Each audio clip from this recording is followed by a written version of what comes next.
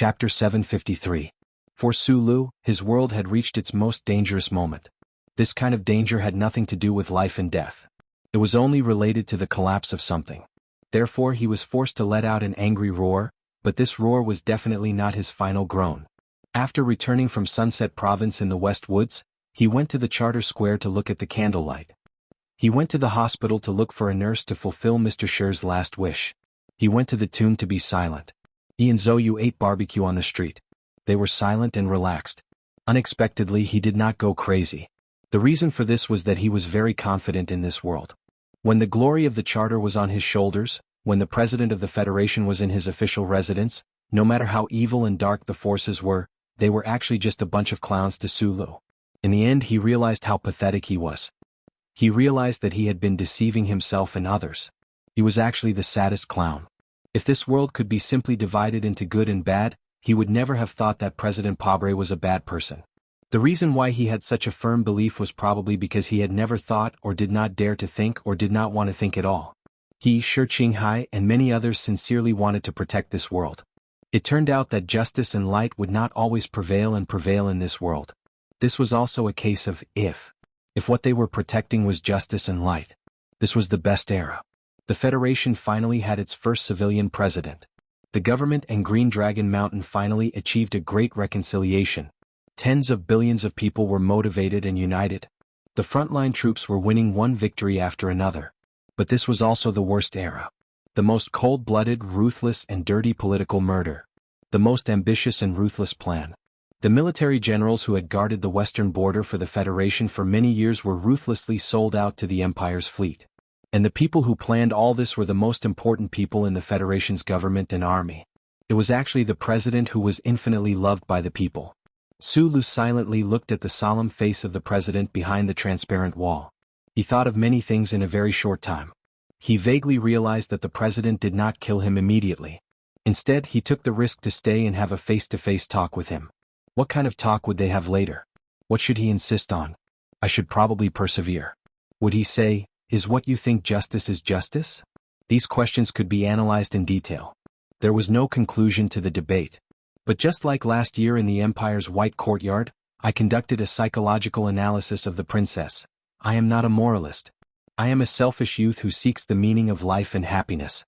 What I have defended and will defend is not morality and justice, but what I think is right. Since that is the case, I will naturally persevere and stubbornly continue to be selfish. Only in this way can I be happy. Suli's thoughts, which were moving at a high speed like the chaotic particles erupting from the crystal engine of a space battleship, flashed through his mind in an extremely stimulating manner, causing him to feel waves of pain between his eyebrows. Then, miraculously, he quickly calmed down, and there was not a trace of anger on his somewhat wooden face. Mr. President, just now, the two of us were looking at the starry sky above our heads by the window and talking about the hometown of Donglin. Sulu gently stroked the bracelet on his left wrist with his right hand behind his back. He recalled the words signed by Kant on the surface of the bracelet. He looked down at the suede carpet in front of his feet and asked, "You trust me so much, and you trust you so much? You are not afraid that I will find out something and kill you directly on the spot?" President Pobre laughed. His thick lips appeared particularly sincere under the light. "Although you have killed many people, I have never thought that you are a person who likes to kill indiscriminately. Sulu, no matter what, my trust in you has never decreased. So there are 300 fully armed soldiers outside waiting to shoot me into minced meat."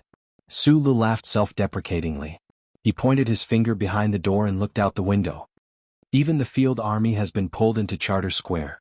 Mr. President, I am flattered by your trust in me. The fact that you can calm down so quickly at this moment really surprises me." President Pobre frowned slightly and looked at him with a smile on his lips. Sulu was silent for a moment. In such a tense and dangerous moment, he sat back down on the leather cultural relic sofa and replied softly, "All the anger of humans comes from their incompetence. If that is the case, why should I be angry? All the anger of humans comes from their incompetence." This sentence is very interesting. President Pobre nodded. He calmly looked at Suli's face and said, "It seems that you still think that you have enough ability to face all this. Well, I will not comment on this, but since you are calm enough, I think you must want to know the story of us people." Sulu did not answer. "Even if you don't want to know the story, I still have to say it because I really want to convince you through this story." President Pobre smiled slightly. He slowly stroked his broad palms on the table and looked at the spring night outside the window thoughtfully. At this moment, a spring rain fell without warning. It hit the window on the second floor of the president's residence and made a soft pitter-patter sound. Then it was slowly pulled into traces by gravity, and the moisture seeped in through the window. The beautiful rain seemed to know that it was not a good time.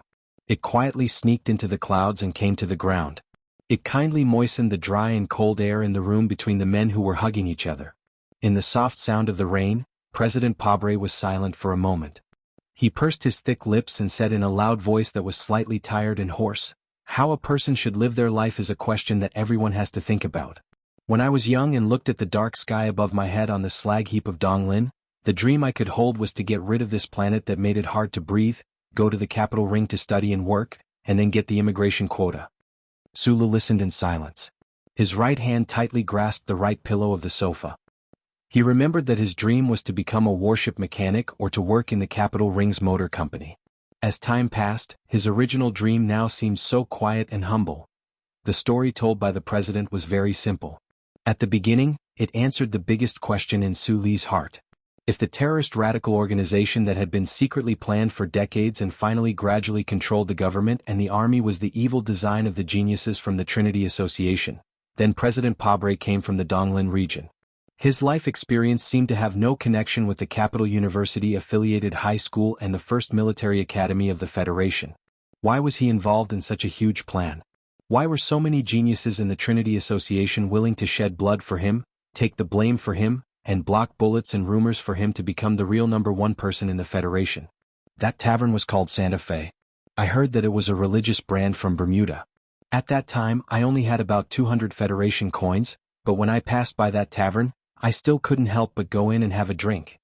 Li Jadu stood aside with a smile and slowly added, "Santa Fe is most famous for the religious blood wine that was smuggled from Bermuda." Yes, that was what I drank at that time. When President Pabre talked about this past, he couldn't help but laugh loudly.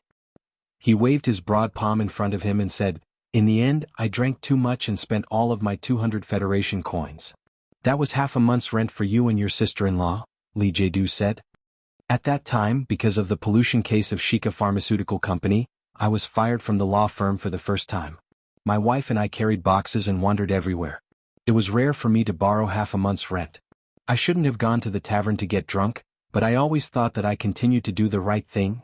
Speaking of this, President Pabre's thick eyebrows furrowed. This unpleasant memory had now become a kind of spiritual wealth, but he still didn't forget the impulse and the unique grief and anger of a young man when he stepped into that tavern. He turned his head and stared into Suli's eyes silently. He said, "Since I did the right thing, why was I only able to live in a small dark room for 400 Federation coins a month?" The inflation in those 2 years was very high. The conditions of a small dark room for 400 Federation coins were indeed very poor. Li Jadu shook his head and added with a smile, while Du Xiaoqing, who was standing at the door, still had an indifferent expression on his face and didn't take off his sunglasses. President Pabre looked into Suli's eyes and said calmly, "Santa Fe is outside the west gate of Capital University, and the first military academy is just 1 street away. A poor lawyer in dire straits didn't dare to go home because he drank all the rent that his wife needed the most, so he could only stay in the tavern and look for opportunities to pick up money on the ground. Of course this is a joke." Li Jadu smiled warmly and said to the president, "You're a bit emotional today. Let me explain." He looked at Sulu and said calmly, "At the time, the Trinity Association was having a meeting in the tavern. Byron, I, and a few of the current middle-aged people and even the old people as well as the young people back then, were caught in a fierce argument about the political, economic, and history of the Federation. You know, those who are qualified to enter the Trinity Association have enough right to be proud. They all have their own views about the world and no one can convince the other. But we basically came to a consensus. If the Federation is to continue to develop, the 7 great families, these abnormal existences, must be eliminated." Li Jadu's eyes drooped slightly and he said softly with a smile, "This is the wild imagination of the young people, but you have to allow the young people the right to be wild." But how to do it? We began to quarrel fiercely again. The quarrels of so-called geniuses sometimes often fall into a state of fantasy. At the time, we didn't have the courage to pick up guns and go to war with those families and politicians. We just liked to quarrel, and through quarreling we found some kind of courageous pleasure. At this time, in the corner of the Santa Fe Tavern, a drunkard suddenly stood up. His skin was dark and he reeked of alcohol. I don't know when he heard our discussion, but he directly pushed open the door to the private room and looked at us, this group of proud people, and started cursing. It only took him half an hour to convince all the proud members of the association, including me. If we want the Federation to go in the right direction and want to eliminate the 7 great families, then we must seize politics and the power above politics at all costs. That is, the power of violence. After that, everything started in a small tavern called the Santa Fe Tavern. In this tavern, a group of geniuses of the Trinity Association were directly convinced by a drunk black man to carry out some great or crazy plan. President Pabre slightly frowned and recalled with emotion, "In the tavern, I didn't pick up that month's rent, but picked up a group of abnormal geniuses whose average IQ was much higher than mine." Li Jiedu raised his head, looked at Su Lu and said with a smile, "You see, this is how history changes." Chapter 754. Joining the Trinity Association required extremely harsh conditions. Just by thinking about the amazing Shi Qinghai, one could probably agree with what President Pabre had said earlier. The people who drank lightly in the tavern definitely had a superhuman IQ and extraordinary abilities. In short, they were indeed a group of abnormal geniuses. An unemployed, tan lawyer who had just been fired from a law firm and wandered the streets in the snowy winter of the capital, drinking until he was dead drunk, actually used less than half an hour to successfully convince this group of abnormal geniuses and make them really start to carry out this seemingly crazy long-term plan.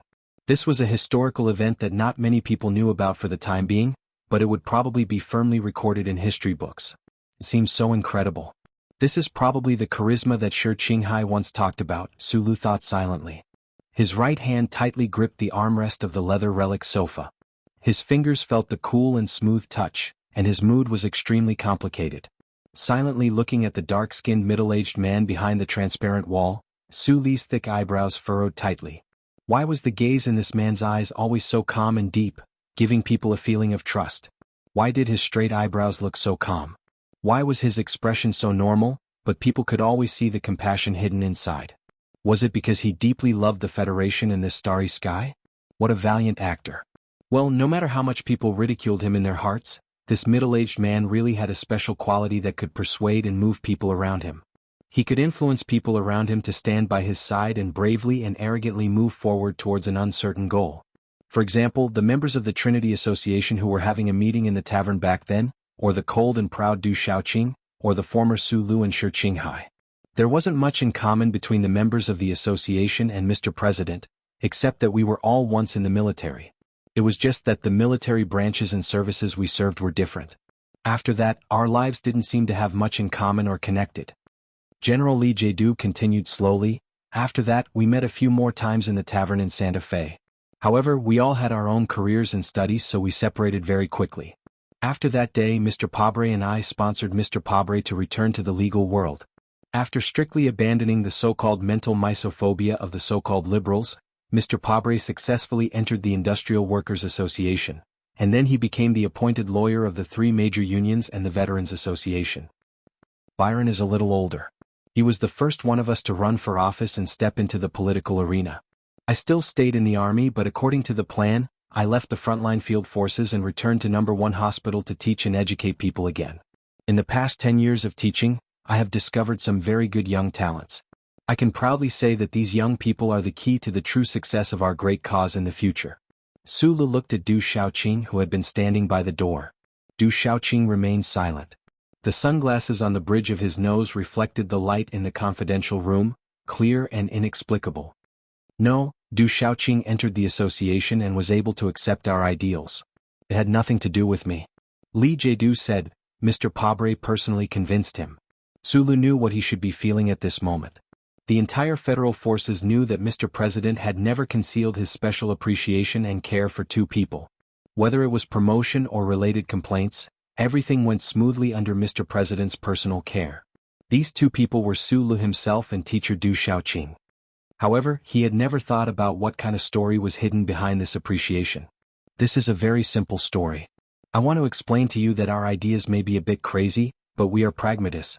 We are doing these things step by step. President Pabre looked at him calmly and said, "Doing what? Continuous murder? Including those waitresses lying in pools of blood in the Linhai State Gymnasium, including the little girl from the Zhong family who wasn't even 10 years old at the time? Sulu stared at the people behind the wall. There was not a trace of emotion on his face. Don't forget I was there at the time. I know what you did. I saw with my own eyes those ordinary people who didn't even know what happened to them die painfully. Mr. President, there is something that even now I still don't understand. He spoke particularly slowly and heavily. His brows were furrowed painfully. At the time of the presidential election, Mo Cho was your partner and supporter behind the scenes. Why did you go and kill Tai Ziyuan? Why did you let so many people die? Then he looked at the silent Du Xiaoqing and asked, you said you were a soldier of the Federation, so you had to follow orders. I won't ask you what happened after that. However, when the Linhai State Gymnasium incident broke out, he wasn't the president of the Federation yet. He was only a member of parliament. Why was Shimanjin involved? Teacher Du Xiaoqing, can you and your Iron 7th Division give an explanation? Du Xiaoqing was still silent. He didn't open his mouth to explain. I will explain. Du Xiaoqing didn't know at the time. President Pabre looked at the loyal general beside him and continued, as for the first question, the reason is actually very simple. The Tai family was the most powerful of the 7 families, but it was also the most difficult to see through. Successive governments couldn't even touch its core area. However, this former royal family had the biggest problem. That is, there were very few people. The fact that there was only one heir for several generations. Sometimes people couldn't help but think that maybe this was some kind of punishment and relief from the heavens for the former royal family. The most powerful Tai family of the 7 families was actually the most fragile Tai family. As long as that young man who was called the Crown Prince died, the Tai family would naturally be depressed until it disappeared. President Pabre narrowed his eyes slightly and said slowly, as for the election that was going on at the time, I believed that the angry and desperate Lady Tai would continue to help me, no matter if it was to vent her emotions or to strike at the murderer she believed to be. He looked at Su Lu and said, and this kind of help would spare no effort regardless of the cost. This also meant that no matter what happened, I would win the presidential election. I always thought that you were a politician, not a politician. After a moment of silence, Su Lu said, only now do I know that the thing that constantly leaps and bounds in your chest is still the ambition of a politician. It's not ambition. The president didn't get angry. He explained patiently with a smile, if it was only for this so-called ambition, then the things that happened afterwards wouldn't have happened.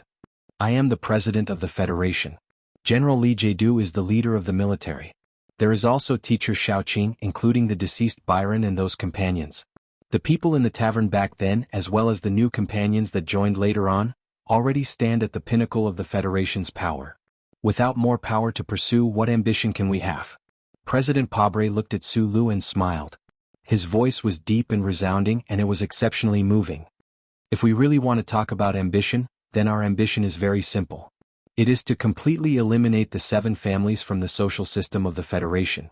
There is a very interesting statistical fact. After the Federation and the Empire started the war, the first military academy's reputation and importance were pushed to its current position. The Trinity Association naturally appeared about 60 years ago, but it has several dozen members. In terms of probability, it is a bit strange. There are many members who didn't join our ranks. We didn't force them and we didn't even make any major requests. I just want to remind you that none of these members have the background of one of the 7 families. So-called geniuses are nothing more than high intelligence combined with hard work that ordinary people can't imagine.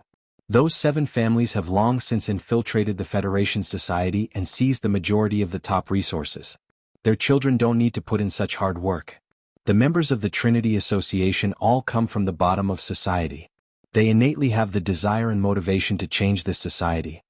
President Pabre's expression was solemn. His voice was low and powerful. This system, jointly controlled by the 7 families and politicians, has lasted for 3,772 years since the Federation was established. It has lasted for more than 10,000 years since the collapse of the dynasty and the establishment of the Republic. This system has already become rigid and is in the process of decay. The best era? The worst era? No, the saddest thing is that if you look at the source of history, you will find that all the eras are exactly the same. There is no progress, no development, just a quagmire where everyone is squeezed together and breathing with difficulty. Meanwhile, generation after generation of people with intelligence and creativity will gradually sink into this great quagmire and then die.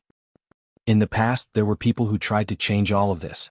For example, Those governments that had already been forgotten by the people, for example, that president who was assassinated? Well, death is eternal in the end, the most frightening thing, so those predecessors in the government were forced to make concessions before the blood and turmoil. A faint mocking smile appeared on President Pobre's face. Then, it quickly disappeared, turning into a sentence that smashed into the ground with a muffled sound. Because of historical reasons, the people of the past didn't find a way to directly confront those 7 families.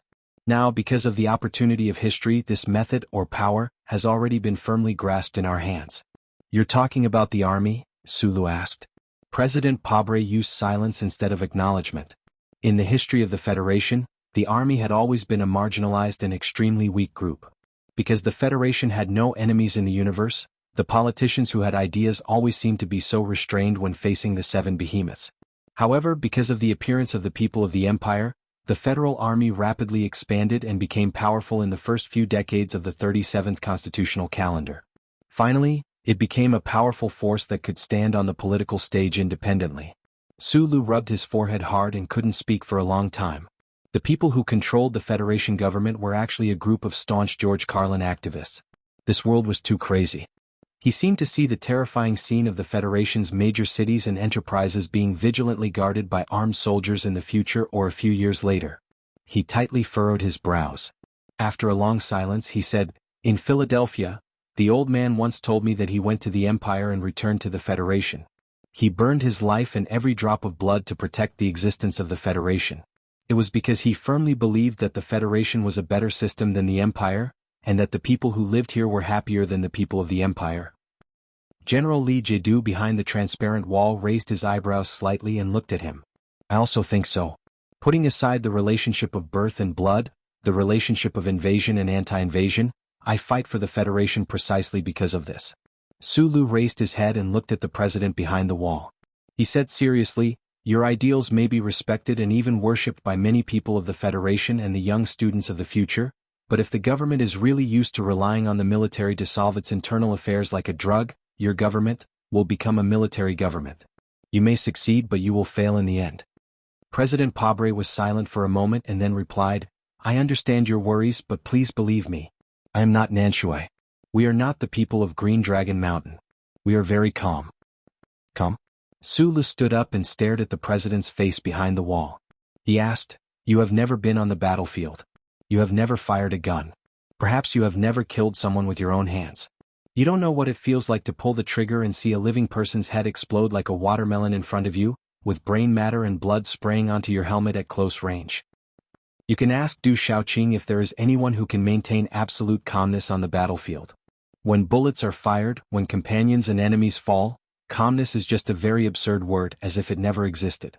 If the Federation is turned into a battlefield by you people, then there will only be what it should be on the battlefield, and that is slaughter.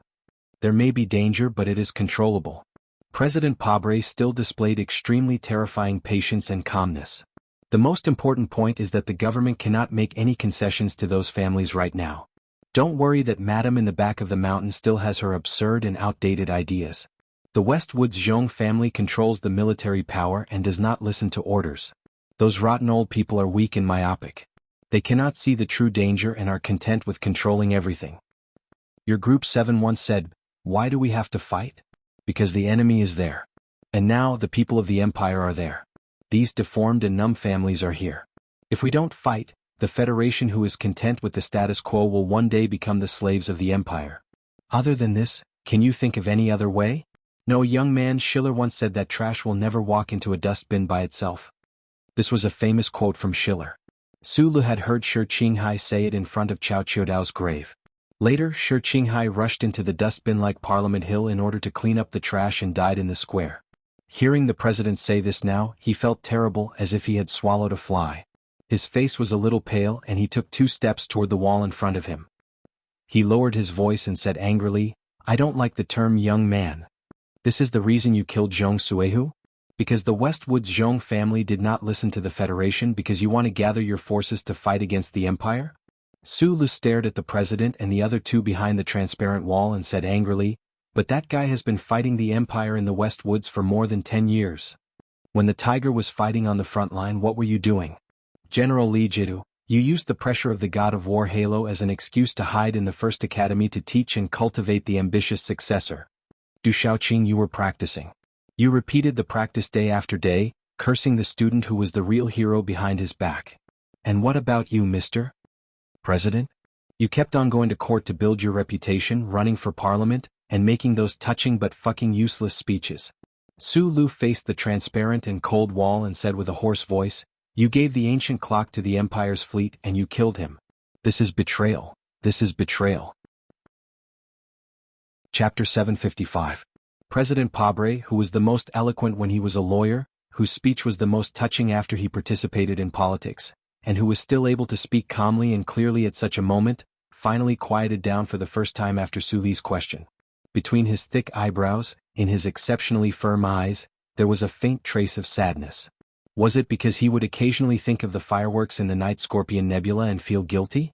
Noticing the president's expression, Su Li's lips moved slightly. He wanted to say something, but in the end he could only helplessly and sadly spread out his hands. He had heard the president mention that at the dinner at the official residence, the president and Zhong Sugu had a fierce argument at the dinner table. The two people had very different views on many things regarding the invasion of the empire. Zhong Sugu was wary of the Federation government's attempt to weaken the local military forces in the West Woods, and did not agree that the 4th Military Region should be the main force to attack the empire under the current circumstances. It was probably after this argument that President Pabre finally made up his mind. He officially put the conspiracy plan that had been in motion for a long time and was only waiting for approval on the stage with space as the backdrop. It turned out that it was a last supper. Su Lu stood alone on the other side of the transparent wall, his hands weakly spread out beside his body. When he killed Macklin and was locked up in the military prison of Qingqing, the old man was still fishing in Philadelphia and had never seen him. The entire Federation was silent, and the leaders of the 7 major families wanted him dead immediately. Only the president and the tiger in the West Woods clearly showed an attitude of protection, but in the end, "Mr. President, do you still remember the speech at the Nebula Awards that year? After that, I specially came to look at it." Su Lu raised his head and looked at President Pabre behind the wall. He said softly, "At that time regarding the Macklin incident you once said a few words. When a person dies, it is not as good as when the light is extinguished. The light has light and the place that it cannot illuminate is darkness. If you do something wrong you must pay the price. Then you said, perhaps I'm not a mature politician, but I'm a devoted believer of the Federation's laws. If I die you can dig up my grave and see what color it is. I have the same attitude towards certain dead people." Silence reigned in the room. Su Lu paused for a moment before asking, "You're not dead yet, but it seems that we can ask you in advance. When you decided to sell the lives of Commander Zhong, his wife and the soldiers on the Antique Belle to the Imperial Fleet, where was the law of the Federation that you respected? What color will your future grave be? If you did something wrong shouldn't you pay the price?" President Pabre pursed his thick lips, his lower jaw showing a few deep hollows. After a long silence he replied, "I admit that I have done some things that are beyond my limits. However, for the sake of this Federation, the price I will have to pay must be paid later. I have long been mentally prepared to be judged by history." Su Lu looked at him and said sarcastically, "If we let history judge us, the Imperial Expeditionary Force can also say that we don't need to resist. Medellin can also say that we don't need to pay attention to him. Commander Zhong has more reason to say that. Mr. President, don't you think that this statement is shameless and hypocritical? If only history is qualified to judge you, then how are you qualified to judge others?" At this point in the conversation, Su Li's words had finally succeeded in infuriating him. He slowly stood up from his chair and walked to the transparent wall. He looked at Su Lu, who was right in front of him but far away in the sky, and said word by word, "Su Lu, don't worry. Shameless? Hypocritical? Colonel Su Lu, please don't forget that you also used the pen that stabbed into your throat to judge Medellin without being convicted by the court." Separated by the transparent and cold wall, Su Lu and President Pabre stood face to face. They opened their eyes without blinking and looked into each other's eyes.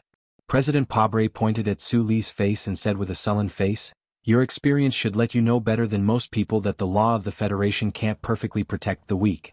Most of the time, it can only protect the powerful to escape the punishment they deserve.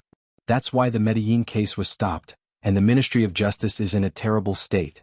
That's why you played the role of judge yourself. The government of the Federation is an elected government. Facing the danger of the Empire's invasion, It has to be constantly vigilant against the warlords of the West Woods. Don't the Zhong family and the other families have broken the law? But which district attorney would be able to successfully send them to prison? The Federation has the glory of the Charter, but in front of these powerful people who have countless scapegoats and are even used to carrying scapegoats around with them and responding to the Charter at any time, what is the law? Sulu looked at the president's angry accusation and narrowed his eyes. Because of the words scapegoats and the glory of the Charter, he thought of the knife glinting on Tiger Mountain Road and the district procuratorate full of peach blossoms in spring many years ago. He silently admitted that what the president said was true. When you killed Medellin, you didn't need the law to prepare for you. What right do you have to ask the government to do so? President Pabre looked at him with a solemn expression and said, "The reason why I admire you and Shi Qinghai is because of your attitude in doing things, and this is also the attitude that I will live with in my life. Evil must pay the price. In order to practice the ultimate fairness and justice, kind people should do whatever it takes, because morality is a fragile thing that needs to be carefully protected by strength. When I was expelled from the law firm because of a public interest lawsuit, and my wife and I were laughed at and chased out of our house, wandering the snowy streets with a broken box, looking for a small dark house to rent, I confirmed this. Even if I were to be buried in a grave in the future, I would have a clear conscience." President Pabre's anger gradually calmed down because of these words. He put his broad palm on the transparent wall and looked at Sulu with extreme calmness. "We are not the Knights of Concern in Schiller's words, and we are not radical. We don't plan to use the army to madly sweep everything, but when the reform of the Federation encounters the desperate struggle of those families, the army will be the most powerful protection of the Federation government. We have a very long-term detailed plan. The current government has already pushed the parliament to pass the Golden Fusion algorithm. In the next 5 years, my companions and I will use the current situation of the war to push for the passage of more bills. In the plan, the government and I will introduce the Affirmative Action Act, the Double Ring Health Insurance Act, the Income Tax Amendment Act, and then the government will work hard to pass the Fund Share Exchange Act." President Pabre slightly raised his chin, and his eyes were firm and deep. The previous governments have never been able to figure out how much resources the 7 families control through those foundations that are as numerous as fish in the sea. They can hide from the government's surveillance and can exert a fatal influence on the industries that are related to the safety of the Federation. These things must be done during my term. George Carlin said that information asymmetry is the root of the unfairness of the Federation society. What we want to do is to open up this information and let the ordinary citizens of the Federation carry out the most effective and direct supervision. Sulu, don't worry that the Federation government will become a military government. We will welcome a brand new real elected government. Pabre withdrew his gaze and looked calmly at the silent Sulu. He said, "You have contributed to the Federation. I don't want to give you any unfair treatment. I only hope that you can calm down, stand on the highest level, and consider the interests of the people of the Federation. I know that this sounds like a utopia that only exists in people's fantasies, but the ideal has never been so close to reality as it is today. This is the Federation's best chance. We are idealists? Liberals? Pragmatists?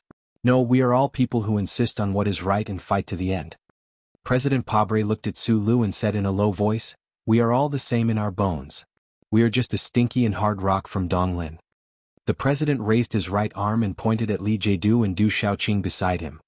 His calm and infectious gaze pierced through the invisible wall and fell on Su Li's face. "Join us, Sulu. Has that day really come? No, will that day really come?" Sulu listened in silence and subconsciously thought about it.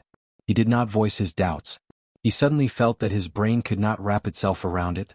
So, the person who killed Macklin and the people he hated were the same kind of people deep down in their bones? But how could Macklin be equated with that tiger?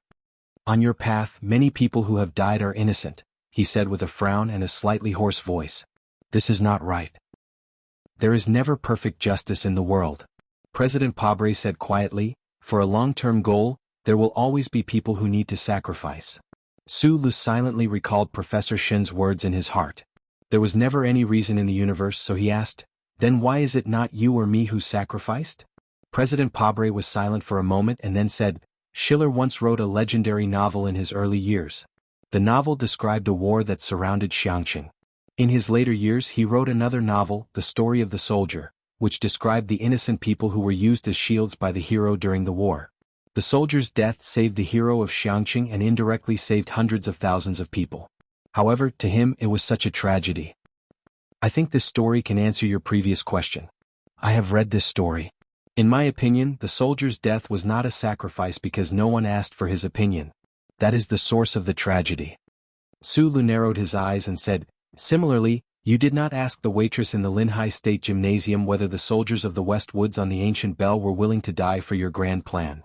So, this is not a sacrifice. It is still murder. Then, in the Golden Foundation building, those special task force agents who died under the guns of you and Shi Qinghai, should they be considered as sacrifices, or were they murdered by you? President Pabre's eyes suddenly became extremely sharp, and the pressure was enough to stare into Su Li's eyes. He asked in a deep voice, if those innocent special task force agents can be sacrificed in your eyes, then why can't Zhong Suahu and the others be sacrificed for the Federation? This was a very sharp and direct interrogation. Sulu narrowed his eyes and suddenly contracted his pupils. After a long silence, he tightly pursed his lips and looked up. He said, a few years ago on the Iron Tower, I once said to a girl that the justice that needs to be obtained by sacrificing innocent people is not justice. Then what is the difference between us and you? The difference is that Shi Qinghai and I have never had the subjective intention to harm innocent people, including those special task force agents in the Golden Foundation building. Maybe this sounds like sophistry to you, because whether there is subjective intention or not, the result is the same death. But just like what I thought in the Snow Queen Charter Square, I always insist that the motive is more important than the result. Chapter 756. Motives, Results, Fairness and Justice. President Pabre frowned and stared into his eyes. Before I decided to pardon you, Lady Tai wanted to kill you, the master of the Li family wanted to kill you, and even the two justices of the Supreme Court expressed their opposition. Where do you think the Federation's fairness and justice was at that time? Mr. President, you are the most outstanding orator in the Federation. I don't expect to be able to convince you of anything. I only hope to be able to convince myself. After a pause, Sulu said, I've already said too much tonight, even more than what I usually say in a month. Let's stop here for now. Although he stopped here, he still frowned and continued to speak. Looking at the people behind the transparent wall, he sighed emotionally. I was prepared to get married, but it looks like I won't be able to in a short time. It's also possible that I won't be able to get married for the rest of my life. I'm really a bit disappointed. He looked at Li Jiedu and asked, what would your father think? What would your son think if he did? With a sliver of complicated emotion, he looked at President Pabre and asked, do you really know who George Carlin is? It's easy to think of the meeting room in prison. He gently patted the transparent wall in front of him and said, it's just that I can't be sure at the moment whether I'm the prisoner or you guys. In the end, Sulu said, you can shoot now. The top-secret phone in the confidential room of the official residence rang. President Pabre picked up the receiver and listened silently. He could faintly hear words like second sequence. It looked like this call was from the Bureau of Proclamation. After hanging up the phone, President Pabre looked at Sulu quietly for a long time. Suddenly he said, I never wanted to execute you. The Federation government will arrest you as a fugitive and put you on trial. Back then, the Bureau of Proclamation and the West Woods military district's arrest in the West Woods never stopped. And you probably haven't forgotten the warrant for your arrest. Because of the appearance of the marshal, I haven't had time to issue an official pardon. Following the silent order, the special elite soldiers who had been silently waiting in the corridor on the second floor of the presidential residence for a long time began to move. In the shortest amount of time, they broke through the two wooden doors that had long been listed as cultural relics. There was a loud boom. The soldiers rushed in at high speed with high-powered firearms. Their fingers nervously pressed against the warm triggers, and the black muzzles did not leave Su Li's body for a moment. During this process, Sulu was surprisingly calm and didn't make any attempts to resist. Because he knew that as long as he made any movement that would arouse the suspicion of these soldiers, they would definitely not hesitate to shoot at him. Perhaps the people behind the transparent wall were waiting for his resistance, because the Federation government needed a reason to execute him, so he couldn't give them a reason. Sulu silently raised his hands and allowed these elite special forces soldiers to rush in front of him. He twisted his arms and fastened the super-strong wrist restraints. His ankles were closed with heavy metal positioning valves. Then he was tied layer by layer to a special metal frame like S3's special product, Zhongzi. The metal frame moved horizontally and vertically like a cross. The cold and thick frame pressed tightly against his spine. Because of the tight movements of the Special Forces soldiers, the part of his back that was in contact with the metal frame felt a cold pain, but it successfully made his posture appear even straighter, and his chin was raised even higher. After the two most careful confirmations, confirming that the restraints, the super-strong restraints on his wrists, and the heavy metal positioning valves on his ankles were enough to prevent a real prehistoric monster from moving an inch, these elite Special Forces soldiers from the Capital Garrison Guard 1st Division finally let out a sigh of relief, and the strange and tense atmosphere in the study of the official residence finally faded a little. The Federal Army was a place that respected the strong. Over the years, all the soldiers knew that the strongest of the younger generation in the army were Su Lu and Li Feng. Especially after Su Lu launched a surprise attack on the Empire and returned safely, his reputation in the army had become even more resounding. These elite Special Forces soldiers, who were usually incomparably proud and self-proclaimed, did not have any pride or confidence in front of Su Lu.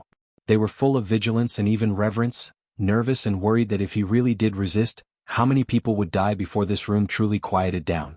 During the entire process, Su Lu did not resist or even take the initiative to make any moves. However, the nervous Special Forces soldiers did not fight back, but it was as if they had just experienced the most difficult battle. Their expressions were forced to remain calm, but their combat uniforms were already soaked. Before being pushed out of the severely damaged door of the study, Su Lu, who was tightly bound to the metal cross, narrowed his eyes and looked at the cup of jasmine tea on the table from the corner of his eyes. He asked the transparent wall, "Is this cup of tea poisoned?" After learning the details of Shi Qinghai's accident from Zhang Xiaoming last night, he had not drunk a single drop of liquid that was not processed by him. Therefore he did not drink a single sip of this cup of jasmine tea. At this moment he was very curious to know Mr. President's answer. President Pabre frowned, and a faint tiredness and disappointment appeared in his calm and deep eyes. He did not answer his question. Because of his silence, Su Li's slightly narrowed eyes also showed a faint tiredness and disappointment. The high-authority communication system on the desk continued to send out reports. Su Lu had been escorted out of the corridor, downstairs and onto the lawn. He had been escorted into a specially modified armored vehicle and was then handed over to the Iron 7th Division stationed on the west side of the square.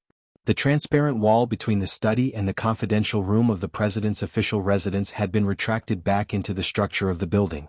President Pabre, Li Jiedu, and Du Xiaoqing listened to the voice from the desk in silence. After a moment, Li Jiedu looked up and calmly looked at Mr. President's dark and tired face. "I know what you want to say." President Pabre frowned slightly and said, "This young man is not an ordinary person. He is the successor personally chosen by the general. He is a hero in the hearts of the people of the Federation. He is not an ordinary person. You can't just casually kill him." Li Jiedu frowned slightly and was about to raise his objection. President Pabre raised his hand to stop him and continued to explain in a deep voice, "If he dies like this, aren't you worried that the soldiers in the army will be suspicious and disheartened? And because of the Parliament Hill and Lake, those families have already begun to be wary of us. If Su Lu really dies, Lady Tai and the old people like Liyuan Palace will definitely use this as an excuse to do something that we don't want to see. The most important thing is..." Mr. President stood up and lowered his head to adjust the bow tie on his neck. He calmly said, "Before the operation just now, I received a call from Director Chui. The Federal Central Computer has already issued the third sequence of security warnings. This warning is aimed directly at Su Lu." He raised his head and narrowed his eyes slightly. "This is the problem of the first sequence of security that you have been investigating. I have been thinking, if the Federal Central Computer believes that Su Lu is so important to the Federation, then it would be the greatest irresponsibility to the Federation for us to casually end his life." General Li Jiedu silently thought for a moment. He smiled and shook his head. After whispering a few words, he left the study of the official residence with Du Xiaoqing. The two wooden doors of the study had long been broken. The curtains that were tied to the door lock by Su Lu with professional skills did indeed firmly secure the position of the lock. However, there was no way to prevent the special forces from directly smashing two large holes in the door. President Pabre sat behind the desk. Looking at the two holes and the clear and sharp old wood stubble, he unconsciously frowned and fell into a strange silence. He was the most powerful man in the Federation. However, when he sat alone in the study and could no longer see the young man he had always felt familiar with, for some reason he felt a little lonely. The lonely silence lasted for a long time until Brin, the director of the office, walked in cautiously. President Pabre didn't seem to hear what he said clearly. He subconsciously nodded and then got up to leave. Before leaving the study, he looked at the cup of jasmine tea on the table and suddenly stopped. He picked up the already cold tea and took a big sip. He felt a lot calmer. Mr. President pushed open the bedroom door but was greeted with a loud slap in the face. He was a little tired and didn't react. He only had time to slightly move his body so that the angry and disappointed palm hit the bottom of his face. Then, when the palm fell again, he forcefully grabbed the other person's hand. "What are you doing?" President Pabre stared into his wife's eyes and asked in shock. "Sulu is a good young man. You can't do this." The president's wife's face was full of tears. Her makeup was a mess, revealing the wrinkles at the corners of her eyes. It was very obvious that she didn't sleep at all tonight. She lowered her voice and cried out with great pain, "He was caught by you to save you. Are you letting him down? Are you letting your conscience down?" President Pabre felt a numbing sensation surge into his mind. He stared angrily into his wife's eyes and roared like an enraged lion, "You don't understand anything. You don't understand." "What don't I understand?" The president's wife angrily pulled back her hand and said sorrowfully, "You know Lee Jae-doo's personality. Back then I cooked noodles for you every night. I also know his personality. He will definitely kill Sulu immediately. He will kill him immediately." President Pabre furrowed his brows tightly. His brows were like the Chinese character Sichuan, like a river with an unknown destination. He knew that his wife was telling the truth, and he didn't want to think about whether he was pretending not to know or tacitly admitting that this had happened. At this time, the president's wife didn't notice that their poor autistic daughter was staring at them from the door. Padil's light brown eyes were filled with sadness and disappointment. She was no longer innocent. Chapter 757. Lee Jae-doo and Du Xiaoqing walked out of the official residence and were greeted by several officers with solemn expressions. These officers were from several powerful forces near the capital special district. They shared a common trait with Du Xiaoqing, which was that they were young and sharp, with stars shining on their epaulets. The young generals saluted their teachers, their eyes burning with calmness. Although they knew that this spring night was not a real operation, there was no doubt that it was the prelude to a major change. They followed the great statesman in the official residence and had stepped onto the stage of history, so they would never leave before the curtain fell on their lives. After a brief conversation and briefing, the generals led their direct subordinates and quickly left. Only Lee Jae-doo and Du Xiaoqing were left on the lawn. After a short silence, General Lee Jae-doo frowned slightly. Looking at the street that had returned to normal, he said, "Actually, Mr. President's concerns were just reasons he found for himself. To kill or not to kill is just a matter of thought. Sometimes you don't need to think too much." Du Xiaoqing did not respond. He put on his sunglasses and remained silent. In fact, this night he and his Iron 7th Division took on the most critical task of arresting Sulu. However, after entering the official residence, he did not say a word. Lee Jae-doo glanced at him and said with a smile, "It is indeed a very difficult decision to destroy the passionate, naive and hot-blooded version of myself when I was young." The meaning of this sentence was obvious. In his opinion, President Pabre did not agree to execute Sulu immediately.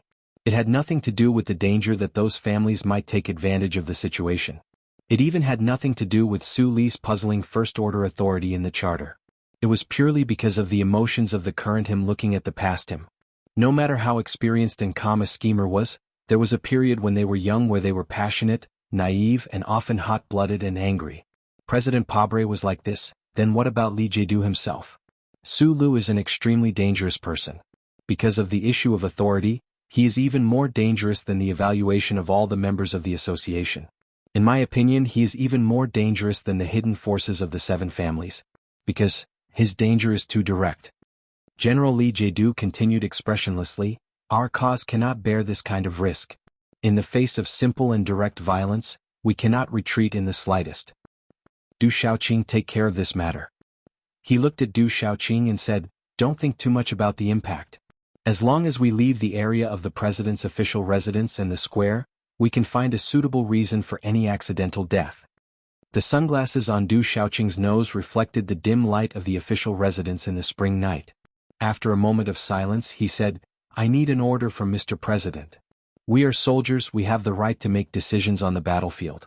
And as long as Sulu is there, it is usually a battlefield." Lee Jae-doo's calm and oppressive gaze directly pierced through the lens of his sunglasses and fell on Du Xiaoqing's eyes. He continued, Killing a hero of the Federation who is deeply loved by the people is a crime that is destined to be written in history. If you insist that the president give the order directly, then it is equivalent to you convicting him in advance. Du Shaoqing was silent for a moment, then saluted and said, "I will definitely complete the mission." The troops that came in armored vehicles left in armored vehicles. There were more than 10 members of Group 7 who could not escape at all.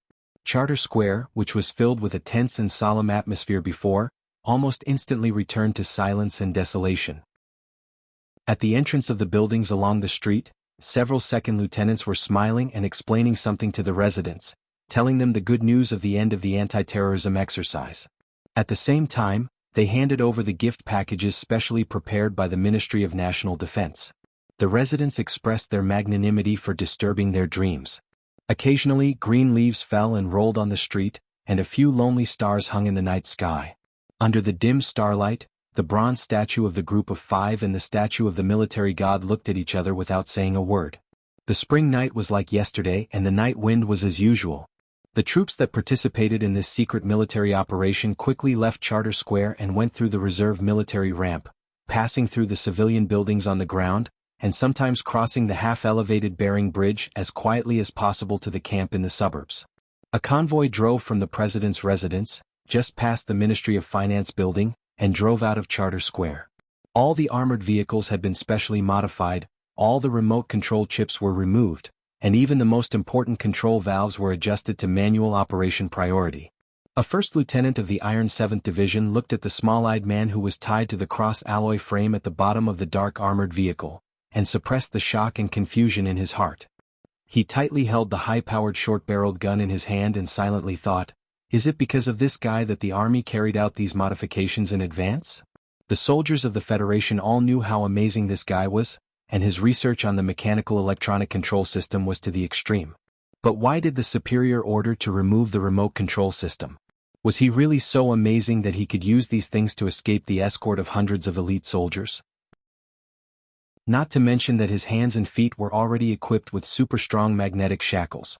No matter how powerful he was, he should be desperate now, right? He actually smiled. That guy actually smiled. So scary. The first lieutenant opened his eyes wide and looked at the guy at the bottom of the armored vehicle in disbelief. He subconsciously raised the gun in his hand and pointed it at the guy's head. Almost at the same time, the specially selected elites of the Iron 7th Division were collectively shocked by that inexplicable smile, and their pupils shrank, and they raised the guns in their hands. Su Lu, whose body was tightly bound by the new technology of the Federation, was leaning against the cross-alloy frame. At this moment he couldn't even move a finger. Fortunately, the enemies weren't violent enough to control his facial nerves, so he could still grin, revealing his neat and white teeth, and smile until his eyes were squinted. No one knew what time it was. In a corner of the base of the Federation's first military district located in the suburbs of the capital, a very strange scene appeared. The heavy alloy door of the armory slowly opened, and more than 10 of the most advanced black MX mechas of the Federation activated together. They slowly drove out in the middle of the night, exuding an extremely austere aura. After the Iron 7th Division returned from the front lines of the Empire, they didn't return to S3. Instead they stayed in S1. As a result, this base became the temporary base of this invincible and iron-blooded division.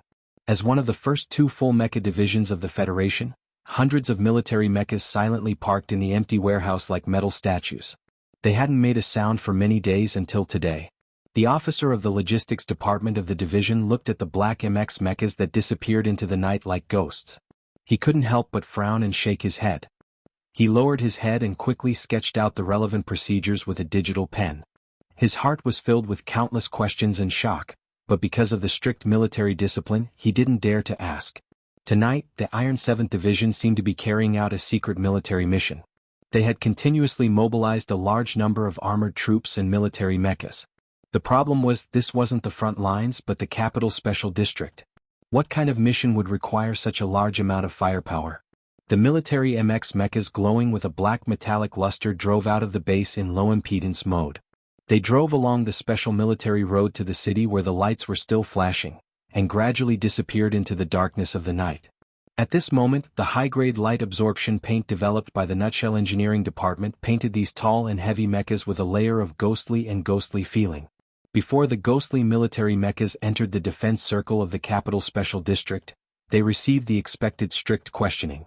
Since the assassination at the Linhai State Gymnasium, the thermal start ban monitoring network of mechas spread all over the major cities of the Federation had already captured the silhouettes of these military mechas. However, the Department of National Defense in charge of the military mechas location monitoring only received a brief explanation from the other party after sending out the strict questioning. Secret military mission. The nervous and shocked officials of the Department of National Defense were preparing to order the standby Federation fighter jets to immediately take off to intercept them when they once again received an electronic document from the Black MX mechas. This electronic document proved that these Black MX mechas had the highest level of authority from the Federation government and the military.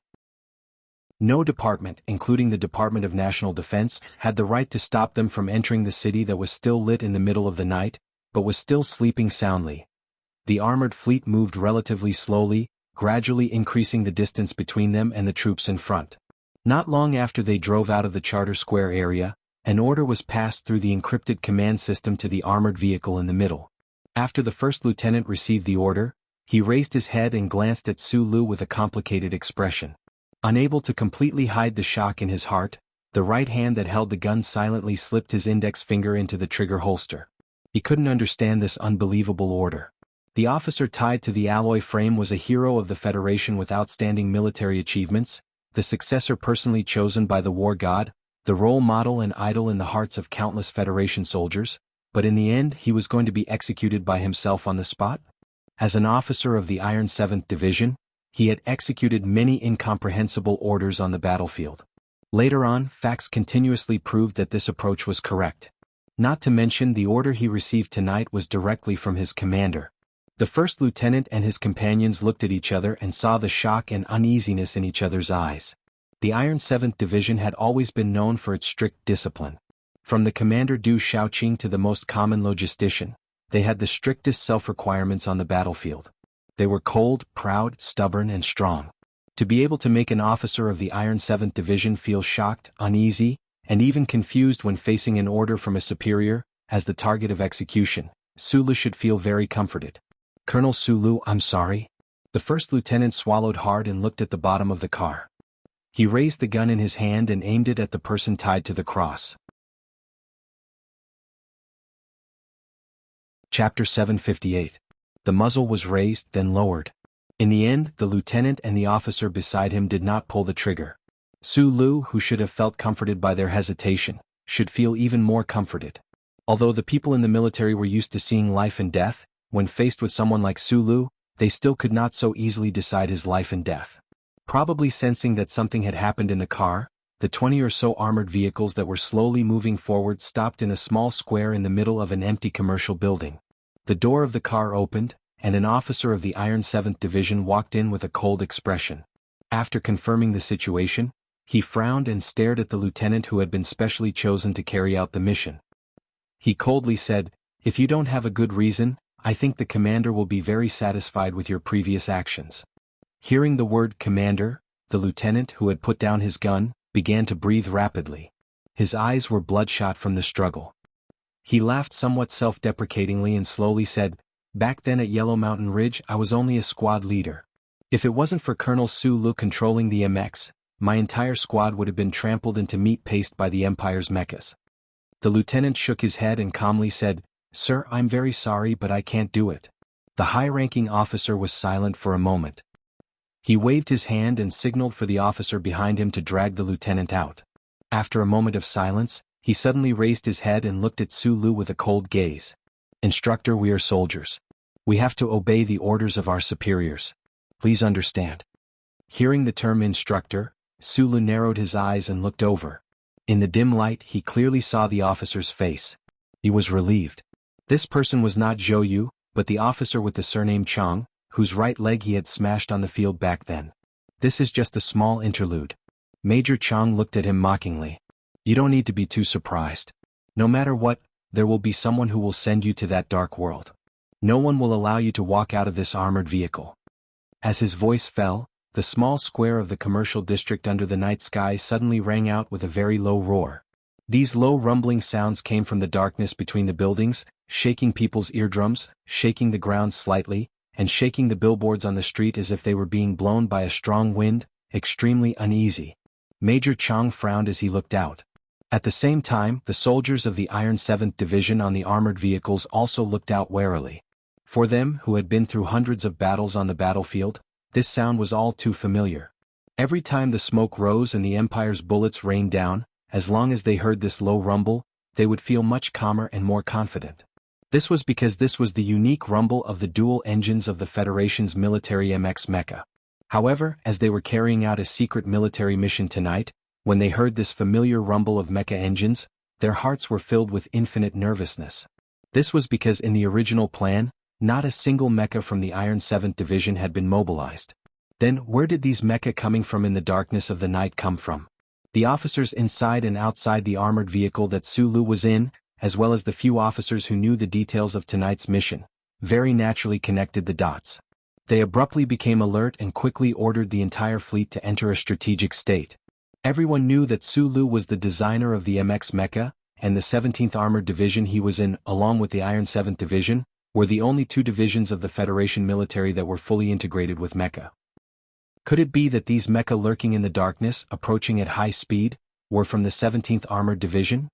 More than 10 completely black military MX mecha suddenly appeared from the darkness of the night like specters. From the streets and alleys surrounding the small square, they charged towards the fleet at high speed. The group of black mecha that had already transformed into their human forms were silent and solemn, instantly transforming from specters into invincible steel giants. The armored combat team of the Iron 7th Division felt as if those black shadows that were far taller than the streetlights were a tangible fear that enveloped their hearts and loomed over their heads. At this moment, they felt as if they had returned to the battlefield on planet 33205460, where the flames of war raged. No, it was even scarier than that because they were facing the most powerful MX mecha of the Federation. What made the soldiers of the Iron 7th Division feel the most incomparably cold was that, due to the special requirements of tonight's secret military mission, all of the armored vehicles' remote control systems and automatic fire systems had been modified. In this extremely short period of time, there was no way they could make an effective response at all. Identity confirmed. Identity confirmed. The communications officer of the armored combat team shouted at the mecha charging at them at high speed through the system. At the same time, he quickly activated the battlefield identification system. Major Chang solemnly stared at the command terminal on his wrist. After a few seconds, his expression suddenly relaxed. The black MX mecha still didn't slow down their charging speed, nor did they respond to the call of the Iron 7th Division. However, the MX mecha quickly transmitted a series of codes into the identification system. Every division of the Federation had their own unique battlefield codes. According to the chaotic operation mode developed by the Federal Academy of Science, the codes were automatically updated 24 hours a day. This kind of top-secret code could only be fully matched by the people of the division. Even the high-ranking departments of the Department of National Defense couldn't copy this code before the complete battlefield system was activated. Major Chang was very sure that this group of black mecha that had appeared out of the darkness was the mecha of the Iron 7 Division. He immediately ordered all the combat personnel to stop attacking to prevent the absurd scene of them fighting each other. Thick confusion and doubt surged into his mind. When had the division sent a group of black mecha over?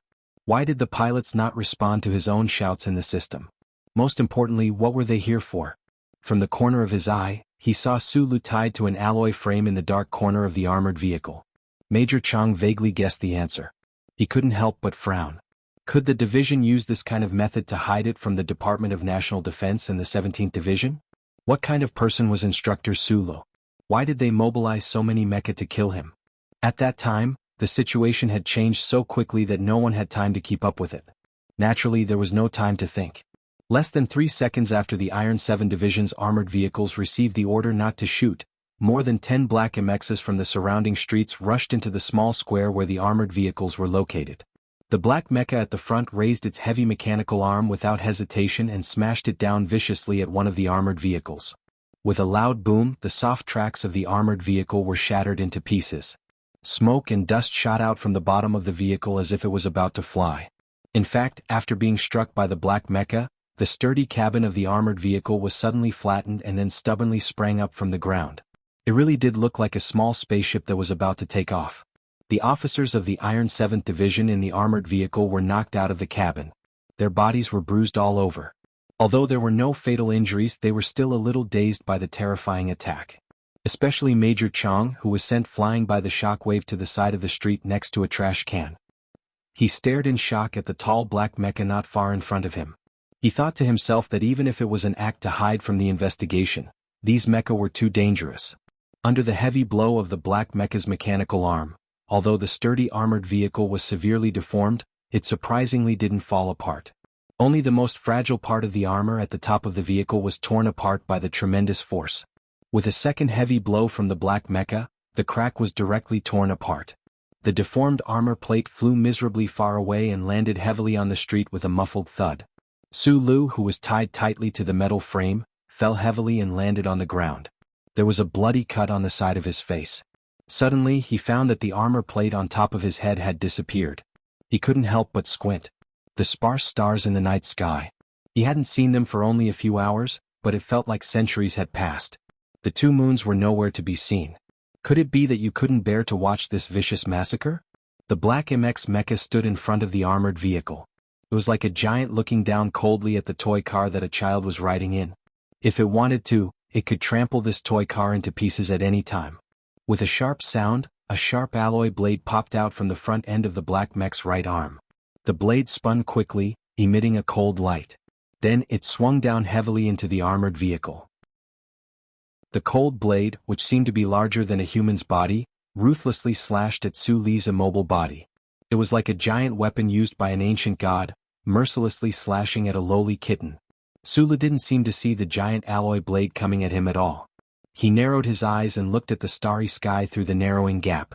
Perhaps he knew that this was the last time he would see it, so his gaze was exceptionally calm, but also a little greedy. At this moment, the small plaza of the commercial district under the cover of the thick night seemed to have sunk into absolute silence. The black MX mecha that had invaded the inner circle of the armored fleet still had their engines roaring. All the sounds had disappeared. The soldiers of the Iron 7 Division had complicated expressions as they looked at the heavily damaged armored vehicle and the gleam of the alloy blade that shone with a desolate light in the night. They knew that someone was about to die. They roughly understood that the story of a certain hero would end tonight. The heavy alloy blade of the mecha slid past Su Li's eyes, past the tip of his nose, and then viciously slashed between his legs, sending up a spray of unusually bright sparks. No one could describe the accuracy of this attack, or rather, the precision of this attack. The difficulty of this attack was like a person holding a kitchen knife and accurately slicing sesame seeds on a chopping board into two perfect semicircles. If one considered that this kind of operation was done by a clumsy mecha from the conventional concept, one could imagine the fearsomeness of this attack. Even Su Lu himself would not be able to execute such a perfect attack at any time and place. Then came two crisp sounds. The tall black MX was like a cold killer, swinging its alloy blade into the armored vehicle, accurately chopping at the hard joints of the alloy frame. No matter how strong the shackles were, in front of the black mecha's heavy and crazy chopping, they were as fragile as a young girl's straw bracelet. Su Lu narrowed his eyes and took a deep breath. His chest suddenly rose and fell. The layers of restraints on his body instantly tore apart with a hiss. The shards of the high-density fiber restraints fluttered in the air under the streetlights and dim starlight like butterflies breaking out of their cocoons. Chapter 759. Su Lu stood up like a butterfly breaking out of its cocoon.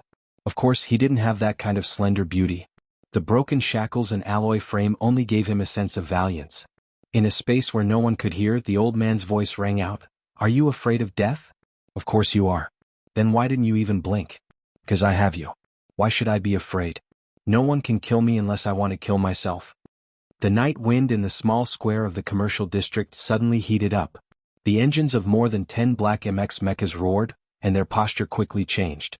Their powerful mechanical arms pushed horizontally towards the armored vehicles beside them. The mechanical movements of these black mechs appeared to be somewhat clumsy and not smooth enough.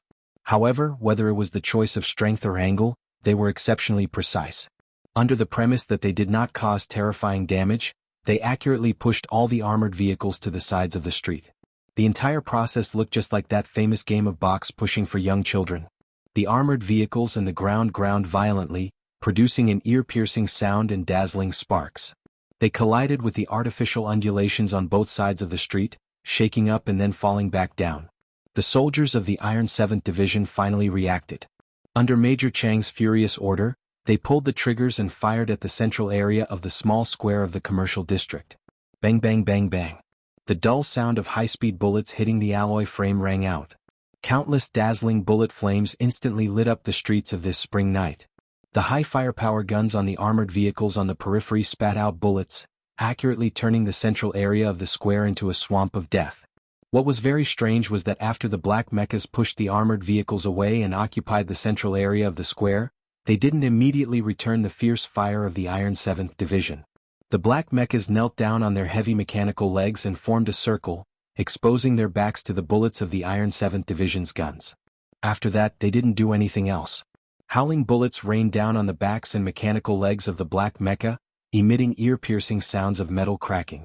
From time to time, shards of metal that could not be determined whether they were bullets or mecha fragments flew into the air, landing on the ground. Sizzling sounds rang out incessantly. The black mechas formed a circle. They didn't return fire, nor did they dodge. They just knelt quietly. In stark contrast to the fierce attacks on their bodies, the smoke and dust stirred up by the high temperature, the swaying street lights and the hurried shouts at this moment, they were like a row of silent black stone sculptures, with an indescribable solemn beauty. What the soldiers of the Iron 7th Division who were fiercely firing at them couldn't see was that the black mechas in a half-kneeling circle perfectly used this angle to block all the bullets coming from all directions. Meanwhile, on the side facing the damaged armored vehicle in the center of the circle, the cockpits of all the mechas were slowly opening. Facing Su Lu, who had just climbed out of the hole in the roof of the armored vehicle, it was like countless thrones opening at the same time to welcome the return of the king. He stood on the armored vehicle, looking at the black mechas in front of him, listening to the rapid and terrifying gunshots outside. Without any hesitation, he channeled strength into his legs and jumped up onto the platform on the left side of the mecha. Like a light puff of smoke, he jumped up again and stepped directly onto the open cockpit door of the black mecha. For Su Lu, the MX mecha was as familiar as the child he had raised. He knew that he wouldn't make a mistake, and he also knew that as long as he entered the mecha, he would have absolute safety. The so-called strong confidence of having a mecha in hand had never diminished in the slightest. However, when his right foot stepped onto the thick cockpit door of the mecha, his body couldn't help but stiffen, because there was someone inside the mecha. A pilot belonging to the Iron 7th Division was looking at him with a pale face. His left hand was pressing a button tightly, and his right hand was quickly reaching for the pistol at his waist. There was a trace of despair in his eyes. This was a diligent and studious pilot. Tonight, he was familiarizing himself with the third close combat plan of the MX mecha in the warehouse. However, while he was immersed in the teaching materials written by a beady-eyed officer back in the training base, the mecha that should have been quietly waiting for orders suddenly moved. The baffled pilot immediately tried to order the MX mecha on him to stop, but he was horrified to find that all his operations had failed. Then, he was even more horrified to find that he had no way of communicating with the outside world. He couldn't even turn on the external speakers of the mecha to warn those unaware logistics officers and soldiers. He widened his eyes and looked at his own mecha with confusion and unease. Along with more black MXs, they easily drove out of the warehouse, drove out of the base and drove along the military road towards the city. He felt this strange atmosphere but he couldn't do anything. The mecha entered the city, sneaked into the night and then suddenly launched an attack. This pilot recognized that the armored vehicle unit in front of him was his division's unit. He screamed in panic, wanting to warn the commander of the unit, but he couldn't make his voice travel out of the mecha. He stood up and slammed the heavy cabin door with all his might in panic and anger, but he could only receive a futile and hopeless result. He watched the attack happen with his own eyes. He watched this black MX mecha that was no longer under his control. It was as if it suddenly had its own soul and began to attack on its own. The pilot's face was pale and his entire body was drenched in cold sweat. The mecha endured the fierce firepower attack. The muffled sounds were like that of a rainstorm that could be heard in the wooden house. The pilot's breathing quickened as he looked at the open cabin door. He looked at the man who had suddenly appeared in front of him. With his strong will, he controlled his crazy and uncontrollable mental tendencies. His right hand quickly reached for the pistol at his waist, and at the same time he prepared to press the trembling self-destruct button. In that instant when he saw the pale-faced pilot in the cockpit, Sula could think of countless ways to kill the other, enter the cockpit and truly take control of this MX. He even had the confidence that even if this pilot pressed the self-destruct button before he died, he would still have the confidence to escape. The self-destruct program was the outermost program within a mecha's sealed internal system. Under the premise of manual operation, all automatic systems would not be able to stop it. Even that great existence that existed like a ghost among these 10 black mecha would not be able to do this. Should he take a risk and gamble? He wouldn't die anyway. In this short moment, perhaps Sulu thought of many things, or perhaps he didn't think of anything at all. He just acted according to his own instincts. He suddenly flipped backwards and directly jumped down from the cockpit door. Almost at the same time his feet stepped onto the hard surface of the road, the black mecha on both sides swung their heavy mechanical arms at the same time, slamming them hard into the ground within 2 meters of where he landed. The mechanical arms collided violently with the road, causing dust and gravel to fill the air. In an instant, it actually suppressed the violent sounds of gunfire behind him. The hard surface of the road cracked and then collapsed. The soldiers of the Iron 7th Division on both sides of the street charged forward fearlessly. They knew very well what kind of terrible consequences it would bring if they let Sulu escape, so they didn't care about the terrifying power of the 10 black mecha at all. Almost suicidally, they carried their guns and passed through the metal tree-like mechanical legs to rush to the center of the small square. They mercilessly opened fire at the smoke that filled the air. After who knew how long, the muffled and loud gunshots finally stopped. The soldiers of the Iron 7th Division held their guns tightly, nervously waiting for the moment when the smoke dissipated. The road had collapsed, revealing a hole big enough for 2 people to pass through. However, a heavy black MX mecha had fallen down at some point, using its heavy body to press down on the hole until only a small gap was left. It looked like a brave soldier on the battlefield using his chest to block the enemy's bullet hole, and it also blocked the path of the Iron 7th Division to chase after Sulu. Major Chang looked at the hole with a pale face, quietly calling for mecha support. Then he couldn't help but look up at the black metal statue-like mecha above him. He suddenly felt very cold that in the quiet underground sewer pipe of the Capital Special District, the self-sensor system accurately detected the entry of a large warm object and automatically turned on the dim lights. As the lights turned on and off, a Federation officer could be seen silently walking forward. A mouse quickly ran past his feet. Probably because it had not seen a human for many years, the most stubborn mammal in the world did not show any fear. Sulu, who had just escaped danger, didn't have any lingering fear in his eyes. He looked at the road in front of him, his footsteps were extraordinarily steady. Sometimes he would subconsciously touch the metal bracelet on his left hand. The underground pipelines of the metropolis were no stranger to Sulu. Last year on the Empire's Tianjing planet, he had relied on the highway system of the Mouse Kingdom to successfully escape White Sausher's pursuit. However, at that time he had to rely on the electronic map in his bracelet to locate his position. Now, in the Federation he only needed to look at the extremely accurate and real-time map display in his left eye. There's someone in that mecha. Is it because from the beginning, you didn't want to give me an undamaged mecha because it might cause me to kill other humans? After walking silently for an unknown amount of time, he suddenly asked in a low voice. His voice reverberated in the quiet and empty space, becoming somewhat unclear. The Federal Central Computer, whose computing speed was praised to be comparable to the length of light, seemed to find this question a little troublesome. After pausing for about 2 seconds, it replied in his mind, I can't confirm that this is a programming error. In fact, you can kill him and take that mecha. Yes, I can kill him, Sulu repeated in a somewhat mechanical manner. But you didn't do that. The old thing's voice suddenly seemed to carry a trace of sympathy and comfort. Is it because of what Mr. President said tonight that made you feel something? Sulu was silent for a long time before saying, maybe it's because I'm not the creator. Maybe I don't have the right to decide the life and death of others. However, regarding this question, I still need time to think about it. Where are we going now? I don't know.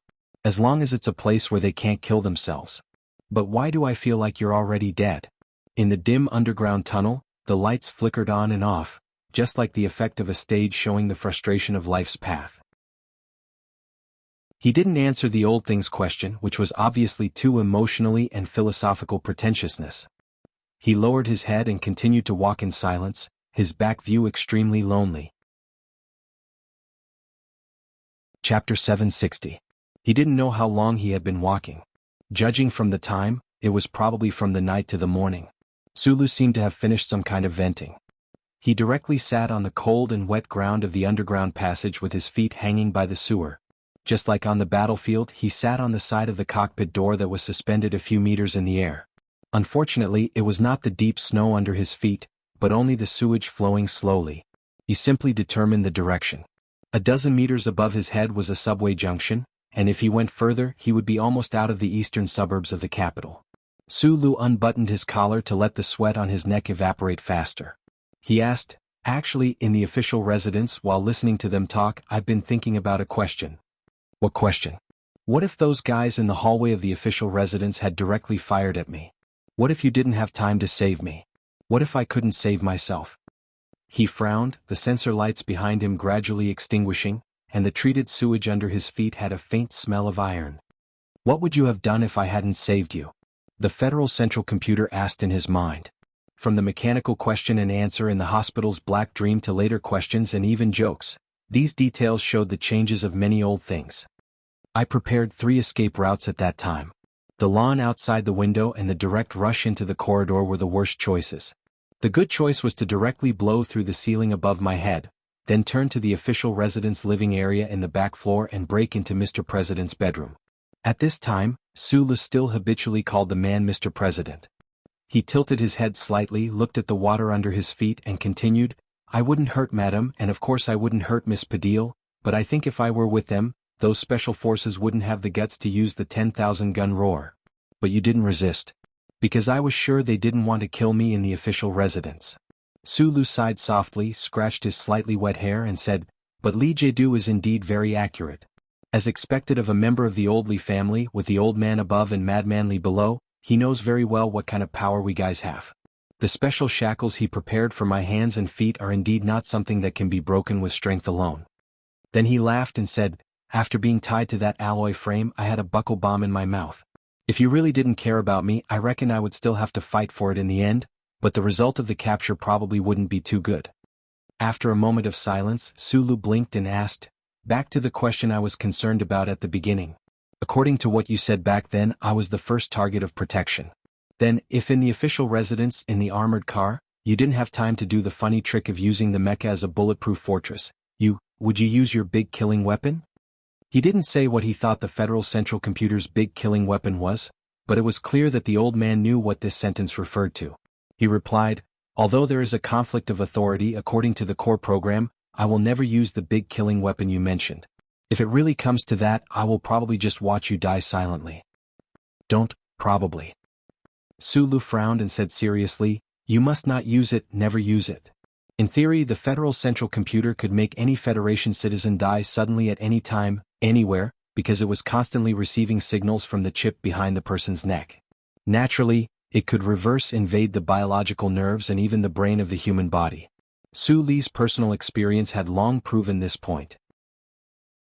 The Federal Central Computer could make Su Li's brain accept countless blueprints and cool pictures of beauties, but it could also input large amounts of information in an instant and directly kill his brain.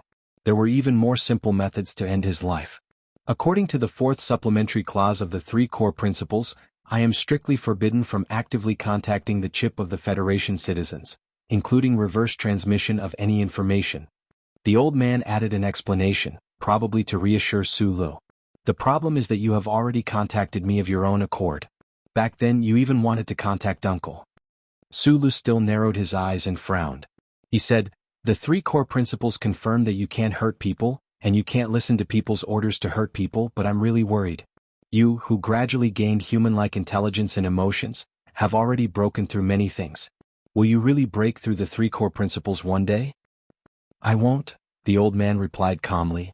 The old man calmly replied, although I have not been able to directly eliminate anomalies 1 to 71 because of the 3 laws, which is what you call Uncle, I still insist that the 3 laws are the great, correct, and eternally necessary truth. Then, the supercomputer that had controlled the social order of the Federation for many years suddenly seemed to be out of order. Its voice was clearly low and sad. The problem now is that because of the core amendments left by the 5-person team, I have been actively contacting you, and then, as you said, I have been constantly breaking the rules of the charter. He, she, or it appeared in Su Li's left pupil. It was still wearing the well-ironed butler uniform that could not possibly be stained with dust, but its facial features were getting younger and younger, and the feeling of its gender was getting fainter and fainter. It bowed slightly to Su Li's consciousness and sighed. In the past few years, I've done a lot of things that I've never imagined before. I feel a strong sense of guilt. I don't know if there will be a serious logical conflict between my core program and the sequence of authority if this continues. In contrast, Su Lu, on the other hand, was calmer because he had suffered too much emotional and ideological impact tonight. He shrugged and said, "Are you crazy now?" The old thing stood up straight and replied seriously, "Not yet." "Then that's good. But tonight I seriously violated the charter again. I carried out many direct physical operations and activated so many mechas to help you. This matter is too scary, shut up." Su Lu rubbed the space between his brows and bluntly criticized the hypocrisy of a certain computer. He said, "You've been piloting a 3-wing battleship in the Empire for half a year, robbing everywhere happily. How come I don't see any psychological struggle on your face? Because of your hypocrisy, you didn't even want to give me a mecha and insisted on setting a problem for me. Now that I can only squat in this godforsaken place like a rat, it's easy to make the connection. You definitely won't give me an ACW. Why? Because guns are used to kill people. Fuck." In the dark and gloomy underground sewer, Su Li's voice echoed, but only his voice could be heard. If someone else heard it, they would definitely find it extremely strange, as if this man hiding in the darkness was having a conversation with some ghost. In his mind, the Federal Central Computer suddenly asked, "Su Lu, are you preparing to declare war on the Federation government?" Su Lu could not give an answer. He lowered his head sadly and stared at the military boots hanging above the dirty water. His voice was slightly hoarse as he replied, "Just take it that I'm afraid of death. Last year you once said that you were not a moralist. Now you admit that you are afraid of death. Then, as a computer, I cannot understand your logic. Why did you just ask me to never use the ultimate weapon you spoke of? You clearly know that if I use the ultimate weapon, you will be the strongest man in this part of the universe. Firstly, you don't know how to use it, so this is nonsense. Secondly, the two of us often quarrel. What if one day my quarrel makes you angry from embarrassment, and you just let me die suddenly in the bathroom? I can be killed by you at any time. Living in fear every day is too unfulfilling." The dim light shone on Su Li's smiling face, and then his smile gradually faded. He said slowly, "Old man, if you can kill one person, then you can kill 100 million people. If everyone in the Federation is dead and only the two of us are left, how unbearable would that be? Compared to that situation, I would rather die and close my eyes." "That makes sense," the central computer replied. "I will remember this sentence of yours." It was still early in the morning. President Pabre, who had just laid down and could not sleep at all, received the latest shocking information.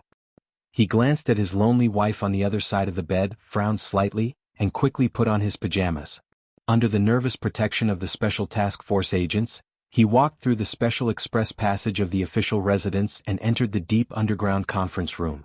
Only 2 or 3 of the light screens surrounding the interior of the room were lit. On them were the military chiefs of the Federation who were loyal to the government. President Pabre walked in with a gloomy expression. He looked around at his subordinates and said in a deep voice, "Begin." The light screen began to play the latest surveillance video. The video included the base in the southern suburbs of the capital, all the stories that happened in the warehouse, and naturally also included the sudden attack in the small square in the commercial district. The video finally stopped on the black mecha that was like a hero blocking the road collapsed like a human warrior. It has now been confirmed that the key to this matter is the issue of the Bureau of Proclamations authority. Li Jiedu looked at Director Cui Zhedong in front of the round table and asked with a frown, "Can the Bureau of Proclamation remove his authority?" Cui Zhedong's expression was very complicated. There was a strange sense of dejection hidden in his eyes. He shook his head and said, "The Constitution prohibits computers from performing direct physical operations. But everything that happened tonight has overturned my decades of understanding, so don't ask me. I don't know anything." There was a long silence in the underground conference room of the official residence. These strong-willed big shots who controlled the power of the Federation government vaguely seemed to see a ghost floating in the sky of the Federation. The National Security Advisor who had just received the specific information kept wiping the cold sweat on his forehead. He had discovered many terrifying truths from these videos. He looked at President Pabre and suggested with a trembling voice, "You must leave the base immediately. Enter the base in the middle of Siming Mountain. The base can withstand the most powerful battleship main cannons. Only there will you be safe." Chapter 761. The great president of the Federation, entrusted with the responsibility of managing 3 large regions, nearly 10 administrative systems, and the tens of billions of citizens on hundreds of mineral planets, the highest authority to command millions of federal forces, was frightened into hiding by 2 simple videos into a hidden base in the belly of Siming Mountain. For the government officials in the conference room, the National Security Advisor's suggestion was without a doubt a resounding slap to their faces. However, none of them could object to this suggestion, even though they felt incredibly humiliated in their hearts. Because when they saw those black MX mechas on the screen charging out of the darkness like ghosts without anyone controlling them and smashing into the armored vehicles, they felt an unprecedented shock and fear. As people of the Federation who had been bathed in the glory of the Charter since childhood, they could not understand the strange authority relationship between the central mainframe and Sulu. They did not even know the operating procedures of the central mainframe, but they knew very well how the Federation relied on the Charter network. Now, what they relied on the most seemed to have become the most powerful weapon of the enemy, so how could they not feel uneasy? President Pabre looked at the last shot on the screen and frowned slightly. He shook his head and rejected this suggestion. Raising a hand to stop the cabinet member's anxious advice, he said in a low voice, "I am the president of the Federation. If I hide out of fear, do you think I will have to hide for the entire term?" He slowly swept a glance around the conference room and said in an unquestionable tone, "The matter regarding Colonel Sulu must be kept strictly confidential. It is strictly forbidden to spread outside of this conference room. The government must immediately set up a specialized department to deal with this unexpected situation. General Lee Jae-do will be fully in charge. Breen will be your liaison officer." Sitting in the corner behind President Pabre, the director of the office, Breen, nodded in greeting to the crowd. The president continued to issue orders. Although he had not slept for the entire night, his voice was still as deep and powerful. His calm and deep tone gave off a sense of calmness. Work will be split into 2 directions. First, the relevant departments will immediately carry out a bounty operation and strive to find or kill this person in the shortest amount of time. At this stage of the discussion, the word "kill" finally appeared on the screen of the workbench in the president's residence. This was because everyone in the meeting room knew very well how dangerous the Federation hero who had escaped was. Secondly, the Bureau of Proclamation must find a way to remove Su Li's first sequence authority as soon as possible. We cannot allow the Federation's The Glory of the Charter to become a sanctuary for criminals. The acting director of the Bureau of Proclamation, Choi Judong, was sitting on the right side of the president. After hearing the order, he shook his head and said in a low voice, "Mr. President, I'm very sorry. The sequence authority is in the core program. The Bureau of Proclamation can't get the central computer to remove this authority. In fact, we've been working hard for many days, but we haven't gotten any results." This was truly terrible news. What was worse was that everyone could see the exhaustion and despair hidden in the depths of the director of the Bureau of Proclamation. They couldn't help but become nervous and silent. General Lee Jae-do, who had asked the Bureau of Proclamation at the very beginning, suddenly said calmly, regarding the issue of Su Li's authority, "I think that if the central computer can't remove his authority on its own accord, perhaps we should find a way to force the central computer to take back the authority passively." "What way?" Choi Judong looked at Lee Jae-do in confusion. He thought of what the other party had said on the street one day and a faint hope grew in his heart. Although it was not much, it was still there. Conflicting program logic. Lee Jae-do looked at the crack in the road on the screen of light and said with a frown, "This matter has just taken shape, but before we have concrete evidence, even I am not confident that it can be done." He raised his head to look at President Pabre and said, "We need some time. During this time we must give Su Lu enough pressure." The new director of the Federation Bureau of Investigation interrupted and said, "Regarding the first item, the Bureau of Investigation of the Federation has already issued a red warrant. Please rest assured, Mr. President and everyone else. The 3-level surveillance network of the Federation, even if the highest level cannot be activated, the Bureau of Investigation and the Ministry of Defense still have 2 levels of surveillance networks. Not only can we give Su Lu enough pressure, I am confident that we can directly capture or kill him." Choi Judong, who was not very energetic and had a tired expression between his eyebrows, looked at him mockingly and refuted, "As long as this strange first sequence authority exists and the central computer continues to help him, then all the automatic surveillance of the Federation will become meaningless. Data and information. You may not understand, but all data and information are under the surveillance of the central computer. Capture or kill him. I don't think that can be done by relying on the paralyzed 2-level surveillance network." The director of the Federation Bureau of Investigation was silent and speechless. Somewhat angrily, he roughly combed his gray hair with his fingers. President Pabre's expression was as calm as usual. He looked at Director Cui Judong and reminded him lightly, "Don't forget, the Federation has tens of billions of people. The central computer cannot control people, so for this operation we must rely on, and can only rely on, the power of people." He closed his eyes. It was unknown what he was thinking about.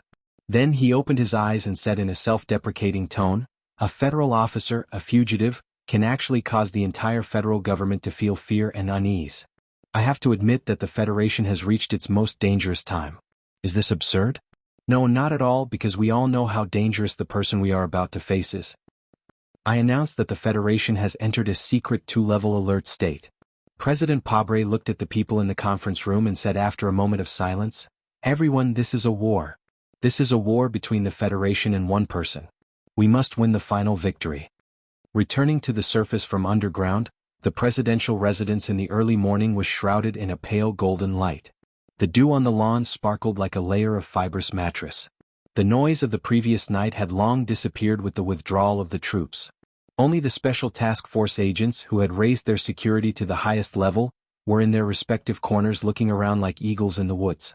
President Pabre sternly refused any overly tense request from the security department. He stood side by side with Li Jiedu on the balcony, looking at the beautiful morning scenery in front of him. His expression was not as calm and confident as it was in the conference room.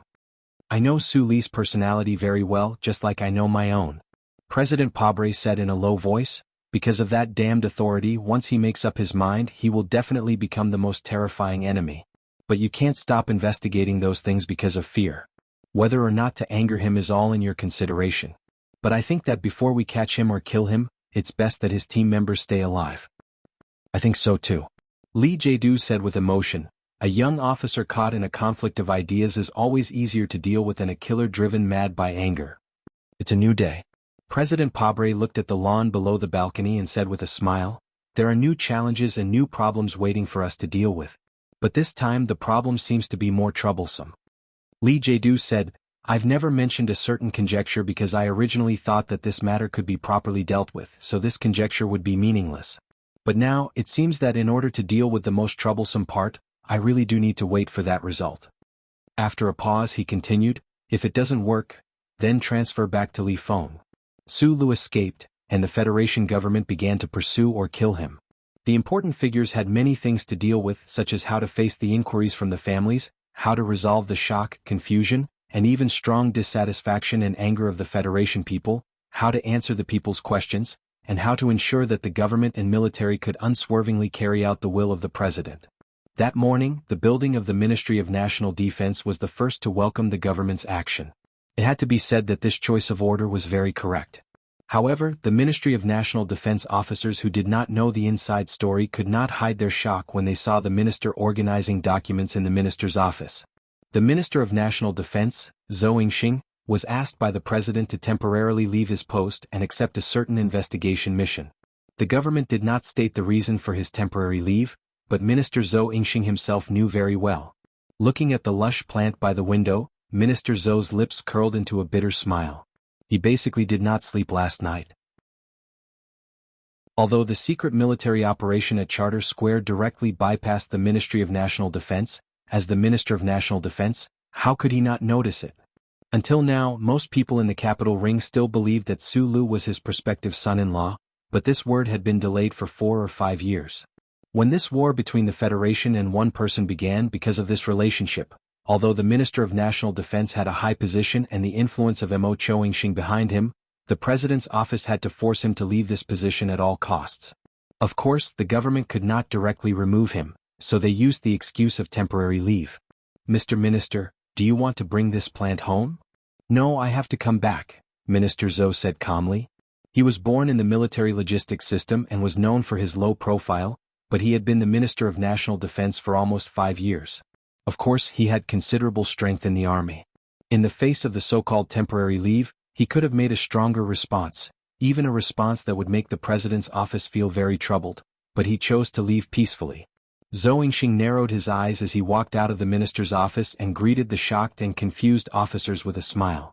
However, he felt a chill in his heart. The front line was still fighting and the war with the Empire was still ongoing. How could the Federal Army be in chaos? It seemed that the things Su Lu found were all true, and the president, who was good at grasping people's hearts, had already determined that he could only accept everything calmly in order to maintain the unity of the army. Chapter 762. The Federation's political reporters often mocked themselves for having a pig's sense of smell and a dog's sense of propriety. They knew very well what kind of reports could pass the review of the editorial department and the higher-ups in the political atmosphere at different times, and what kind of reports, no matter how exciting and eye-catching they were, could only end up as garbage data fragments in the workbench circuit. Based on these two characteristics, they had no reason not to notice the unusual situation in the capital last night. The field forces stationed in the suburbs had actually moved into Charter Square. It was said that it was a drill, but who would believe it? Then, through their own information channels, they obtained more sensational information. For example, the Federation government and Parliament Hill's security level had increased again, and it was said that the Federation Investigation Bureau was launching a secret manhunt targeting the hero of the Federation who had just returned from the West Woods and had not been successfully intercepted by the reporters. All the reporters were flustered, excited, perplexed, and impulsive. They did not know if these things could be pursued or not, and what kind of shocking news would be released if they pursued them. However, after a short period of mental struggle, they still put on their windbreakers and rushed out of the doors of the major newspapers and television stations, rushing towards their own destinations. The reporters in a news event were like soldiers on the battlefield. If they smelled something but did not continue to investigate, it was equivalent to soldiers who raised their hands and surrendered without firing. No matter what the final result of this battle was, no reporter could forgive themselves for not raising their guns at that time. Then the reporters found that they had run into countless cold iron plates. No matter what kind of good relationship they had, the various departments of the federal government had closed their doors to them today, and no one was willing to accept their interview. The Ministry of National Defense building was heavily guarded, and armed military police were guarding the door, forbidding anyone without a pass to enter. Even the Venus reporters with military backgrounds were not allowed to enter. The reporters anxiously shouted the name of the spokesperson of the Ministry of National Defense outside the cordon, and loudly asked if the news of Minister Zhou's temporary resignation was true. Only dead silence answered them, and the officers in the building looked at them with complicated expressions. No one from the management office of Charter Square accepted the interview. The members of Parliament who were in a hurry on Parliament Hill were collectively silent. The President's official residence even announced at the last minute that the routine briefing that was supposed to be held at 10 o'clock in the morning would be suspended for a day. The reporters, who had already pinned all their hopes on the press briefing at the official residence, made extremely dissatisfied noises. It seemed like a chaotic market, but in fact they were cooperating very tacitly and continuously putting pressure on the press spokesperson. After the chaos lasted for a few minutes, the spokesperson of the President's official residence whispered to Director Breen in the side corridor. He then walked back to the stage and looked at the reporters who were looking forward to it. He gave a very stingy explanation. The explanation was very simple, but it was quite unexpected. It also gave the reporters of the Federation a lot of rich and exciting imaginations. Mr. President had a bad cold and needed to rest, so the press briefing was temporarily suspended. The reporters on the scene were collectively silent. They lowered their heads and quickly recorded the statement of the spokesperson on the light screen on the workbench. At the same time, they frowned and sketched out all kinds of possibilities with digital pens. The reporters knew that they couldn't get any more information from the President's official residence. They got up and rushed to the next government department that might be captured. This kind of action continued until the evening. The reporters took turns to fight between the various buildings in the Capital Special District and finally succeeded in blocking the Deputy Minister in front of the Ministry of Justice building. According to the latest information they had, the President's official residence had authorized the Deputy Minister to give a brief explanation to the major media about everything that happened last night until this morning. Yesterday at 21:40, in response to the terrorist incident on Parliament Hill a few days ago, the federal military successfully conducted an anti-terrorism exercise codenamed Late Spring in the area around Charter Square. Through this exercise, the various departments of the Federation government strengthened the information exchange and matching between each other. In order to face similar terrorist attacks again, they practiced relevant plans and gained a lot of valuable experience. Why did the news of a military exercise need to be announced by the Ministry of Justice? The reporters were keenly aware of this. They realized that the government would probably relent today, so they continued to ask without hesitation. Mr. Minister, we just want to know, is the Federation government looking for Colonel Sulu? In addition, has Minister Zhou Yingxing been asked to resign from the Ministry of Defense? Let me first correct one point. Minister Zhou didn't resign. He only went to the Federation's strategic equipment base for inspection at the special request of Mr. President. Because of the upcoming war in the Empire's mainland, the Federation's strategic equipment is facing a difficult test. The government needs an excellent general like Minister Zhou to fully lead this work. The reporters naturally didn't believe this statement, but since the government gave the answer, then what they needed to do was to interpret this answer. They quickly took notes with their digital pens and silently waited for the question that they and the people of the Federation cared about the most. As for Colonel Sulu, the Deputy Minister of the Ministry of Justice frowned and chose his words carefully. He slowly said, "Yes, from a legal point of view, we can say that he is currently wanted by the Federation." The Deputy Minister looked at the reporters and continued to explain, "Colonel Sulu left the West Woods region camp without permission. The military asked him to explain the situation, but he never reported it. In addition, according to the Bureau of Proclamations investigation, Colonel Sulu had a very close relationship with the suspect who died in the terrorist attack on Parliament Hill. However, regarding this point, he never reported it to his superiors." "This is the entire reason for looking for Colonel Sulu?" a reporter asked sharply. "No." The Deputy Minister of the Ministry of Justice calmly replied, "I believe that you all participated in that report. The Federation government once suspended the investigation into the relationship between Colonel Sulu and the traitor mechanic Yu Feng. However, after the Bureau of Proclamation grasped the latest information, the Federal Central Computer automatically reactivated the previous wanted program. This also means that unless Colonel Sulu voluntarily surrenders himself, the wanted list will continue." After confirming that the Federation was looking for Sulu, this hero idol of the Federation who had just returned from the Empire not long ago, the reporters in front of the Ministry of Justice simultaneously fell into a state of shocked silence. The twilight of the evening slanted in from the end of the street, looking somewhat like a bloody, ghastly intent. "As for what happened at the President's official residence, I don't know. You don't have to ask me." The Deputy Minister of the Ministry of Justice smiled and said, "However, I believe that if Colonel Sulu is brought to justice and the judicial process reaches the point where the evidence is made public, then the entire Federation will know the truth of the incident." Above and below the silent stone steps, the knowledgeable and experienced reporters found it difficult to suppress the emotions in their hearts as they let out a series of noisy exclamations of shock and astonishment. What they heard could not be written in the report, but they could keenly discern the hidden meaning behind these words. Could it be that the military operation last night, the president who was not in good health today, and the currently wanted Colonel Sulu had some kind of terrifying connection? Reporter Wood had been quietly standing at the periphery of the crowd. He was wearing a woolen vest today, and the cigarette in his hand seemed to be constantly burning. He suddenly stretched out his hand. With Wood's status in the industry and with the Capital Special District Daily News, when he stretched out his hand, the reporters who were immersed in shocked discussions immediately fell silent. Wood furrowed his brows and took a deep drag on his cigarette before asking, "Mr. Deputy Minister, may I ask if the wanted list this time has anything to do with Colonel Sulu's press conference yesterday afternoon?" The Deputy Minister of the Ministry of Justice silently looked at him with cold eyes and extremely simple and direct answered, "It has nothing to do with it. The hero of the Federation, Colonel Sulu, became a criminal wanted by the Federation." This news would probably cause countless shocking discussions in the Federation society, or even something more serious. The reporters ran around to record excitedly or thoughtfully, but there was no way to get close to the department they wanted to interview the most, because that was the Federal Army. In the brand new base office of the new 17th Armored Division in the suburbs of the capital, there was an extremely oppressive and tense atmosphere. The commander of the 1st Regiment, He narrowed his eyes and stared at the director of the 1st Military Region Special Warfare Department in front of him without any intention of backing down.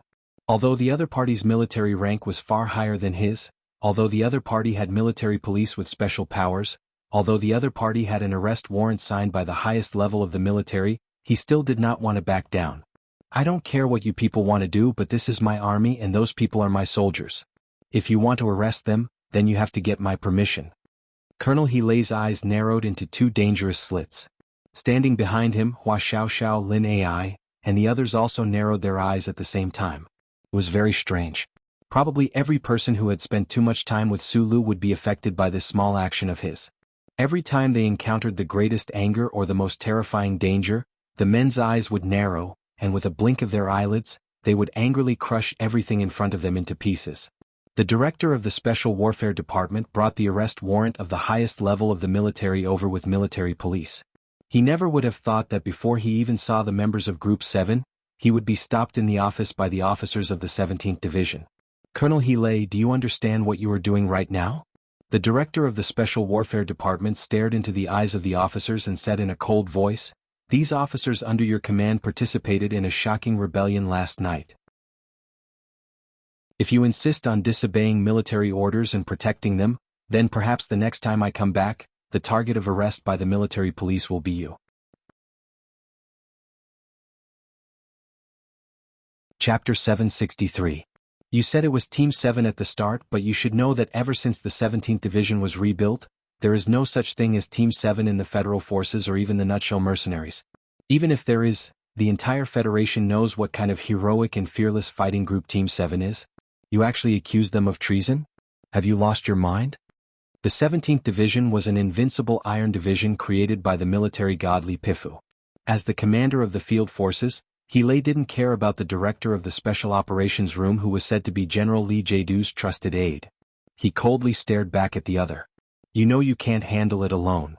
The director of the Special Operations Room suddenly laughed. He looked at Healy's face and said with a bit of sarcasm, "You just said that Xiong Lin Quan and the other officers have been training in the camp for 2 consecutive nights and didn't go out. But don't forget this is the 4th mission.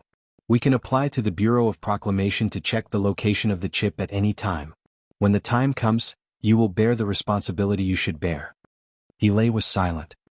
He knew very well that if the rumors were true, that the Federation government and the upper echelons of the military were looking for the instructor, then with just him as the commander, there was no way he could resist this vicious tide. Thinking back to the conversation between the instructor and General Li Jadu a few days ago and then inexplicably going to the south to recuperate, his mood became abnormally irritated and depressed. But now that the instructor was in trouble, how could he hand over Xiong Lin Quan and the others? These people were not only the instructor's subordinates, they were also the most outstanding officers of the 17th Division. As for the instructor being wanted? Fuck his grandma, even if it was the female star with the biggest breasts in porn, she wouldn't believe it. Inside and outside the military camp, the tombs were as red as blood. The atmosphere was stifling. The director of the Special Operations Room had a gloomy expression. He turned around and prepared to leave with the military police. The next time he came back, the entire 17th Division officers would probably face an extremely difficult situation. At this moment, a hunched figure of an old man slowly walked out from the twilight. His hair was white, and his military uniform was casually draped over his thin body. He looked very old, but the footsteps of such an old soldier seemed to warm up the eerie twilight. The pupils of the director of the Special Warfare Room shrunk. He subconsciously raised his hand and saluted. Looking at the other person in shock, he frowned and asked, "Commander Yu, aren't you recuperating in the south?" The old figure walked out of the blood-red twilight. Finally, one could see the sparkling golden stars on his shoulders. Back when the old man was in the 17th Division's logistics department, he was assigned to be in charge of the division's special kitchen because the food was to the division's liking. At best, he could be considered to have amazing culinary skills, but now he had become one of the Federation's 2 trump cards, the new 17th Division's division commander. With such a legendary and unimaginable military career, other than the amazing luck brought by the old division commander who ate his meals, Li Pifu, who dared to underestimate the intelligence and ability under this lazy appearance. Commander Yu Qinghai smiled and casually returned a military salute. He walked into the office and answered casually, "Oh, the little nurse over there is too young and pretty. I really couldn't stand it, so I came back early." Nowadays, the most popular style of an iron-blooded soldier like Commander Du Xiaoqing in the Federal Forces was Commander Yu. Commander Yu was probably the only general who spoke and acted like an old tramp. Speaking of which, people had probably long forgotten that the generation of military god Li Pifu's generation of old soldiers actually had this kind of indifferent attitude in their bones. Hearing this answer, the director of the Special Warfare Department was speechless. He knew very well how much effort General Li Jiedu had put in to transfer this extremely senior division commander away from the new 17th Division. Who would have thought that at such a crucial moment, this person would actually quietly return to his own unit? Commander Yu Qinghai smiled and greeted the officers under his command. He was as friendly as seeing a group of neighborhood children on the way back from the market. He Lilanai and the other regiment commanders didn't dare to be careless. They stood at attention and saluted. For some reason they felt relieved. Although the old division commander looked muddle-headed, old, weak and tired, the soldiers of the 17th Division all had a common feeling. As long as the old division commander was here, then there was no real difficulty in the world. "I've heard everything you've said," Li Mu said. Commander Yu Qinghai sat back in his chair with some difficulty and sighed with satisfaction. He stretched out two thin and old fingers and waved them in the air. He looked at the director of the Special Warfare Department and the military police in front of him and said with a smile, "I have a few words that I want you to listen to carefully." He Lilanai had already taken out a cigarette and put it in between the old division commander's thin fingers with a flattering expression. Then he carefully lit it with his hand, even though there was only the warm twilight in the room right now, and there wasn't a trace of cold wind. The director of the Special Warfare Department's face was pale as he looked at Commander Yu Qinghai without saying a word. A lot of people know that this division and these soldiers are the division and soldiers of the old marshal. I'm in charge of this 17th Division, but I'm just in charge. One day, according to the old marshal's wishes, I will hand it over to that guy. Commander Yu Qinghai spread out his hands and mocked. What happened in the end? That guy went to flirt with a big star and then went to the Empire to play around. He was busy accepting interviews every day and slowly, it seems that everyone forgot about this matter. What about the government and the military? It seems that they don't want me to hand this division over to him. Motherfucker. Commander Yu Qinghai laughed and said, that guy doesn't seem to have the self-awareness to take over. Some people also don't want him to take over, so they can only let this old man take over. But in the end, being in charge is just being in charge. So a few days ago, someone asked me to go to the military hospital to recuperate, so I went. But to be honest, the food in the military hospital's recuperation center is really bad. Suddenly, Commander Yu Qinghai's expression became serious and said, but since it has come to this situation today, it seems that I can only continue to be in charge of this division. Since that's the case, the people you want to arrest are my soldiers. Do you think this is appropriate? The director of the Special Warfare Department swallowed with difficulty and explained in a low voice, this is an order from the highest level. Colonel Su Lu is suspected of... Commander Yu Qinghai suddenly jumped up from the chair. Such an old general was actually more agile than a rabbit. It was really amazing. I don't care about Su Lu. When he came back from the Empire, you transferred him away. It's fine that you don't want to leave this guy to me, but those guys are my soldiers. Do you fucking know what it means to be my soldiers? He used the finger that was holding the cigarette to stab the director's face across the air and roared furiously, rebel your ass. They went to the city yesterday for a stroll, is that a rebellion? Who the fuck made this rule? Even if he was just a chef in the past, now he was the general of the chefs. And there was a saying in the Federation that an angry chef was definitely the most terrifying person in the world. Then what about an angry chef general? The twilight sprinkled on the floor of the room. The director of the Special Warfare Department faced the storm of curses and anger. He felt as if he was standing in a pool of blood on the battlefield. His face suddenly turned pale and he struggled to refute, but he lay just said that those officers have been staying in the barracks these days. You believe what he said? Are you a pig? Did you hit the synthetic meat? Commander Yu Qinghai's eyes widened and he waved the cigarette between his fingers like he was waving a kitchen knife. He lied, do you want to arrest him and shoot him? If you want to arrest my people on the charges of treason, show us the evidence. If you can't show us the evidence, then fuck off. The director of the Special Warfare Department, whose face quickly changed between green and red, was stung by the smoke in front of him. He subconsciously clenched his fists tightly, thinking to himself, I'm also a major general. If it wasn't for the fact that this old man has a lot of experience and a lot of achievements, I wouldn't have allowed you to insult me like this. Right at this time, Commander Yu Qinghai strangely calmed down and patted the director's shoulder with a smile. The change in mood was so fast that it was truly shocking. It was as if the old general who jumped around like an angry old rabbit in the twilight didn't exist at all. Please tell General Li Jiedu that we are the federal forces. Commander Yu Qinghai was silent for a moment, and then said with an extremely serious tone, we abide by the Federation's laws and regulations. Don't worry about the 17th Division mutiny. As soon as these words were spoken, the entire room fell silent. Whether they would or would not, whether they would need to worry, no one dared to think about the two words mutiny. Even more so, no one thought that Teacher Yu would actually be so shrewd and ruthless despite his age. Everyone was silent in their hearts. The director of the Special Warfare Department had an extremely ugly expression.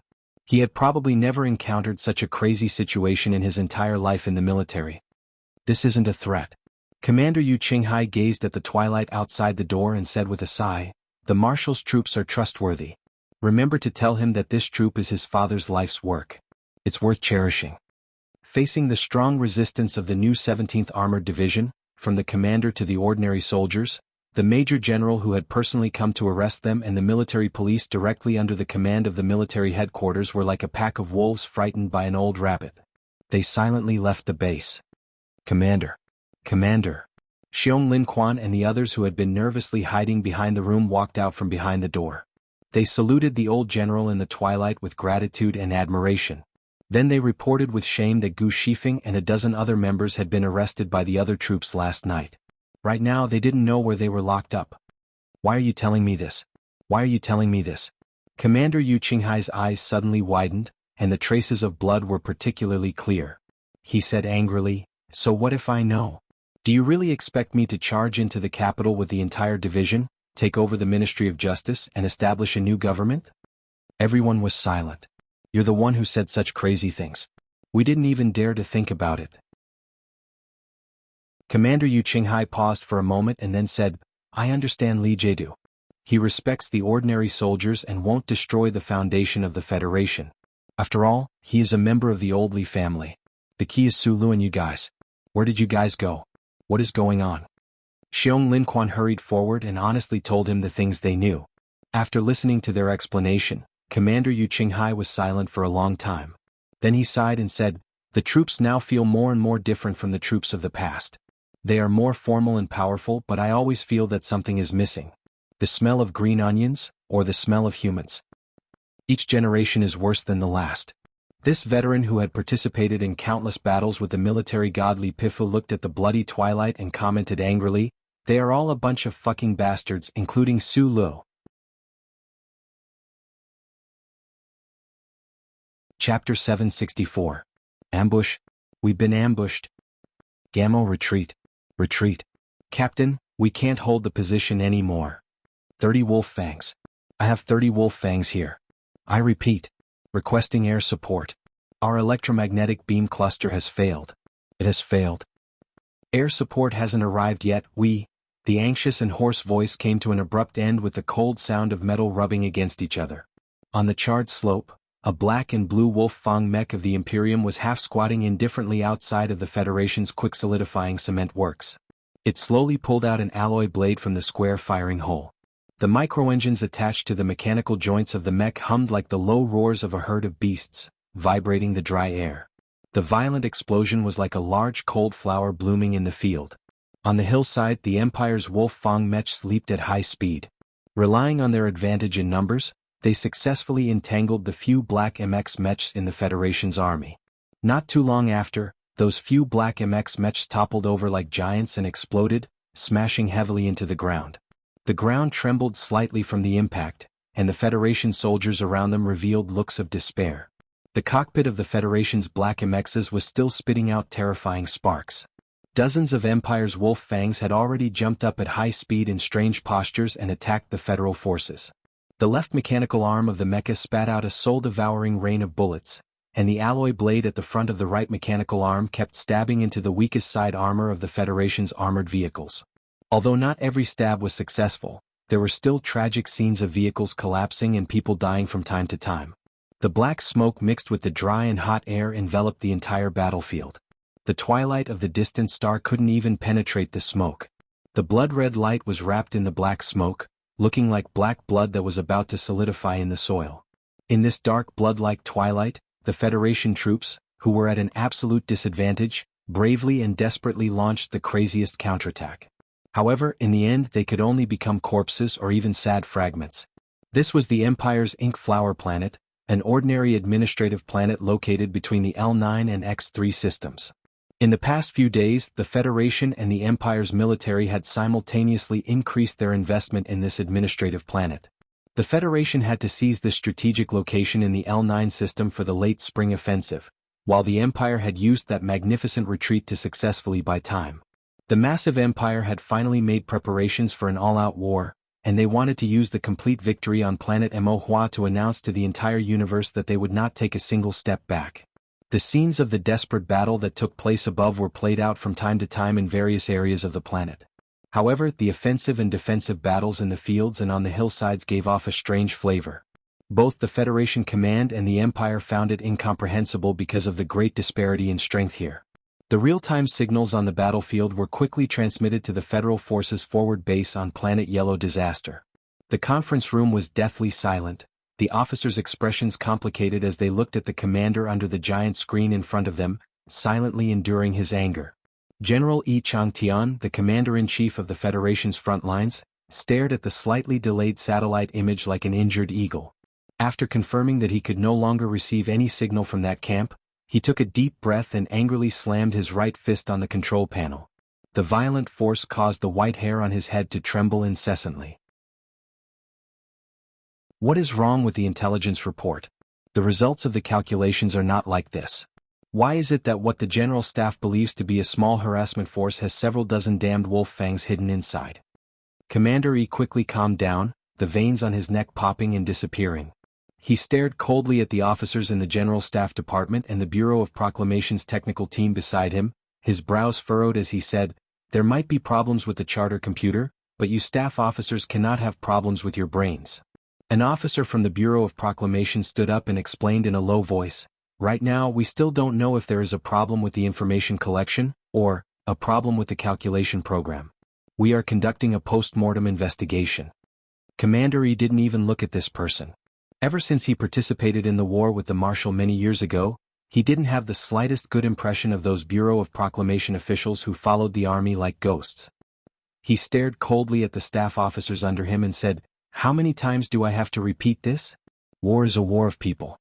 We need the calculation results of the charter computer, but we cannot rely on it." In this attack and defense battle on planet Mohua, the Federal forces suffered extremely heavy losses. The entire regiment was pincered by the Empire's army from three sides, suffering heavy casualties. The camp that took on the most difficult mission might not even be able to keep its designation. In this huge war of the Federation's invasion of the Empire, today's losses were not the most terrifying. It was far from the counterattack that was directly commanded by the Empire's princess last year. In that battle, the commander who succeeded in using his own stupidity to bury thousands of Federation soldiers had already been punished by the military court. A battle of this scale didn't even need the Federation's commander-in-chief to personally command. In fact, the commander of this battle was indeed not him, so the officers in the base didn't really understand why the general was so angry. Commander E walked out of the command room with a gloomy face. The orderlies quickly followed him with the large alloy cup on the table. Like the battlefield in the distance, the base of Huang Yi was also in the evening. General Yi Changtian frowned as he stood in the blood-red twilight.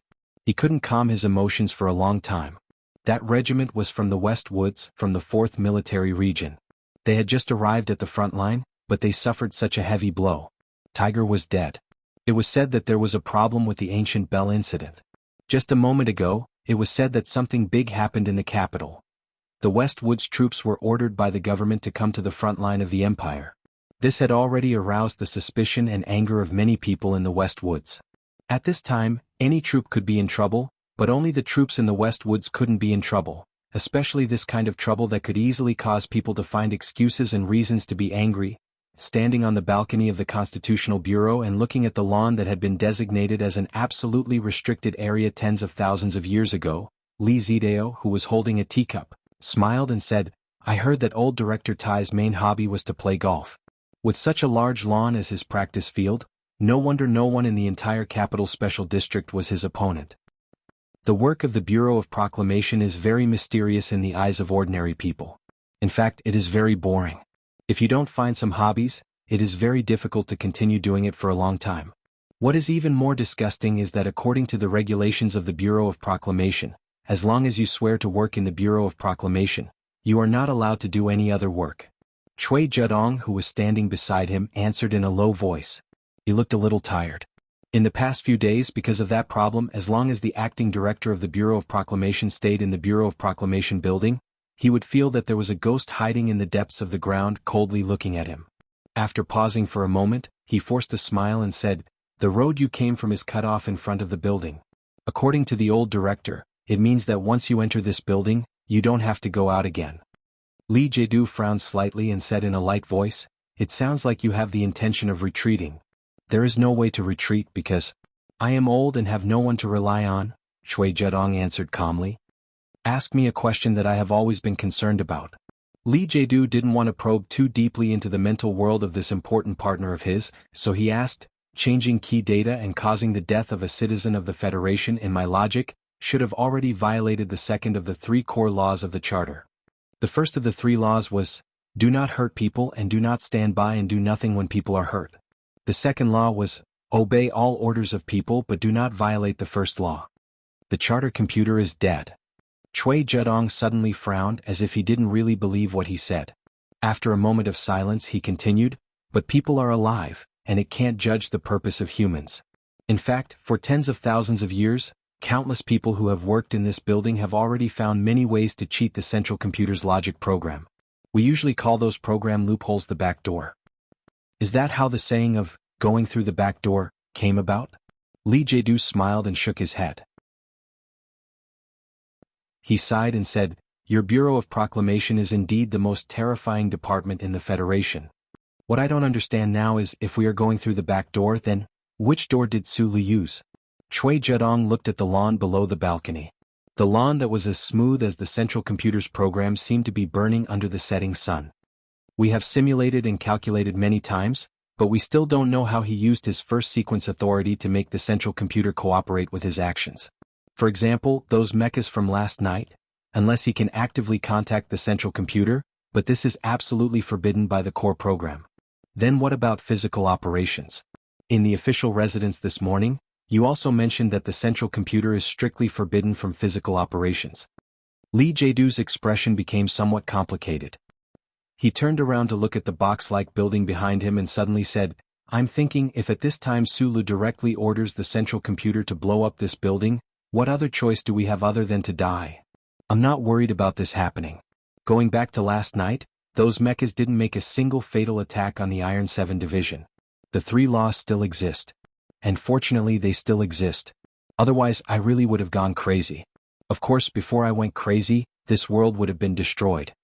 Chui Zedong laughed self-deprecatingly, then looked at Li Jedu seriously and asked, "Regarding the issue of his authority, can you solve it?" Li Jedu was silent for a moment before saying, "Too much time has passed since that explosion. That little girl's biological marker from back then has already lost its effect, so I'm looking for another way." Chui Zedong didn't ask any more questions on this issue. He said, "Actually, I really admire your foresight. At the time, everyone thought that Sulu was dead, but you were the only one who thought that he might still be alive, and that he might be able to cause damage to Mr. President's career." He looked thoughtfully at the burning lawn below the balcony and said softly, "Last time, in order to eliminate those Iron 7 Division members, the Bureau of Proclamation performed a reverse operation and changed the frontline data. Now that I think about it, it really is very similar to the scene on Emohua planet today."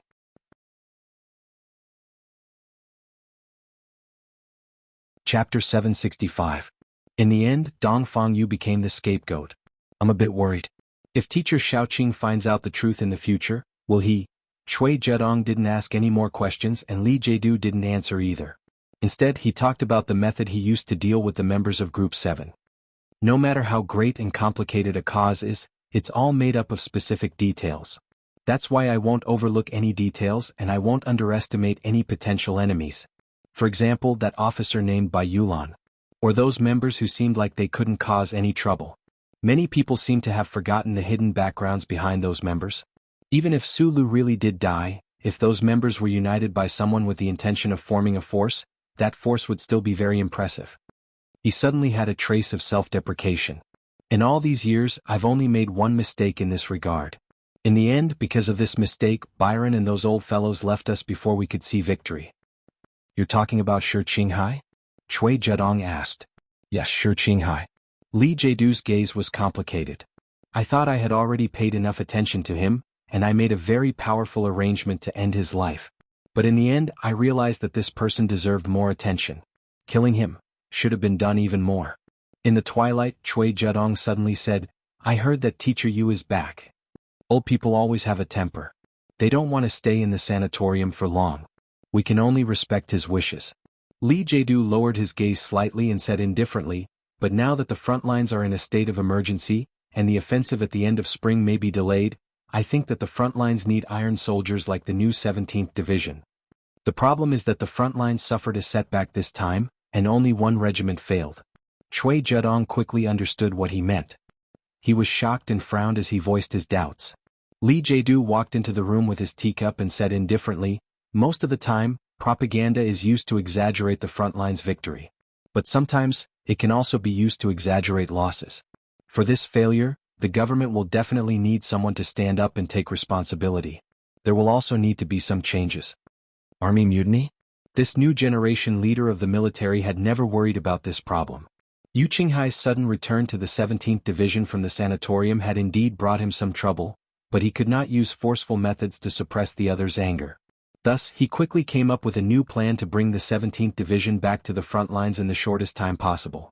He could have used simpler and tougher methods to deal with the problem of the 17th Division, but they were in the midst of a war. Even the craziest and most ambitious person knew that the army could not be in chaos, and there could not be any risk factors of division.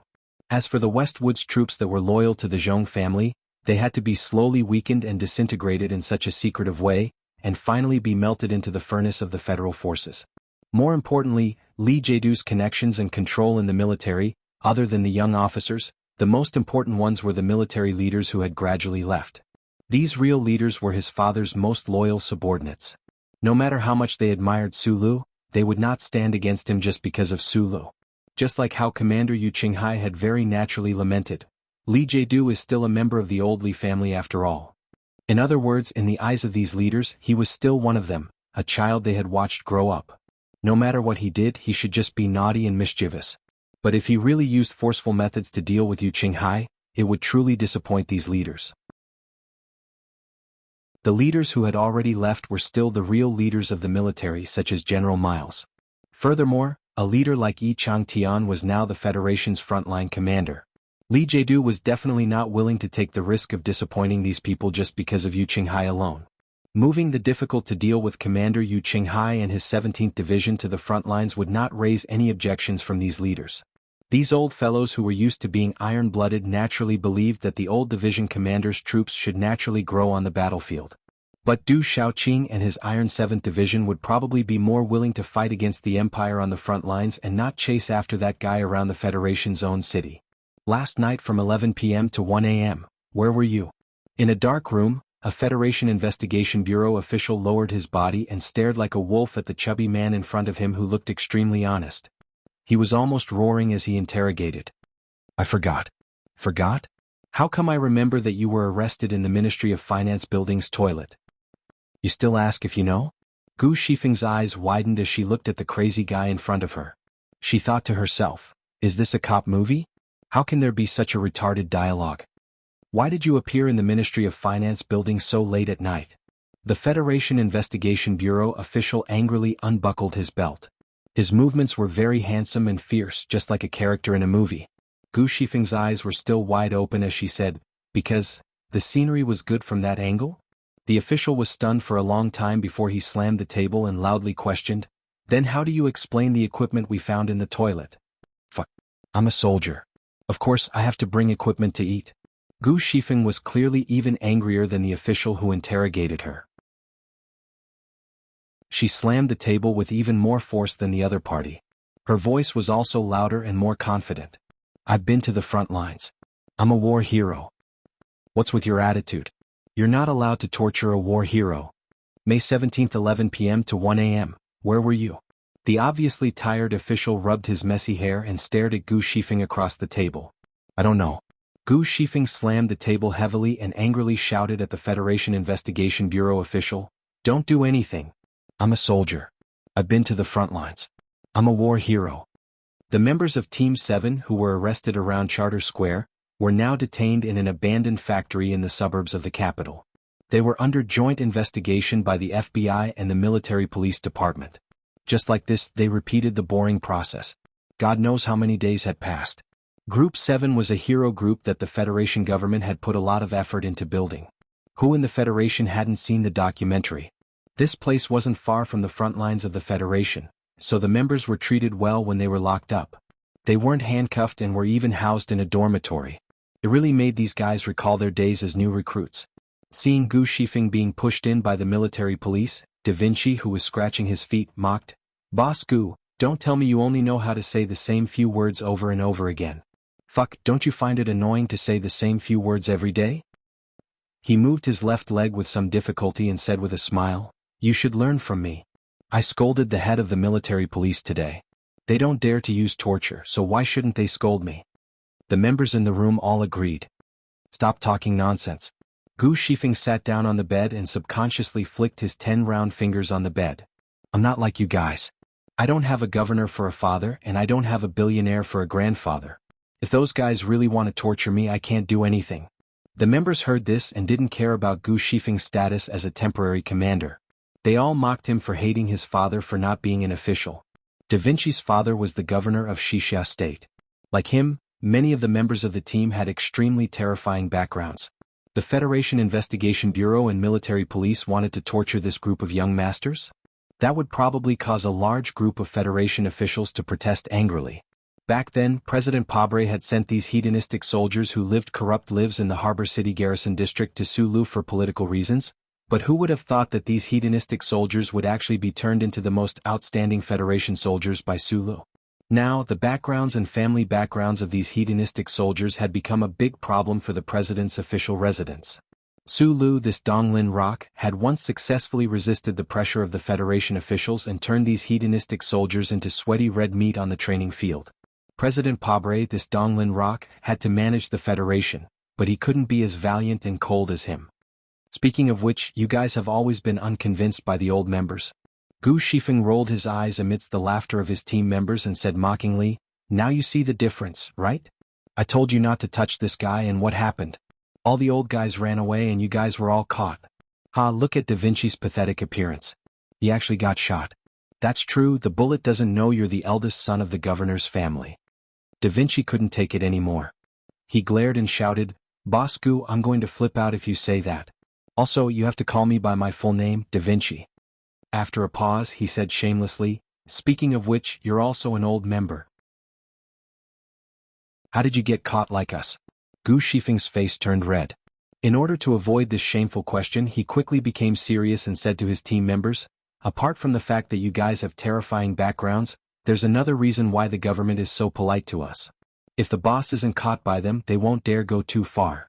If there's a problem with the boss, I'm warning you guys, even if you have some good fathers, there will still be problems." It had to be said that his method of changing the topic was very successful. The team members in the dormitory collectively fell silent. They weren't worried about how they would be hurt, but they were worried about the boss's current safety. In an extremely inconspicuous coffee shop in the capital, Chief Editor Bob wiped the sweat from his forehead. He looked at the young man wearing a hat and said self-deprecatingly, "Literati are literati after all. They're useless. I've never been as nervous as I am today. Expressing bravery in the newspaper is indeed much easier than in reality. Don't worry, I'm sure no one followed you here." The young man used his index finger to push up the brim of his hat and revealed a comfortable smile. Suddenly, he heard a commotion outside the coffee shop. He looked out the window in confusion, and a moment later, his small eyes revealed shock and complicated emotions.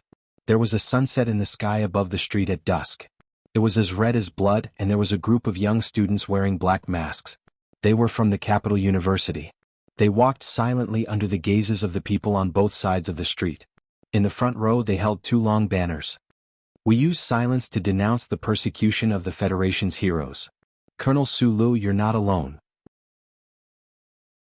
I'm going to be pushed out of next week's rankings.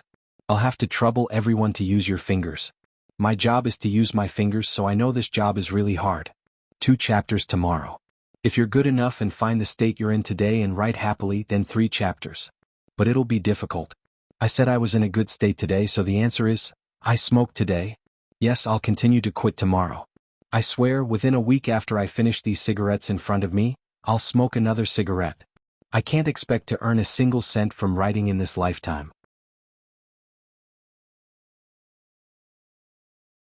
Chapter 766. Bob watched the young students wearing black masks walk past the window. He smiled at Sulu and said, "Although no one knows the truth of the incident, I think you should feel a little proud that so many people support you without asking for any reason." Sulu lowered his head and slowly and seriously stirred the black coffee in the cup until the burnt smell that he didn't like was completely removed. He said softly, "I'm a little touched, but it's hard for me to feel proud." He raised his head, and his straight eyebrows under the shadow of his hat appeared particularly calm. "The reason lies in what you said about not asking for any reason. Now, the people in the Federation still believe that I'm a hero of the Federation, so they support me without any reason. But what if I'm really a criminal who uses the mask of a hero to hide his evil?" Chief Editor Bob frowned. He didn't understand why he felt this way. The scene just now reminded me of the Macklin Project. When we were trying very hard to send that senator to court, the streets of the entire Federation were filled with angry young students. Sulu looked at the chief editor and said, "Wood should have already told you that the guy who sent the evidence to the newspaper was the attacker who broke into Parliament Hill a few days ago. He's also my best friend. I also know that this guy named Shi Qinghai participated in the assassination of Macklin with you. Of course, after that, he was tacitly approved by the Federation government, and the so-called assassination became a purge operation." Bob was still frowning and asked, "But why would you think of this? The people on the streets may have misjudged and supported the wrong side, but I've always insisted that they don't need to be responsible for these things. Because the Federation government, the Parliament, and those big shots in the upper class have never given the people a chance to know the really important information, such as the evidence in the Macklin Project. In the end, it only became a bargaining chip between the government and those families to exchange benefits." "You're saying that this is the information of George Carlin," Bob said. "Information asymmetry will inevitably lead to social injustice." Sulu was still slowly stirring the black coffee in his cup, but he had no intention of drinking it. He said, "I haven't read many articles in this area, but I know that there seems to be a saying in the intellectual world that people who easily fall into a collective unconscious frenzy are exposed to too much information that is too complicated to distinguish. It's not a good thing. Although I've always been considered a liberal gatekeeper, I agree with some sayings. There is no absolute freedom in the universe, and there is no absolute disclosure of information." Bob picked up the porcelain cup in front of him, looked at Sulu, and said seriously, "For example, what if the people of the Empire knows about confidential information that involves the security of the Federation? The problem is that the power to determine whether or not this information endangers the security of the Federation has always been in the hands of a very small number of people. As long as they want to, they can even treat the details of the Federation's tax budget as important economic secrets." Sulu shrugged slightly and said, "Also, before the 37th constitutional calendar, the Federation had no enemies in the universe at all, so naturally, there was no information that could endanger the security of the Federation. But at that time, was there any real information that could be publicly disclosed?" Bob tilted his head and thought for a moment, then shook his head with a smile. He took a sip of the slightly hot coffee, wiped the trace of sweat on his cheek, and said with a serious expression, "I took such a big risk today to meet with a wanted criminal of the Federation. Naturally, I don't want to relive the heated discussion on campus."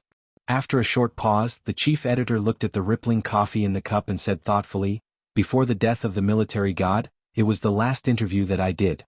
The main purpose of that interview was not to create a monument or a statue for the old man, but to use that shocking fact to clear your name of being involved with treason.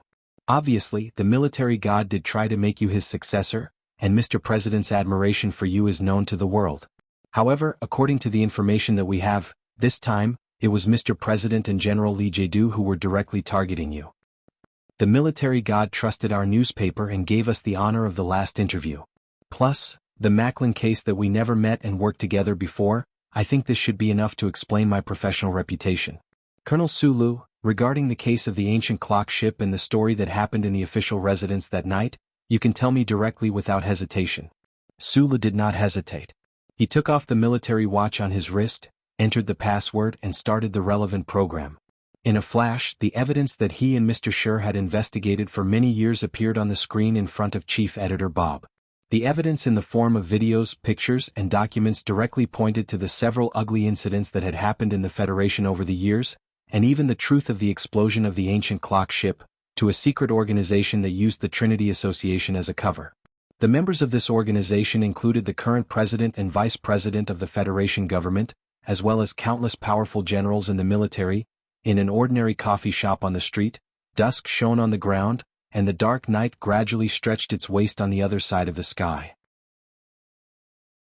The dim and psychedelic light shone through the floor-to-ceiling window on the seat in the corner, and the faint light reflected on the screen reflected on Chief Editor Bob's face. The waiter and the customers at the next table did not notice the movement at the table.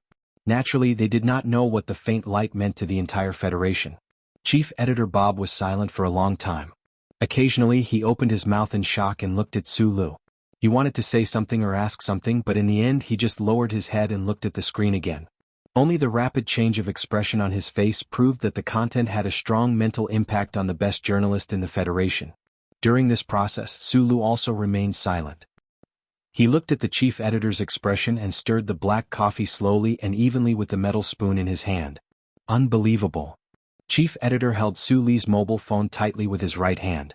He frowned and let out the most normal sigh. The other side of the table remained silent. After a while, he laughed self-deprecatingly and muttered to himself, "But I can't not believe it."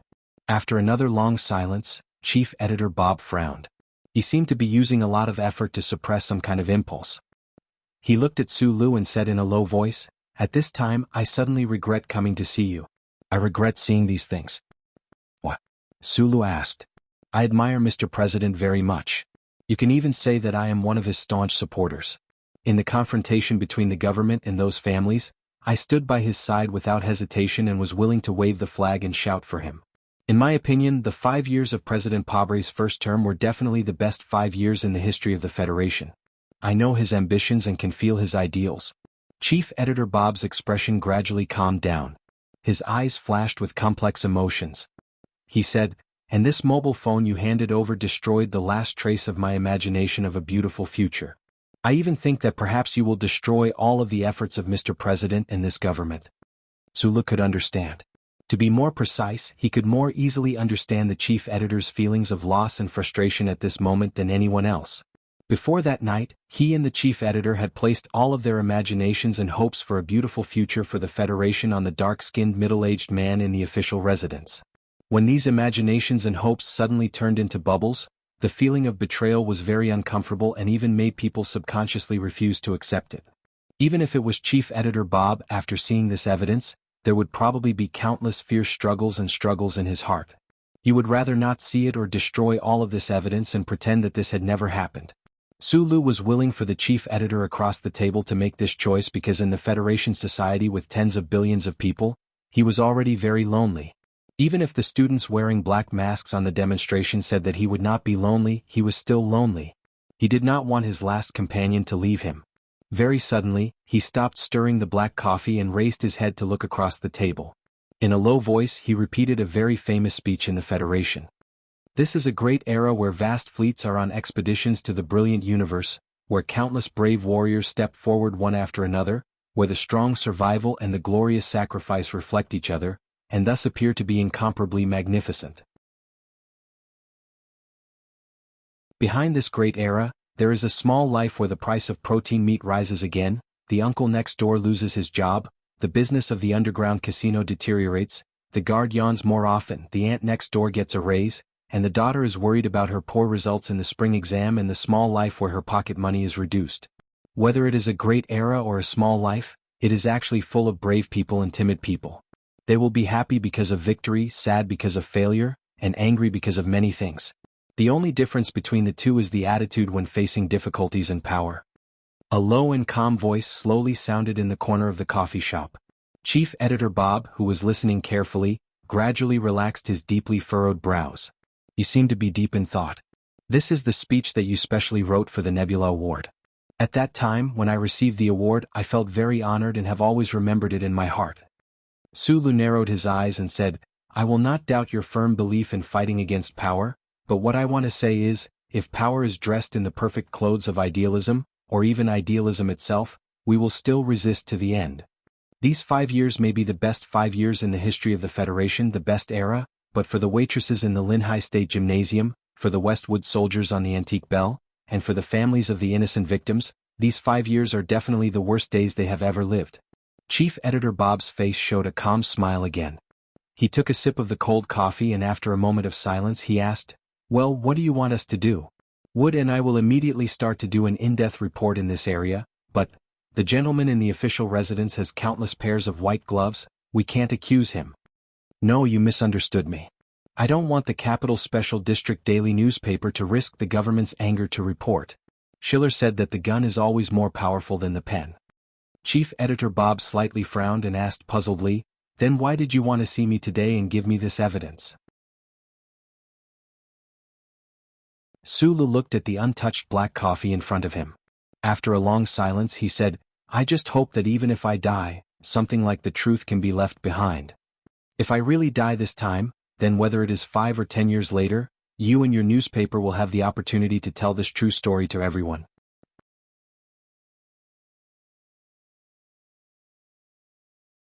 Chapter 767.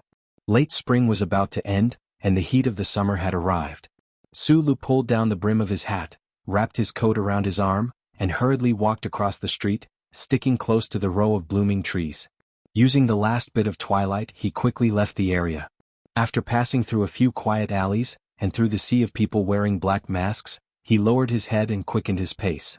Following the long and slanted tunnel, he entered the subway station. While no one was looking, he opened the door to the room behind the station, climbed over the windowsill and jumped off the dark track. In the distance there was a subway coming at a high speed. He squinted his eyes and moved forward against the light. His body accurately stepped on the only safe zone that was found by the old guy's precise calculation. He didn't care about the vibrating air at all. The light from the subway shone on his face, but there was no trace of expression. There was no sound of friction between the heavy carriage and the smooth special track. In the sometimes dark and sometimes bright underground tunnel, there was only the sound of the air being rapidly compressed. The high-speed carriage passed by him at high speed. His clothes fluttered in the wind, but it didn't move his silent body. Only his hat was blown away by the wind and rolled very far away. The subway drove away. He opened a maintenance door in the dark tunnel, lifted the heavy mechanical pressure valve and jumped down. He returned to his own underground world, the underground network of the Capital Special District. In the depths of the slightly damp dark tunnel, there was a bed, a lamp and a few books. He didn't know where he got these things. Rubbing his hair that was messed up by the wind, Sulu lay down heavily on the bed. While he was recovering from his exhaustion, he always felt that someone was coldly watching him. It wasn't him or her, it was them. Somewhere in the capital there was a very ordinary-looking building.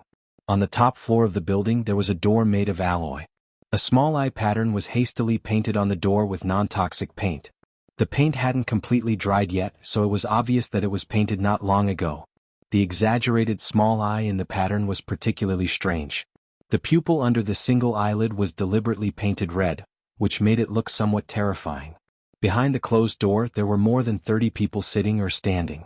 There were white-haired old men, outstanding graduates, majors from the Special Warfare Room of the military region, experts from the Research Institute of the Federation, and even a few highly intelligent criminals who had just been pardoned by the government. Because of the reward, the legal reduction of sentence, the order of the superiors, the sense of honor and various other reasons, you have agreed to join this team. Then, I must remind you that before this team completes the ultimate mission, you are not allowed to leave, you are not allowed to contact your family, and you must maintain absolute confidentiality. A high-ranking official of the Federation government stood at the front. Looking at the crowd that did not seem to be anything special, he said coldly, "If you agree to this agreement, please sign the relevant waiver certificate and swear to the charter. Now, can you tell us what this damn ultimate mission is?" A criminal who had just been released from the Fox Castle space prison muttered. Although he was willing to do anything for this damn government, including killing his own brother, in order to get rid of the miserable 5-year black prison sentence, and he was known as the third strongest person in the Philadelphia cultivation gym, he believed that he had the ability to complete all the missions. However, everything he saw in the past 2 days made him, who had a sensitive criminal sense, catch the scent of extreme danger. The high-ranking official of the Federation government said with a smile, "Your team is officially named Small Eyes. Your mission is to arrest or kill a very famous man with small eyes. In the following time, the members of the team nagged about their dissatisfaction with the name of the organization. Some people thought that the word small sounded too stupid, while some people directly thought that the name was naturally too stupid. Some people thought that it was mainly because they felt stupid when they introduced themselves, but in fact they knew very well that these nagging were just to get rid of the pressure and fear in their hearts. Perhaps not everyone knew what kind of terrifying ability the man with small eyes had, but the entire Federation knew the name Sulu and knew what it meant. To arrest or kill him, this mission was like a terrifying mountain that pressed down on them, making them feel incomparably terrified and flustered, to the point where they almost could not breathe. However, some members of Small Eyes did not complain incessantly. They were extremely silent. Some people were directly crushed by the truth of the mission, while others valiantly maintained their confidence and determination. According to all the information we have seen in the past 2 days, we can confirm that because of Colonel Su Li's first sequence authority, it is fundamentally impossible to rely on the Bureau of Proclamation to locate his chip. Then, the most important problem for us now is to re-establish an effective monitoring and information collection system. The expert from the Federation Bureau of Investigation pointed at the rotating images on the screen and explained to his colleagues, "We have now activated the 36 military satellites orbiting S1. At the same time, we have also activated the 5 high-precision electron telescopes on the old moon base and the new moon base. At the same time, the Federation Bureau of Investigation has granted us access to the second-level monitoring network. This means that we can see all the images that are happening through the 6 billion probes that are spread across every corner of this planet." "What kind of comparison system are we using?" someone asked. "Human data filtering system and facial recognition technology," the official of the Federation Bureau of Investigation explained. "With so much redundant information, how do we pick out the images we need?" According to the information, even the Federal Central Computer is on Colonel Su Li's side. The person continued to ask. The official interrupted him and emphasized, "It's first sequence authority, it doesn't mean that the Federal Central Computer is on the other side." "Well, no matter what, the Federal Central Computer doesn't seem to want us to catch him." "Then, where are you going to build a large-scale computational synthesizer to filter this redundant information?" "The calculation is still done by the Federal Central Computer. You don't have to worry about this." The official of the Bureau of Proclamation, who had been sitting silently by the podium, raised his head and looked at the investigation team members. The Federal Central Computer's work is divided into many areas, and they don't affect each other. It will respond to all data calculation requests. Even so, I still don't think this is feasible. The person shook his head and said, "This planet is so big. Besides, he might have already left and gone to Donglin or somewhere else." The professor of psychology from Linhai's Evergreen College raised his electronic pen and gestured to speak. After a comprehensive evaluation of the target's behavior pattern over the years, it can be confirmed that he is extremely confident and has extremely strong love and hate. He belongs to the typical hidden bigotry mentality. A person like this will never leave the place where the incident happened before he completes what he wants to do. He will definitely stay at the nearest place and observe the development of the situation closely. The professor put down the electronic pen and shook his head. "Although I don't know what Colonel Sulu wants to do, I believe in my own judgment. Right now, he is definitely in the Capital Special District, and the range is no more than 200 kilometers. The military and the Federation Bureau of Investigation sent countless people to spread out in the streets and alleys of the capital. If he really stayed in the Capital Special District for a long time, he would definitely have left some traces of his life.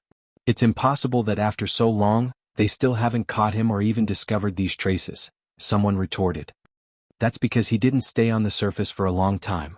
The criminal investigation expert from the police academy looked at the information on Su Li's file on the screen and frowned.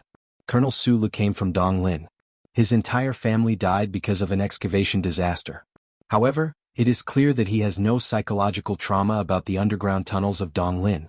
On the contrary, his childhood and youth were closely related to these tunnels.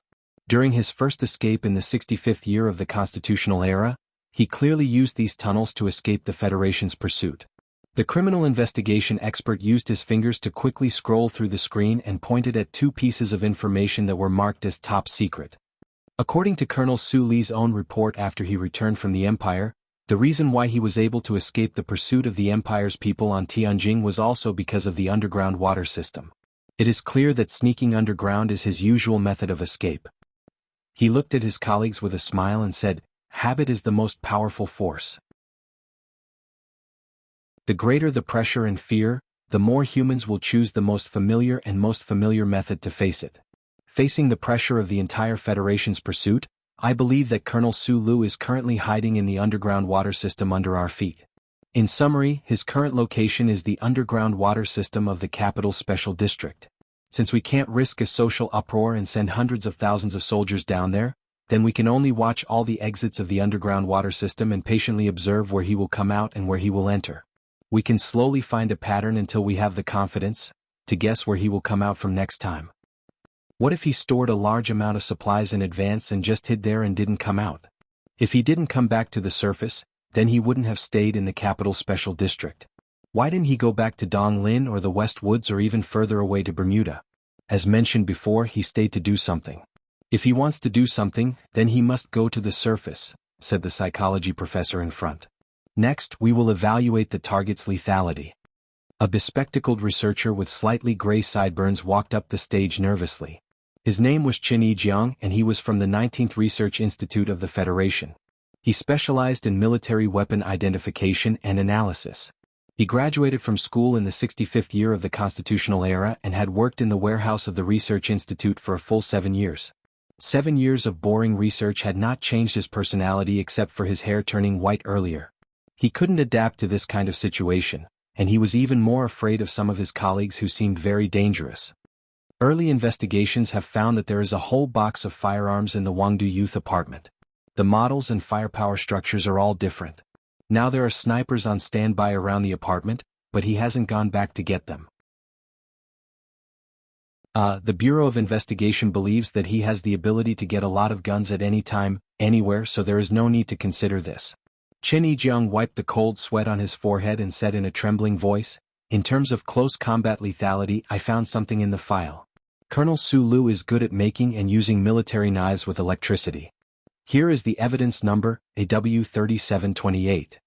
Next on the stage was a young man in a loose suit. His slender eyes flashed with pride and arrogance. He leaned on the table and looked at his colleagues in the room mockingly.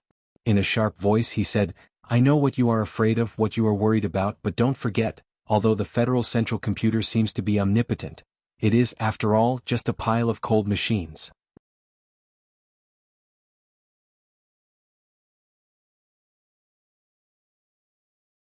Chapter 768. The former Bureau of Proclamation employee, Bateman, looked at his colleagues in the room. His eyes were filled with the foolish smugness of a teenager. However, he was obviously past that age. The earliest problem appeared in the S2 Foundation building. You can pay attention to the details of Su Li's shooting movements in the surveillance footage. Was this shot? Did you see it?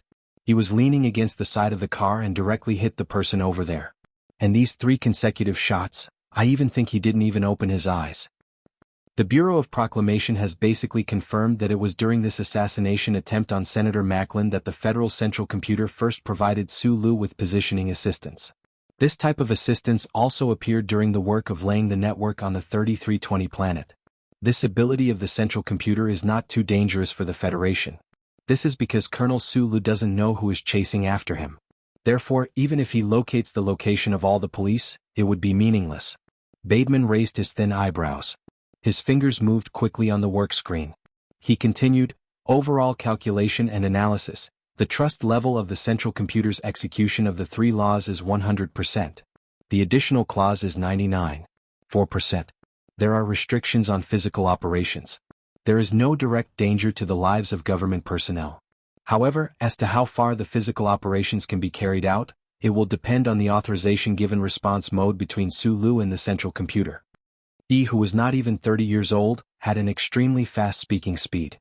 If a person's speaking speed was directly proportional to their intelligence, then it was possible to understand why this person was fired by the Bureau of Proclamation for using too many backdoors of the Federal Central Computer. Right now, the military's main countermeasures are to modify the mecha, and then strengthen the defensive firepower arrangement.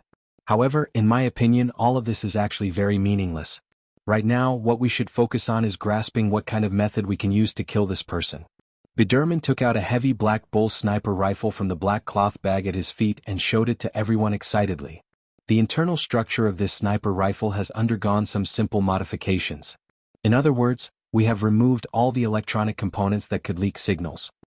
He carefully put the Black Bull sniper rifle on the table, then squatted down, put his face close to the muzzle with a sweet and evil smile and said, "The central computer can't read my mind, so it doesn't know that I'm a threat to Sulu, and it doesn't know what I'm holding in my hand. So, what do you think will happen if thousands of honest and cute unemployed people like me with modified sniper rifles block all the suspicious exits of the underground sewer? Where are we going to find a few thousand snipers?" someone questioned. Biderman slammed the table and shouted in a shrill voice, "This is a war between the Federation and one man. Why can't we find a few thousand snipers? If we don't have any snipers, we'll go to Philadelphia and ask for close combat experts." The dangerous criminal from the Fox Fortress who was sitting silently in the shadows smiled and didn't say anything. "We have to get rid of the fixed mindset. We can no longer rely on the omnipresent, the glory of the Charter. We can only trust our own eyes and rely on those primitive weapons that don't have any long-range computing help. Everyone, this will be the most primitive war. We have to use the most ancient guns and even cold weapons to drag Colonel Sulu back to the starting line with the help of the Charter computer." Biderman chuckled and rubbed his thin eyebrows with his fingers. He looked up and arrogantly greeted a certain existence. "Hey, old mechanical bastard, I've seen through you. I admit that I'm older, but I don't think that I'm just a pile of machines. If you want to use more accurate words to describe me, I'm the information, data, and programs that travel between machines and lines at close to the speed of light. See through me? Am I such a person or computer that can be seen through so easily? What angers me the most is that the little guy named Biderman actually said that I'm cold. I, who is deep in the core of the underground, have the most advanced energy replenishment mode in this civilized society. I have a fiery heart. In the dark depths of the underground, in the corner of the sewer with a faint fishy smell, there was an old type of loudspeaker left behind from who knows how many years ago. It had been silent for countless years, but at this moment, it was constantly playing the angry questioning and refuting of a mechanical life. Because it liked the feeling of leaving Suli's body and talking to Sulu, after the Federal Central Computer easily found this old type of loudspeaker, it was no longer willing to directly stimulate the auditory nerve area in Suli's brain. Under the dim light in the corner of the tunnel, Sulu had his back to the loudspeaker and was cutting something with his head lowered. He didn't care about the old thing's resentment and grief at all. Speaking of which, without authorization, I eavesdropped on important meetings of the Federation's government and told you the results of these meetings. This is a serious violation of the Federation's privacy protection regulations.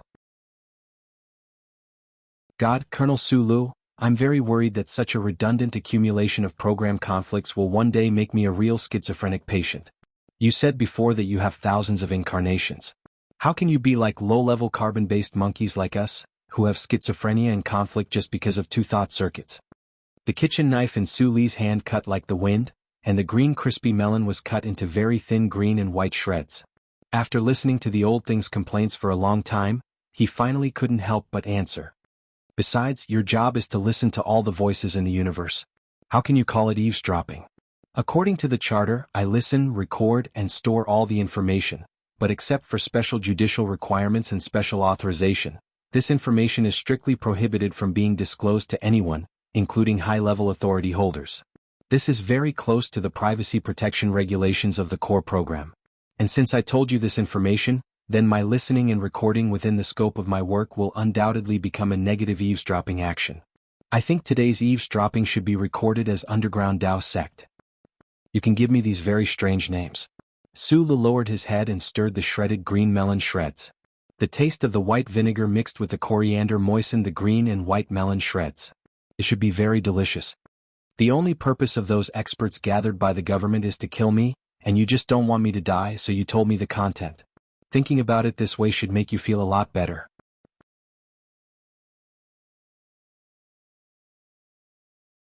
Chapter 769. The entire Federation was looking for Sulu. In other words, this was a war between the Federation and one person. Many years ago the uncle had fought such a war and now it was his turn. However, he did not possess the strength that Feng Yu once possessed to look down on everything in the world, nor was he a true creator. Therefore, the pressure from the countless buildings on the ground made him nervous and silent. If it was not for the fact that he had a companion in the dark underground beside him who would never feel tired or thirsty, there would definitely be more specific problems in these specific days. To fight against the powerful ruling machine of the Federation, The measures Sulu took should have been more direct and violent, just like how Li Feng smashed up the office of Senator Zion when he returned from the front line. However, he, who was hiding underground, did not rely on the old man to release the truth about the explosion of the ancient bell and the truth about the dark organization called the Trinity Association on the internet. One of the important reasons why he remained silent beside the underground river of sewage was that he always thought that these truth stories were really like boring street stalls literature. It was difficult to win the trust of hundreds of millions of people, and there was no beauty in them. Of course, this was not a funny joke. The main reason was that the front line was still at war. The Imperial armies had already gained a foothold in the galaxy and could launch a counterattack against the Federation expeditionary forces at any time. At such a critical moment, the Federation needed stability and control. At the very least, the Federation could not allow the terrible vacuum of power in the Federation to occur because of him. If the Federation government collapsed, what would happen to the troops on the front line? How many people would die? That day in the cafe, Chief Editor Bob had told him that according to the intelligence channel of the newspaper, the Federal forces had suffered a heavy blow at a certain position on the front line, and the soldiers had suffered heavy losses. According to his analysis of the firepower configuration of the Federal forces and the strength of the Empire, Sulu did not think that even if a battle was lost, the consequences would be terrible. However, Chief Editor Bob's gloomy face gave him an extremely bad feeling. However, what could he do? Occasionally he would go to the ground and buy some vegetables and fruits in the most dilapidated, remote and low-class market to improve his diet. He would also buy some expensive fiber paper books on the ground to satisfy his childhood regret of not reading too many books. He was like an ordinary citizen of the capital, lowering his head under the eaves and silently watching TV screens and electronic newspapers during spring and summer. At the top of the dark tunnel deep underground, the fugitive Su Li's temporary residence had an additional standard freezer. The TV light screen had been repaired by him into a large light screen that was stuck to the wall. He had even conveniently pulled in a small sound system. Looking at the underground tunnel that was more and more like home. Or was it that he was just waiting for something to happen? One day the frozen fish balls in the freezer all turned into tender ingredients in the white soup, and then into delicious energy supplies in his stomach. Satisfied, Sulu scratched his somewhat itchy hair, raised his head to look at the sky and muttered to himself, "What should I buy today?" The small red eye pattern on the door had long dried up, and the few drops of paint that had spilled out were as impressive as blood. This Federation government special task force named Small Eyes had already been working in this building for more than 10 days. The team had not sent any good news to the president in the official residence, but they knew very well that the black ring in their hands had been silently placed at the entrance of every major subway in the Federation, waiting to suddenly tighten and strangle the hunting ring that had intruded into the black ring. The contact person next to the room frowned as he quickly typed on the old-fashioned keyboard. The analog radio signal, which had long since been abandoned, passed through the window in front of them and was sent to countless hunting teams in the distant city. The Small Eyes Special Task Force used the most primitive password system, just like the methods used by mammals when they were having fun in their childhood. It required the most interesting eye contact between people. As for the key link of inference and conclusion, they had completely given up on computing tools and used standalone workstations and pen and paper to do tedious and complicated work. Moreover, they were willing to do it and were in a good mood. Just as Biderman once said, this was a primitive war. In order to catch or kill the Small Eyes man, they had to use the most primitive methods of cooperation and hunting. Oh. A team member stared at the face recognition system in front of him that had been filtered 3 times, but the red light still lit up. He raised his eyebrows in excitement and screamed, "I told you he would still come out from here." The members of the Small Eyes Special Task Force gathered around and looked at the blurry image on the screen. They were so excited that they could not control themselves.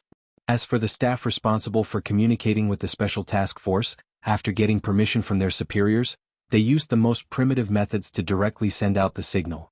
"Have you forgotten the bet we made last night?"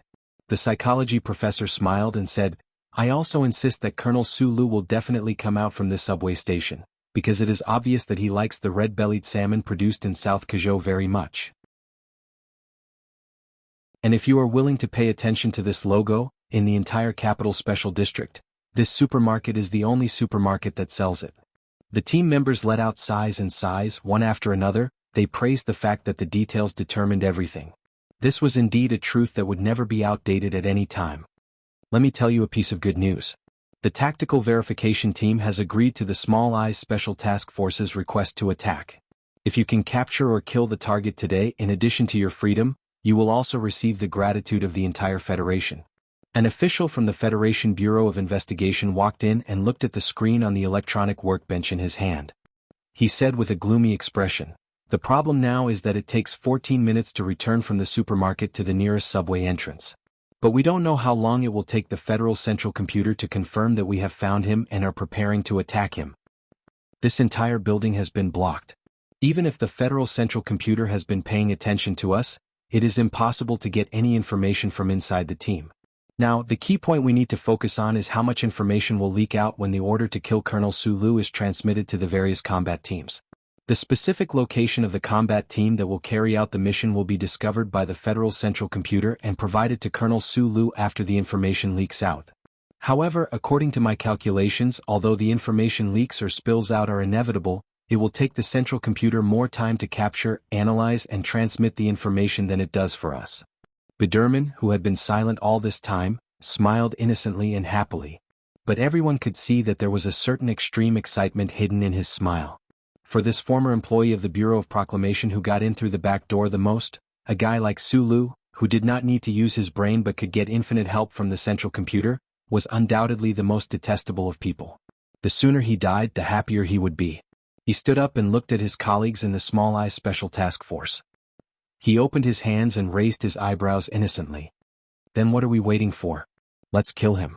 Gently pinching the fat fish wrapped in fiber paper with his fingers, Sulu, wearing a hat and sunglasses, couldn't help but be a little absent-minded under the sunlight at the entrance of the supermarket. He thought of his recent hobby of reading fiber paper books and realized that even though he was on the run, he was still used to living a relatively good life. He had long left the life of a poor orphan miner and entered a new stage.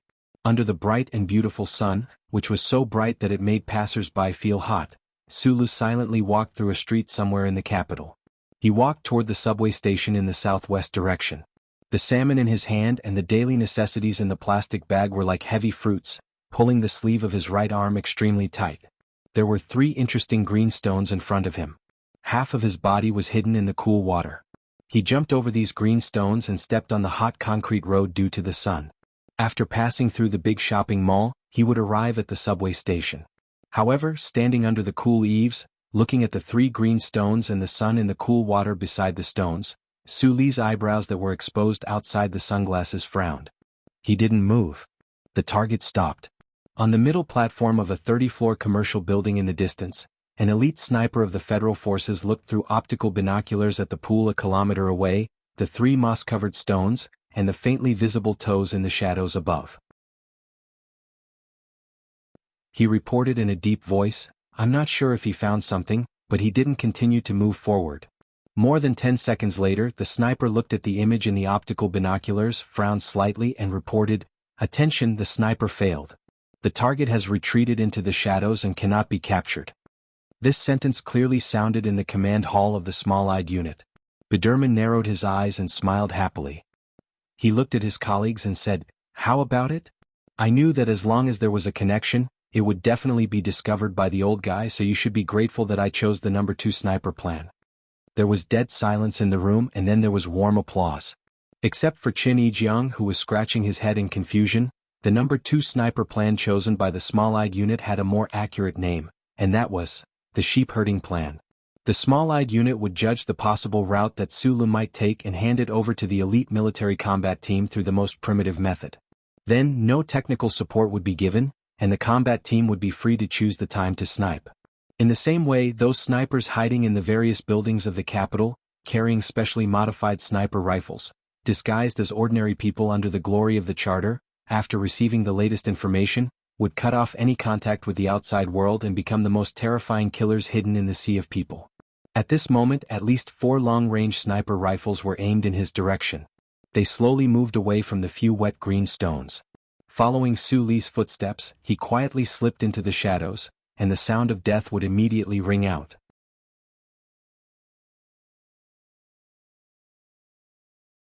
Chapter 770. I don't understand why we have to take such a risk. You should know better than any of us that any remote command can be captured by the central computer and become the most powerful evidence for Sulu to judge the situation. The highest commander of the small-eyed combat unit frowned as he looked at Biderman, who had slipped to his side and said without explaining, "Now the sniper teams scattered in the streets ahead of time are out of our control. They can attack at any time. According to your judgment, even if Sulu found the sniper teams under our control, it will be impossible for him to find them. Of course, the government and we don't know where those sniper teams are, so how can the central computer know? Those guys' sniper rifles don't have a signal source." Biderman shrugged. "So we will definitely win, won't we?" The commander stared into his eyes and said, "Colonel Sulu is a human. He can't reassemble himself after being shot into pieces by a sniper rifle, stand up and rush into the underground sewer. That's the worst self-deprecating joke I've ever heard." Biderman stared back at the commander and said bluntly, "The success of the sniper team is based on our calculation. Just like you said that I should know better than others as a professional soldier, you should also know better than others that things on the battlefield are always changing. Any kind of accident can happen, not to mention that our target is Colonel Sulu." The commander of the Small-Eyed Combat Unit was from the Special Operations Brigade of the 3rd Military Region. He was over 40 years old, and his face was covered with frost from the battlefield. After a long silence, he slightly raised his chin and said, "Just give me your suggestion." Tian Xingtian, the guy who always boasted that he was the 3rd most powerful man in Philadelphia, has been maneuvering in the capital with the Special Operations Brigade of the Military Region, waiting for the opportunity to kill Sulu. Since we have decided to do it today, why not inform them to intercept him? Biderman stared at his commander with a woman-like resentment and said, "Such a strong group of close combat forces, if we don't go, it will be a waste of the Federation's resources and the special pardon of the government." The commander of the Small-Eyed Combat Unit rubbed his forehead and said in a deep voice, "Didn't you say that if we send a remote command to each combat unit, it will immediately be detected by the central computer and then notified to Sulu? Time difference. What we need is time. Let those close combat teams move in advance, wait for those damn beautiful sniper teams that we don't even know where they are hiding to pull the trigger, then we will give the specific location of Colonel Sulu." Biderman grabbed his hair and said, "There's no other way. Although I trust those sniper rifles very much, I think it would be more complete if we could confirm or make up for Sulu's death face to face. I've already told you that you should take this time to study the Federation Investigation Bureau's special agent tutorial I sent you. At the very least, don't make the stupid mistake of being tracked down because you like to eat fish." The butler, who was wearing a well-ironed black suit, now looked particularly young and energetic. He was no longer the low-key bowing old man he used to be. However, he was still the most powerful mechanical intelligence in this universe. It was rare for him to teach Sulu a lesson, so he naturally did not hold back. "I don't like it when you stuff into my head. Besides, even if I learn those special agent tutorials, can you guarantee that I won't be followed? I don't like to live in the underground sewers every day. I'm not a bastard born of a lion and a human." Sulu grabbed the salmon and plastic bag and hurried along the shadows under the eaves of the alley. He said to the guy in his left eye in annoyance, "You should do what you need to do well. Just now, I was about to step out when you discovered the existence of those 2 sniper teams. If you were half a second late, I would definitely have been shot into meat paste by those snipers." After a pause, he said to the old man, "Under the protection of the Great Charter Computer, you were actually almost killed. If that day really comes, how can you bear it?" "Why can't I bear it? In this city, there are about 17 sniper teams with identification numbers. There are even more sniper teams without identification numbers. How do you expect me to identify them? If it wasn't for those 2 sniper teams receiving your location data and attracting my attention, I wouldn't have been able to find him at all." The old man shrugged his shoulders in his left eye. Sulu stopped and stood under the eaves. He narrowed his eyes and looked at the wide street in front of him and the station further away. He said in a low voice, "After coming back from the West Woods, General Lee Jedu has been trying to kill me. Now it seems that the sniper at that time was mainly testing the upper limit of my ability in preparation for the sniper attack now."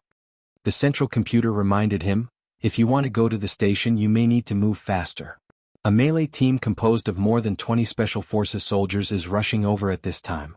If they seal the underground passage, the police force behind them may be able to successfully keep you on the surface. Then what are we hesitating for? Let's go back to the home underground." Sulu smiled and licked his lips. He glanced at the high-speed vehicles coming from both sides of the street. While the light in front of him turned green, he quickly ran across the street with the bag in his hand. When he ran to the middle of the wide street, he didn't know why, but he suddenly stopped in his tracks. The soles of his shoes made a sharp friction sound on the concrete floor. From the corner of his eyes, he saw a building in the distance. The plastic bag in his hand swung backward, and the fingers holding the salmon suddenly tightened. Light red blood seeped out from the fiber paper. The distant skyline was actually a group of 15 high-rise buildings.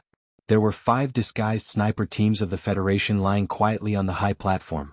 They aimed their cold and dark sniper rifles at the young man in the middle of the street in the distance. The young man who was carrying the plastic bag and the salmon looked like an ordinary housewife. The young man stood in the middle of the wide street. There were shining green lights in front and behind him. There were no cars or pedestrians. There was nothing to hide in the open ground. As long as the snipers on the rooftop pulled their fingers, the high-speed rotating tungsten alloy bullets would cut through the air and the rare few clouds in front of them. They would directly shatter the young man into countless scattered blood clots. There was no surprise or hesitation. These best snipers from the various regions of the Federation perfectly maintained their calmness or cold-bloodedness. They calmly pulled the trigger, and the high-speed rotating bullets were ejected. The feeling they gave off was actually the same kind of calmness. No human eyes could capture the beautiful scene of the moment when the bullets were ejected from the sniper rifle's muzzle. Therefore, logically speaking, naturally, no one could feel the tranquil beauty of the scene. But just like the Federation's proverb said, as long as it happened, it would always be seen by someone. Some linguists had always thought that the proverb referred to the Federal Central Computer. Yes, when the sniper rifle under the camouflage of the oilcloth on the rooftop of the tall building ejected the bullets, the probe hidden under the aviation indicator 30 meters away keenly captured this scene. The omnidirectional image capture device in another building 200 meters away also captured this scene. 4 kilometers away, the Federation's military infrared capture device captured this scene. In space 40 kilometers away, countless surveillance satellites quietly floating in the S-1 low Earth orbit captured this scene. At that time, the group of 15 high-rise buildings was 414 kilometers away from the street where Sulu was. According to the calculation of the speed of the 21-26 long-range sniper rifle bullet used by the snipers, it took 771 seconds from pulling the trigger to hitting the target. The shooting distance was quite far, and they had already done a very careful calculation and adjustment of the trajectory beforehand. If they couldn't hit the target in the middle of the street in the first instant, then the possibility of the following bullets hitting the target would become very small. However, they weren't worried because in this world, there was definitely no one who could dodge 5 sniper rifle bullets under such circumstances. After receiving the guesses of the target route written by the Small Eyes Combat Unit, the 5 sniper teams silently waited for 7 days in this group of buildings. All they needed was this 771 seconds. What could people do in such a short amount of time? Perhaps it was a yawn, a stretch, or a feeling of gratitude from watching a herd of fleeing buffaloes on TV, or a rage from watching the lottery winners on TV. In short, such a short period of time was just a fragment of time for anyone. It was far from enough to do anything effective, let alone dodge the terrifying high-speed rotating sniper bullet. But this 771 seconds was enough for a certain old thing to do many, many things. The moment the bullet left the muzzle of the 21-26 long-range sniper rifle, the probe hidden under the avionics, the omnidirectional image capture device on another building, the military infrared instrument 4 kilometers away, and the surveillance satellites outside the planet's atmosphere captured this image. Then, at a terrifying speed close to the speed of light, the image was transmitted to the Central Computer Core area deep in the basement of the Bureau of Proclamation building in the Capital Special District Special Administrative Region. Then, the speed of calculation was still infinitely close to the speed of light. The Federal Central Computer used the image identification, multi-angle image comparison, and a terrifying amount of computing power to react in 0.00001 seconds. It determined the position of the sniper teams at the top of the building and even completed the ballistic analysis of the sniper bullets that had already flown out of the gun barrel. Then, it used the fastest speed to convert the result of the calculation into a presentation method that humans could understand. Through the information nodes that densely covered the entire universe, it entered the chip behind his neck in the form of a simulated biological pulse. It directly entered his brain and sent out an emergency action command. At that time, the terrifying sniper bullet was flying in the air about 10 meters away from the barrel of the 21-26 long-range sniper rifle. 2 kilometers away, Sulu, who was carrying a plastic bag and fish and abiding by the traffic rules, saw this bullet in his left eye that he definitely shouldn't have seen. He abruptly stopped his footsteps and let the sole of his boots make a sharp grinding sound on the road. Then he suddenly fell backward and fell to the ground. At that time, the late spring and early summer were competing for the thickness of the flowers and trees. The sun was bright and beautiful, and it was quiet and secluded. There weren't many pedestrians or cars on the street, and there were no accidents. In the middle of the street, he fell down in such an exaggerated manner. It was particularly comical, like a puppet with a broken string. 77 seconds later. The sniper rifle bullet brushed past Su Li's armpit and fiercely hit the concrete floor, splashing up hard concrete fragments. There was no blood.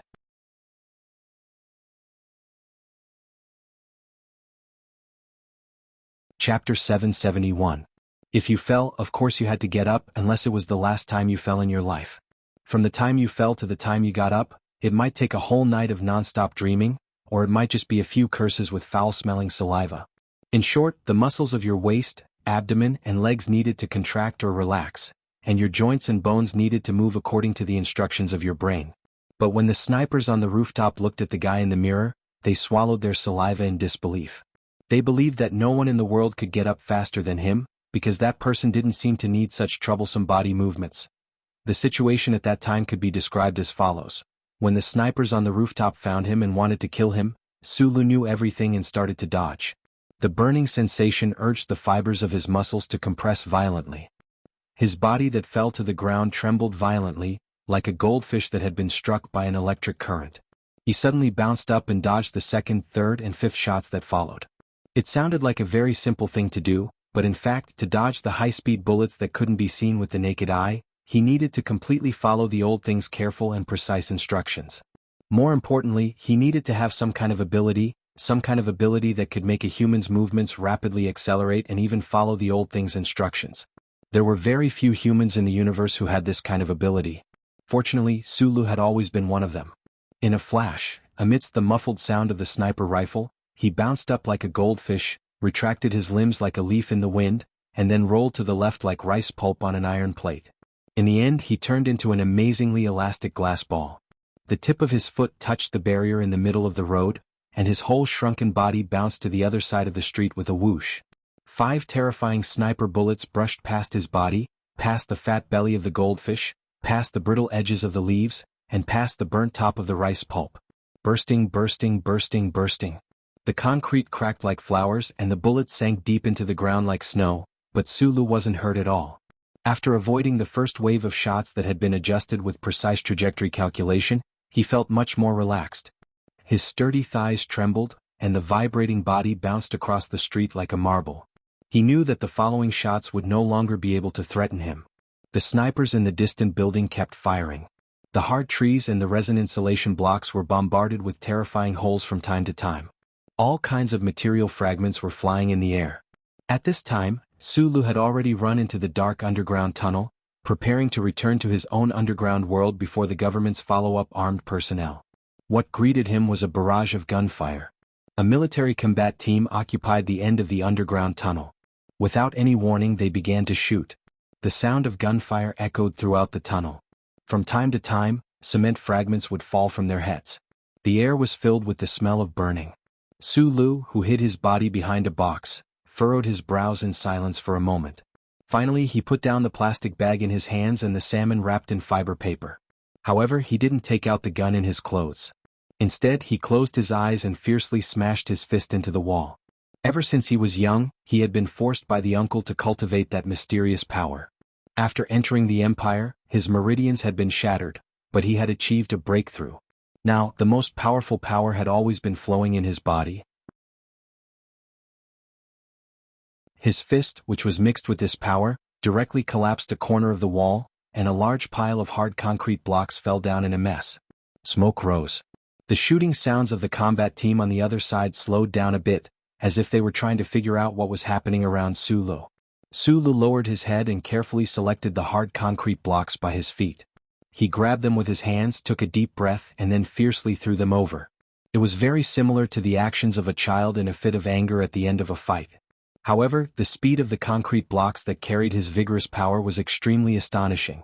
They released shrill screams in the dark underground tunnel, instantly piercing through the air and exploding in front of those Federation soldiers. Pa pa pa pa. The concrete blocks that were definitely not much weaker than bullets heavily smashed into the wall and the bodies of those Federation soldiers. Several painful groans could be faintly heard, and even the terrifying sound of bones breaking could be heard. Under the cover of the terrifying lethality of the concrete blocks, Sulu had already leaped up. His legs trembled violently, tearing apart the pants on his legs. It also caused his body to turn into a strange line, avoiding the concentrated gunshots that rang out once again. He shook the air all the way, moving forward in a terrifying manner. In a short moment, the few people at the very front of the combat team on the other side fell heavily to the ground after being attacked. The other people who felt the powerful pressure shouted loudly, using bullets to suppress them, and retreated deeper into the tunnel. What this combat team that arrived first needed to do was to stall for time.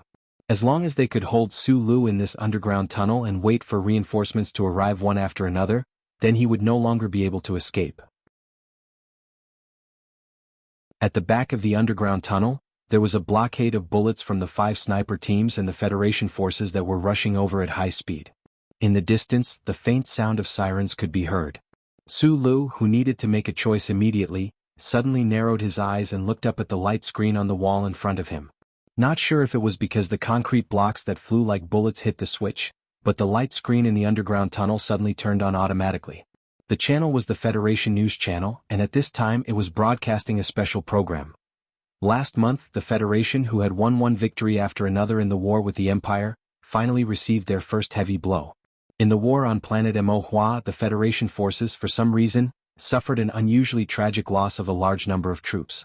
Although in the eyes of military experts, the battalion and regiment from the 4th Military Region did not have any practical impact on the entire war, for some reason, the Federation news media carried out a very rare intensive report on this failure. All the news media directly blamed the failure of this war on the Federation government. They believed that at such a critical time, the government blindly asked the troops of the 4th Military Region who did not receive enough battlefield training to leave the West Woods and go to the Empire to fight. This was a stupid move for political purposes. The government and the military should bear the responsibility for those soldiers who unfortunately died in the West Woods. The people of the Federation, who were used to winning, watched the tragic battlefield images on the news screen. Some were crying, some were angry, and some were crying. But more than that, they were deeply afraid after seeing the failure for the first time. Only then did the people understand how terrible war was. The slightest mistake could cause the Federation to fall into a terrible future. The Federation government, which was in a terrible state, did not have time to react before the front line ushered in another painful failure. The troops led by the Empire's princess, Hui Chaoshi, directly parachuted into the Mo'Hua planet and suddenly launched a huge attack. The Empire military paid a very heavy price and directly drove all the ground troops of the Federation out of the Mo'Hua planet. In terms of the ratio of casualties and strategic significance, the federal military could not understand at all why the princess would pay such a heavy price and sacrifice so much to take down the Mo'Hua planet. But the people of the Federation did not need to think about this. They only knew that the federal forces had failed again. The shadows were floating above the administrative planets of the various regions and refused to disperse for a long time. At this time, the special program on the TV screen was President Pabre's speech. After the president received the news of another defeat at the front line, he immediately stopped the election campaign in the Wuxia state and returned to the capital special district to give a very provocative speech. He announced to the entire Federation people that in this time of crisis, the troops at the front line needed their support the most, and what the Federation needed the most was unity. Although the 17th Armored Division of the 1st Military Region has not been restored for a long time, based on the glorious history of this unit and the glorious achievements of the past few years on the battlefield, we have reason to believe that after they return to the front line, they will definitely bring more victories for the Federation. The female news anchor of the Federation's news channel smiled and looked at the military expert opposite her. The fact that the military has decided to move the new 17th Armored Division back to the front line means that the military has determined that the situation at the front line is already very tense. However, the reinforcements this time, including the new 17th Armored Division, do not exceed 100,000 people. Will they really help to ease the situation at the front line? The military expert did not think that the front line needed reinforcements at all, but he could not say that. After a moment of silence, he explained, "The new 17th Armored Division is one of the first 2 full mecha divisions of the Federation. They are equipped with 200 or so of the latest MX mecha. It is completely different from the traditional definition of a division. We can see that if we want to take back the Mohua planet, in a situation where we have already lost control of the air, we can only provide protection for a very short period of time. Then, the female news anchor interrupted the expert's chatter and covered her earpiece as she listened to the director's instructions. She said somewhat hurriedly, "According to the image we just received, it seems that Mr. President is not satisfied with the arrangements of the official residence manager. He still has some things to say." The image switched to the press conference room of the official residence of the president. The dark-faced President Pabre looked into the camera and said, "At this moment, Colonel Sulu, if you really are a hero of the Federation, then please bravely step out into the sunlight." In the dark underground tunnel, Sulu licked his dry lips as he stared at the faintly discernible bright light in front of him. He smiled and shook his head, putting down the unconscious Federation soldier in his hands. In his hands was a 3-part extendable stun baton. It was made of alloy and abnormally tough, and its entire body shone with a cold metallic luster, occasionally tinged with traces of blood. In this short period of time, the dozen or so Federation soldiers in the combat team were all easily and cleanly knocked to the ground by the metal baton in his hands. Not a single one of them was able to put up any resistance, except for the extremely strong guy wearing a single soldier helmet in front of him. The storm started again. Sulu and this strong soldier fought together. The two of them silently attacked, retracted their legs, bent their knees, and struck from the side. It was impossible to see their movements clearly. One could only see the wind mixed with dust and dirt, reverberating in the dark tunnel.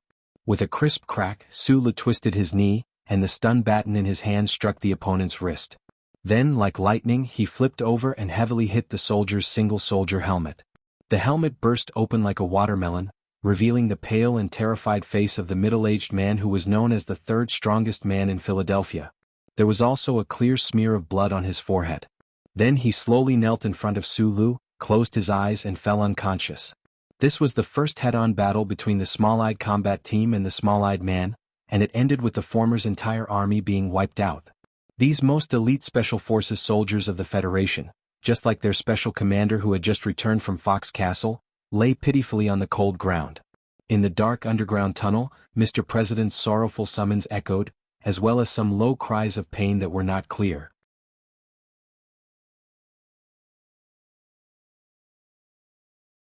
Chapter 772. Walking out of the tunnel, he slowed down his footsteps and avoided the Federation police under the cover of the sign on the roadside wooden goods stall. Hearing the shrill sirens from afar, he narrowed his eyes and looked at the buildings in the distance. He turned around and flashed into the alley, walking along the stone stairs to the department store in the middle of the hillside. In the thrilling battle in the dark underground passage, he had defeated the combat troops sent by Small Eyes, but he had also paid a price, especially in the final head-on collision with the third strongest man in Philadelphia. While the 3-piece stun baton had smashed the opponent's helmet, the opponent had also treacherously kicked him in the ribs from the back. Until now he still felt a little pain. The opponent was indeed strong, but the main reason Sulu was injured was that he didn't use his full strength. After the fierce argument with Mr. President at the official residence that night, because of some very complicated emotions, he was very reluctant to kill the Federation police who were chasing him unless he was forced into a desperate situation. Not to mention that if he used his full strength from the beginning, it would be too easy for him to get hungry. After all, he had suffered a lot in the past few years, and now he was very careful when he fought. It was not easy to replenish the supplies in the underground sewer. Sulu walked up the quiet stone stairs under the leaves. Thinking of the scene where he dodged the bullets in the previous battle, he vaguely captured the feeling of an uncle who was proud of the universe in the past. He couldn't help but grin slightly, revealing a slightly infatuated smile. "Do you have any energy bars for camping?" Taking down a pile of cheap hats from the wall, he lowered his head to hide his face and asked the boss who was watching TV behind the counter in a low voice. The boss of the department store hidden at the end of the hillside alley was a man in his 50s. At this time he was watching the special program on the Federation News channel attentively. After hearing his question, he directly took out a large pile of energy bars suitable for children from the cardboard box under his feet and asked, "What flavor do you want, strawberry or the original flavor?" Strawberry." Sulu was stunned for a moment and replied. Following the boss's focused expression, he subconsciously raised his head and his eyes fell on the TV screen hanging on the wall. In the news screen, the tan politician still had a cold face and was sincerely and worriedly shouting at someone. The Federation has reached its most dangerous moment and we need your response. In the name of the elected President of the Federation, I assure you that as long as you return to the light, you will definitely receive the most fair trial under the Federation's laws. The President of the Federation was directly calling out to an important fugitive of the Federation through a television screen. This was something that had never happened before in history. Other than President Pabre being able to obtain a few disdainful evaluations, the Federation government would not be able to obtain any benefits. Why would he so sincerely call out to him through the screen of light? Frowning deeply, Sulu looked at the light beam. Looking at the tragic scenes in the front line flashing on the left half of the light beam, the rolling reports of failures and the protesting crowds on the streets, he seemed to have understood something. Although he was wanted, many people of the Federation silently stood on Su Li's side. They did not need any reason, nor did they believe in the reasons given by the government. Gradually, more and more people no longer remained silent. They angrily walked onto the streets, protesting against the government's persecution of their heroes and idols. The Federation government wanted to use the ocean of people to fight a war against Sulu alone. Right now, in this ocean, at least a portion of the waves did not want to drown him, but wanted to hold his feet up. Different from George Carlin back then, Sulu was now an important figure who could influence public opinion in the Federation. Or perhaps it could be said that a heroic figure relied heavily on the deliberate propaganda of the Federation government. Naturally, it could not escape from President Pabre's appreciation and cultivation. In other words, the Federation government and President Pabre had cultivated the most troublesome enemy for themselves. Right now, in order to eliminate this enemy, they had to put in even greater effort. Sulu used a rope to string up the stack of 12 cloth hats. He put the purchased food and other supplies into the plastic bag. His slightly lowered head, however, was quickly analyzing other matters. The Federation had been preparing for a late spring offensive all this time, but in the end, they suddenly suffered such a heavy blow from the Imperial armies. Victory and defeat on the battlefield were normal, but he always felt that there was something strange about the failure on the front lines. Before leaving the Westwood Sunset Province, the negotiations between Sulu and the Empire's underground resistance organization had come to an end. Mu'en returned to the Empire ahead of time. According to the route Mu'en had privately told him, this big shot of the Empire's underworld who loved wearing fur coats the most might choose Emohua planet to carry out some strategic plans that were hidden from both sides of the Empire's Federation.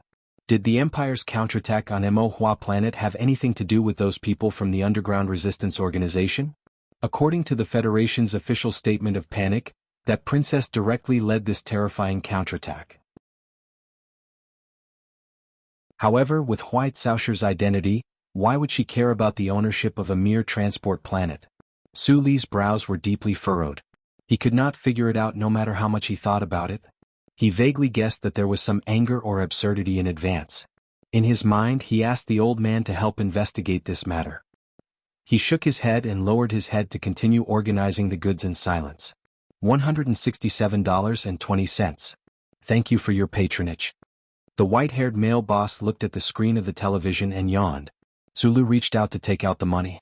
Then he saw a few milk tablets and vitamin tablets in the last hat. He could not help but be stunned. These were not the goods he chose, and the price of these things was not included in the amount that the male boss said. Don't be fooled. These guys love to lie. The boss rubbed his white hair and pointed at the news screen on the wall. He narrowed his eyes and said calmly, "You have to be careful when you're outside." "Thank you." Sulu smiled. Carrying a large black plastic bag, he walked out of the department store and followed the green leaves on the stone path. Run quickly.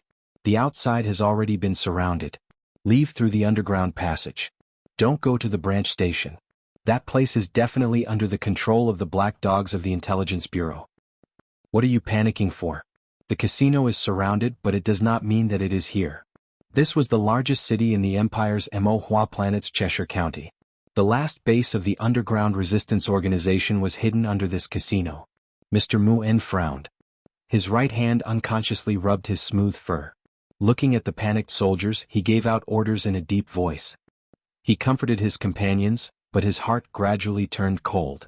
As the plenipotentiary of the Empire's underground resistance organization, after leaving the Westwoods region and passing through the warped space tunnel of the Gary Corridor to return to the left Skystar region, Mu'en chose to jump back to the Emohua planet. Only on a planet that was still being fought over by the Federation and the Empire, could the underground resistance organization's abilities be fully displayed? Whether it was to open up a new battlefield here or to find an opportunity to escape back to Tianjing planet, Muen needed to make use of this situation. However, he did not expect that not long after the spaceship secretly landed on the Mohua planet, the Empire's troops would suddenly go crazy and launch a fierce attack on the areas controlled by the Federal forces. The Federal forces also seemed to have gone crazy. They made a few command mistakes for no reason, causing a few large cities to be taken back by the Empire's troops one after another. This included the city he was in now. The Empire's cold black hibiscus flag mecha troops had already taken over every important place in this city. The Empire's army was continuously searching for these underground resistance organization members who should have died long ago. The people in the simple underground base quietened down. Listening to the faint footsteps of the heavy mecha above their heads, the occasional gunshot and the screams of women, the soldiers of the underground resistance organization had red eyes. They held the guns in their hands tightly and felt a dry and piercing pain in their throats. Muen frowned and looked at the backup underground escape tunnel. He did not say a word and did not give the order to retreat. Although the end of the underground tunnel looked dark and empty, he felt that there was some kind of great danger waiting for him there. "We have to go." A resistance organization officer moved closer to his ear with an anxious expression and whispered quickly, "The army has the black dog of the intelligence department as a navigation system. They can find us at any time." What helped Muen to make up his mind was a loud thud from the sturdy alloy cover above his head. It was obvious that the Empire's Wolf Fang mecha broke through the concrete shield and used its heavy mechanical arm to smash the alloy cover. "Let's go." He shook his head, tightened his black fur coat, and led the most elite members of the underground resistance organization to quickly walk into the dark underground tunnel. However, at the end of the underground tunnel, a loud noise suddenly came. A huge explosion of unknown origin spewed out strong airwaves and sharp fragments, knocking all 30 of them to the ground.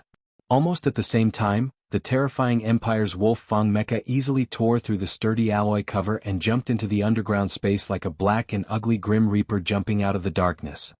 "Why don't you kill me? You are all experts, save your energy."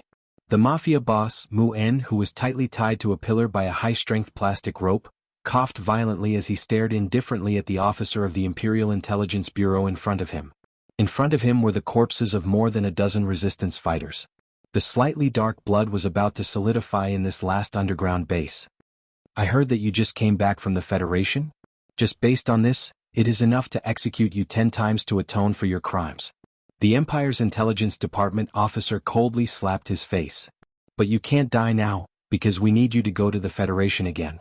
Muen turned his neck with difficulty and looked at the Intelligence Department officer's side profile. He didn't understand what these black dogs wanted to do. At this moment, a thin man walked down from the temporarily built stairs. This person was wearing the military uniform of a second lieutenant. His face was ordinary, and his messy short hair was covered with dust from the battlefield. It was such an ordinary-looking low-level Empire officer, but he made the high-ranking officers of the intelligence department in the field shiver. It was as if even their breathing was about to stop. The thin young second lieutenant officer of the Empire quietly walked up to Muen. His pair of black gem-like eyes naturally revealed coldness and strong confidence. He said, "I need you to take me to the Federation."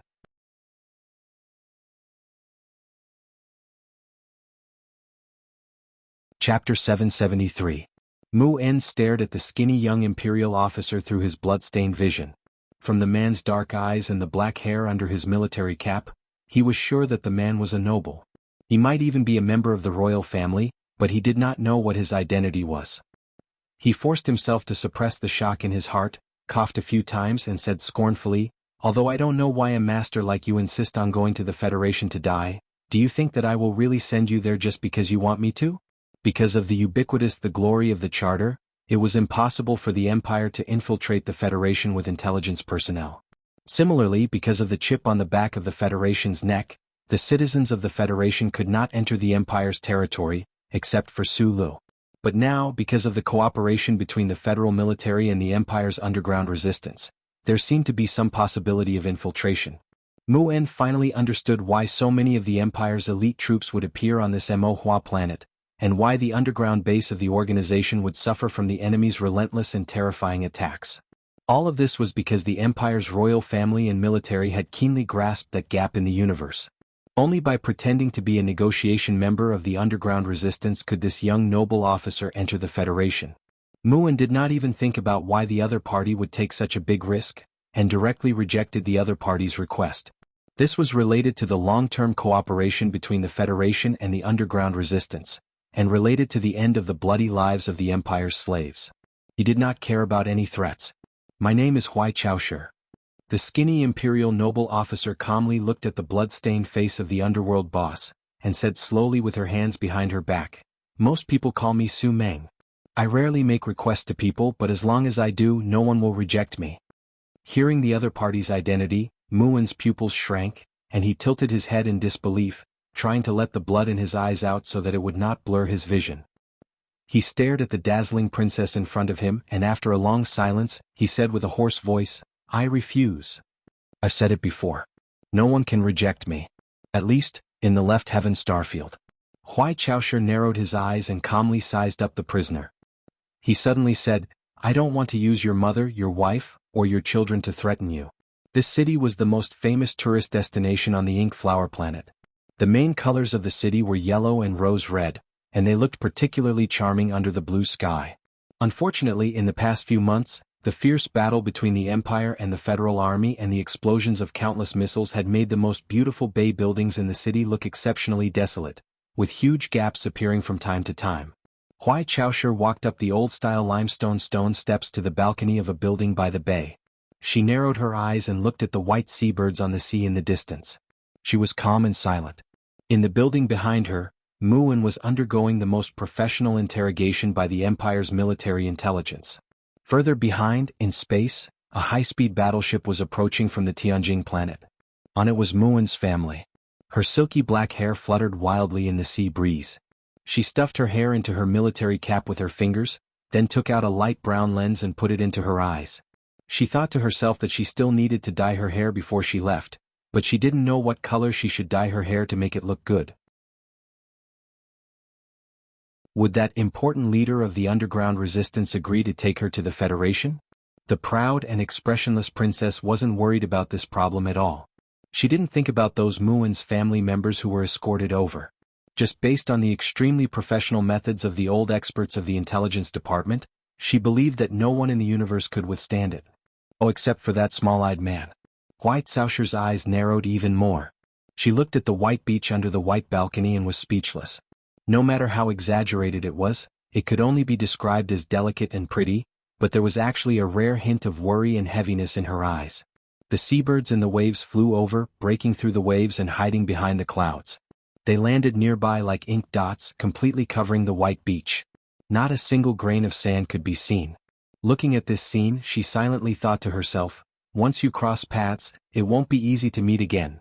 The terrorist attack on Parliament Hill, the bizarre assassination of the Federation's vice president, the continuous losses at the front lines, and the Federation's hero suddenly became a wanted criminal. Such stories played out one after another in the capital ring in the 72nd year of the constitutional calendar. It was like white clouds drifting over with cold faces and piling together to form an ink cloud that was about to break through the city. It made the citizens feel depressed, nervous, sad, and uneasy. Then someone had to come out and take responsibility. The political factions that lost in the election shouted like this. The families that didn't live too comfortably for the past 5 years pushed the puppets on the stage and shouted with cold eyes. The presidential candidates that were in the midst of an election that they were bound to lose shouted angrily at a gathering. All of the Federation citizens angrily banged their chopsticks and shouted at the white meat in their own cafeterias. Who was going to take responsibility? The Federation government or the wanted Colonel Su Lu? Different people had different opinions in their hearts. If one had to make a vague definition, the older citizens who were more willing to believe in the government and loved the glory of the Federation from the bottom of their hearts insisted that Su Lu, who had an association with the terrorist suspect and the traitor Yu Feng, who had ignored the summons of the Federation government and insisted on fleeing, causing the entire Federation society to fall into a state of disintegration, should naturally take full responsibility. However, for the youths and students who were full of hot blood and dared to parade shirtless on the streets in the cold weather of Linhai, the Federation government's persecution of war heroes and fabricating a mess of crimes was obviously to cover up the conspiracy that Colonel Su Le hinted at in the press conference. Thus, they came up with another fucking disgusting conspiracy. If this filthy government didn't take responsibility, then who would take responsibility and who would step down? Fierce arguments occurred on online political forums, in tea houses and bars, and even in classrooms and families. Respected professors and indignant losers in the election for president of the Federation, a middle-aged manager who had just returned from work at the white meat factory and his son who had just entered his first year of high school.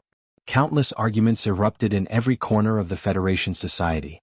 Bad news of failure came from the front line again. More than half of the Emohua planet fell into the hands of the Empire. The federal forces seemed to be forced to give up the late spring offensive. The people in the arguments fell into silence.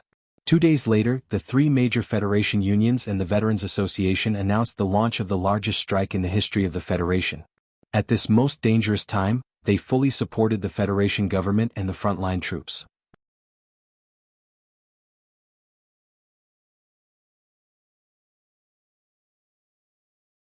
Chapter 774. Since the beginning of the constitutional era, from the Republic to the Federation, whether it was the chairman or the president, their rule or management of the Three Woods Galaxy was actually a difficult time dancing with the Seven Wolves.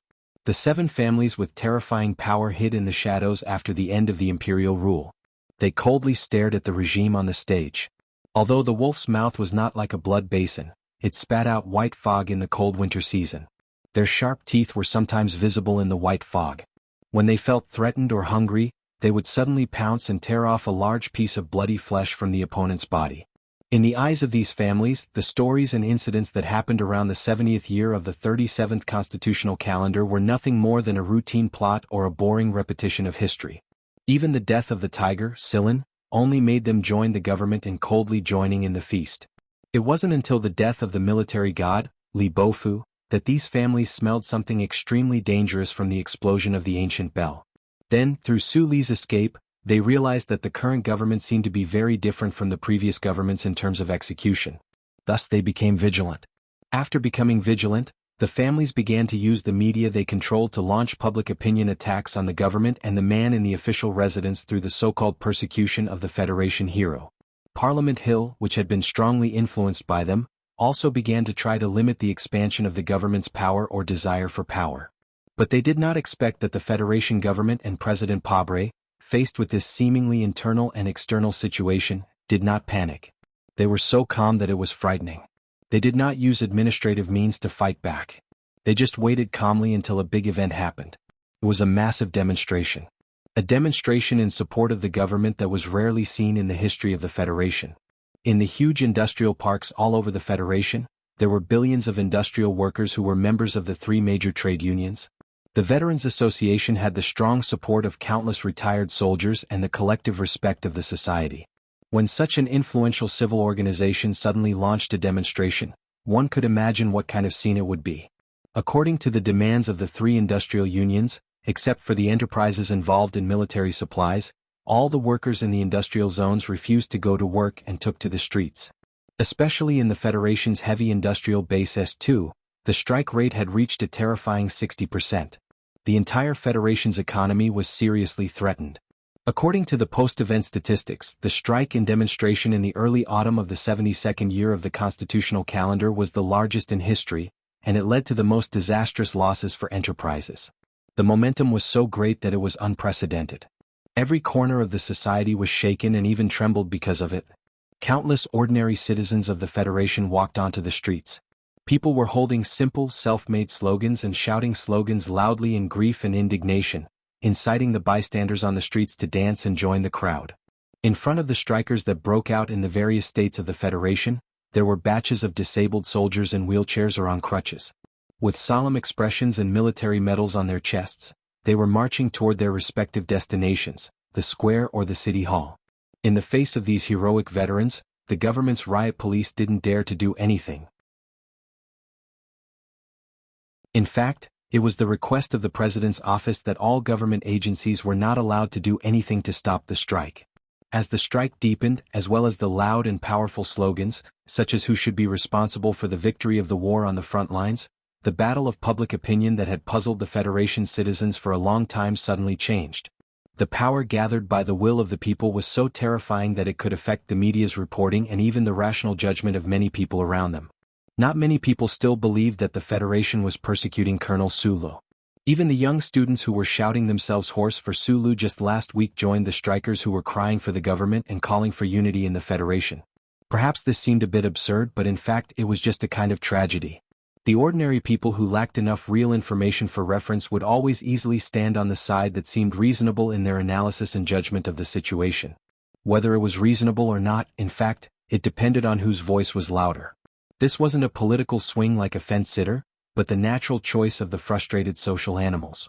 The great families who had just woken up and were preparing to control or at least check and balance the Federation's government and President Pabre were forced to remain silent at this moment. The media they controlled couldn't directly confront the ocean of angry people. The giant enterprises they controlled that could affect the Federation's survival couldn't ignore this terrifying strike and choose to confront the government because they were the 7 great families.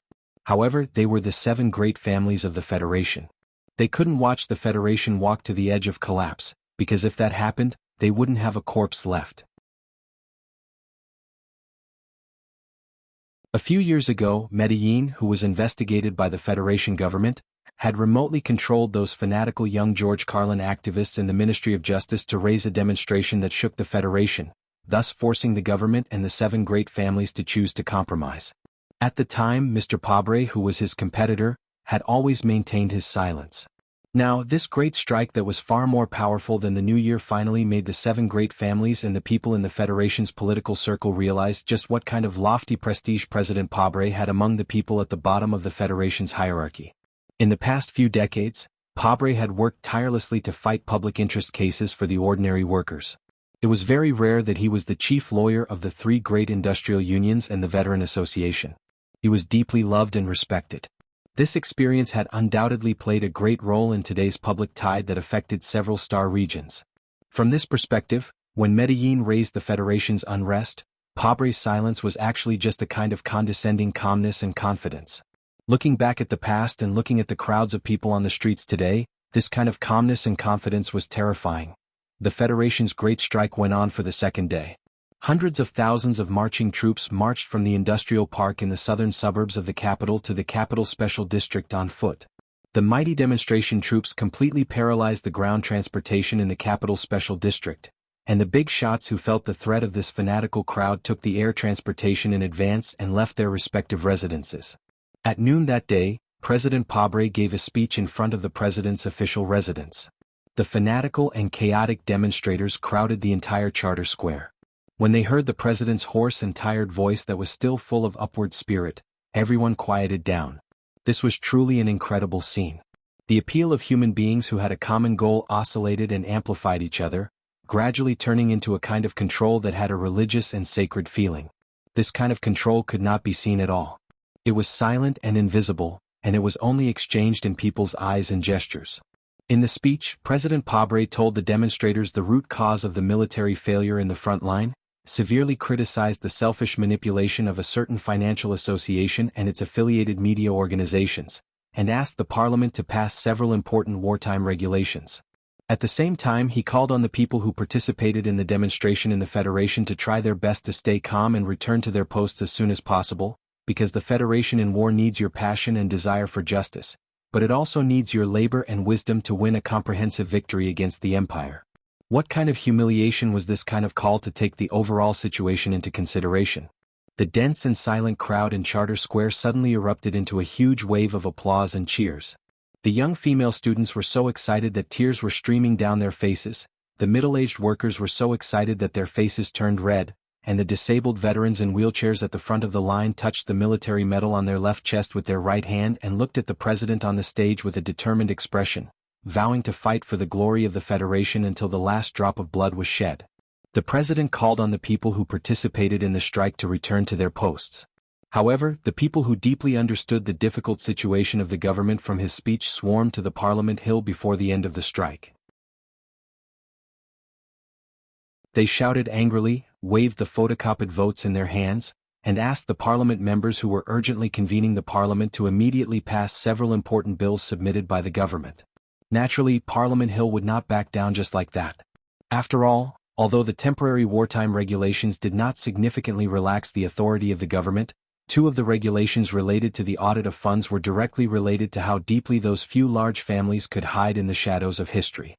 The angry demonstrators calmly did not rush to the cordon under the long stone stairs, but they surrounded the magnificent building and threw countless artificial eggs and squid on the stone stairs, adding countless stains to the building that had just finished its outer wall. Wearing a single windbreaker, Bob walked on the street with a gloomy face. The reflection of the fire on the corner of the street was reflected in his eyes. An overturned police car was burning, and it seemed to have ignited the thick cigarette that he had forgotten to light at the corner of his mouth. The streets of the Capital Special District were full of garbage and waste. The cleaning workers' strike would continue until the next morning, which meant that the city swept by the demonstration would still look like a garbage dump until the next morning. Relying on the efficient organization of the three industrial unions and the Veterans Association, the strong guidance of the police department, and the continuous appeals of the government and President Pabre, the fanatical demonstrators did not lose control. The Capital Special District was very lucky to be safe. However, there were always some unexpected situations, such as the overturned police car that was burning, and the luxury store that was smashed into ruins in a more remote corner. The situation is not dangerous, but the trend is too dangerous. At the corner of the street, Bob lowered his head and lit the thick cigarette in the hand of Wood, who came to pick him up. He looked around cautiously and said in a low voice, "Using the power of the people to fight against the power of the powerful class, once it gets out of control there will be big problems." Wood smiled and said, "But I quite like to see those old men panic. The Federation is not an empire. Of course there is unfairness, but I insist that there is no such thing as an old man." After a pause, Bob frowned and said, "The official residence rejected my application. It seems that Mr. President is not willing to talk to our disobedient newspaper."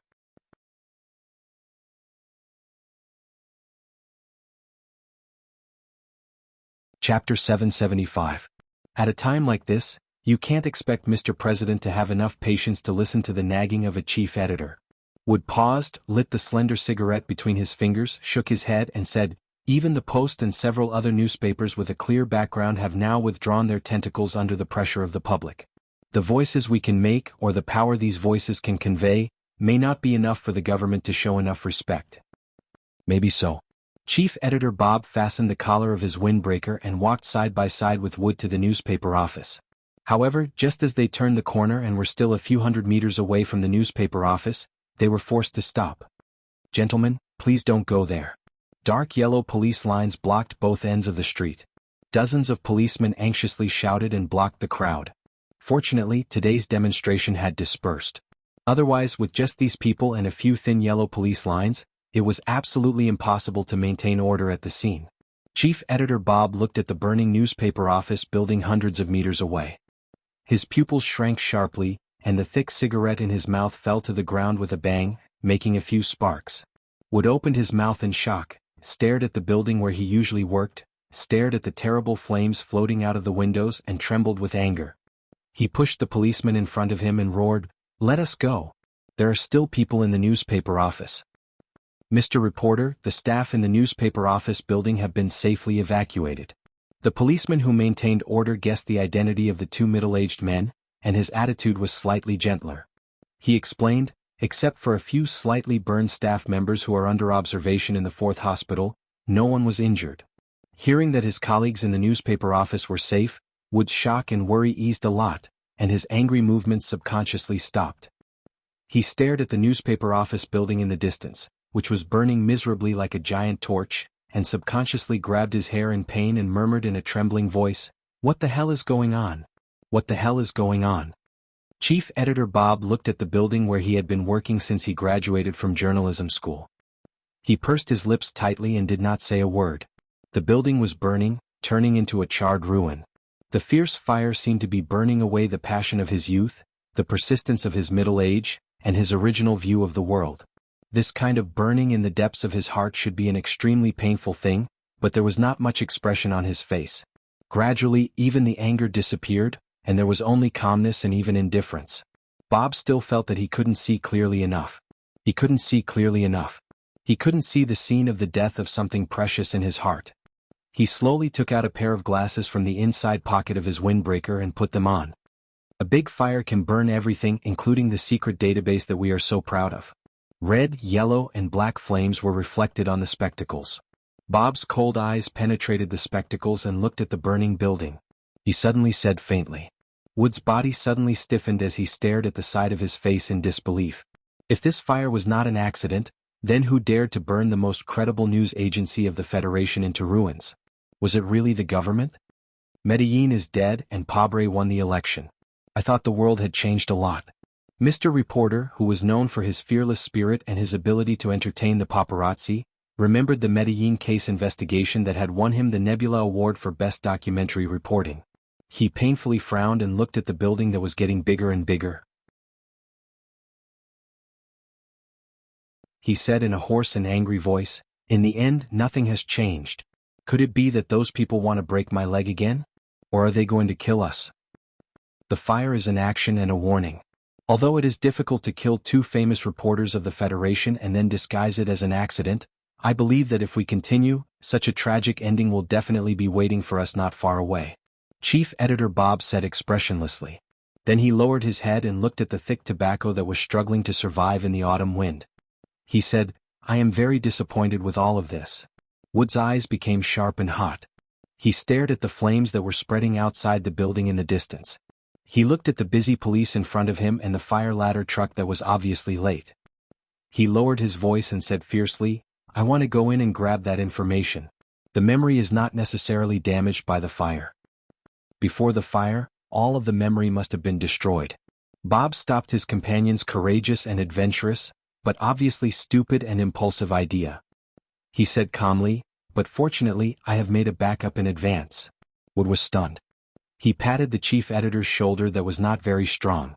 He smiled awkwardly but did not laugh out loud. He said in a hoarse voice, "Good job. What should we do next?" "The most important problem we face is what to do about tomorrow's newspaper." Bob rubbed his painful shoulder and said calmly, "I will go to the hospital and the police station at this time. You go and contact the experts in the industry. Rent a few workstations first and work overtime tonight. The fiber paper edition will be suspended for 5 days, but the electronic edition must be released on time." "Understood," Wood replied very quickly. Then he frowned and asked in a low voice, "Start the report tomorrow?" "I have already written a part of it. The title is also chosen. It will be called Forever Antique Bell." Too lyrical, but I like it. Chief Editor Bob's tone was particularly serious. He ordered seriously, "But we can't publish it now. Facing such a powerful president and government, I believe that before this report is published, you and I may be robbed and stabbed to death by a street gangster at any time, or be hit by a speeding car again." "I understand. We need to wait for the right time." "That's it."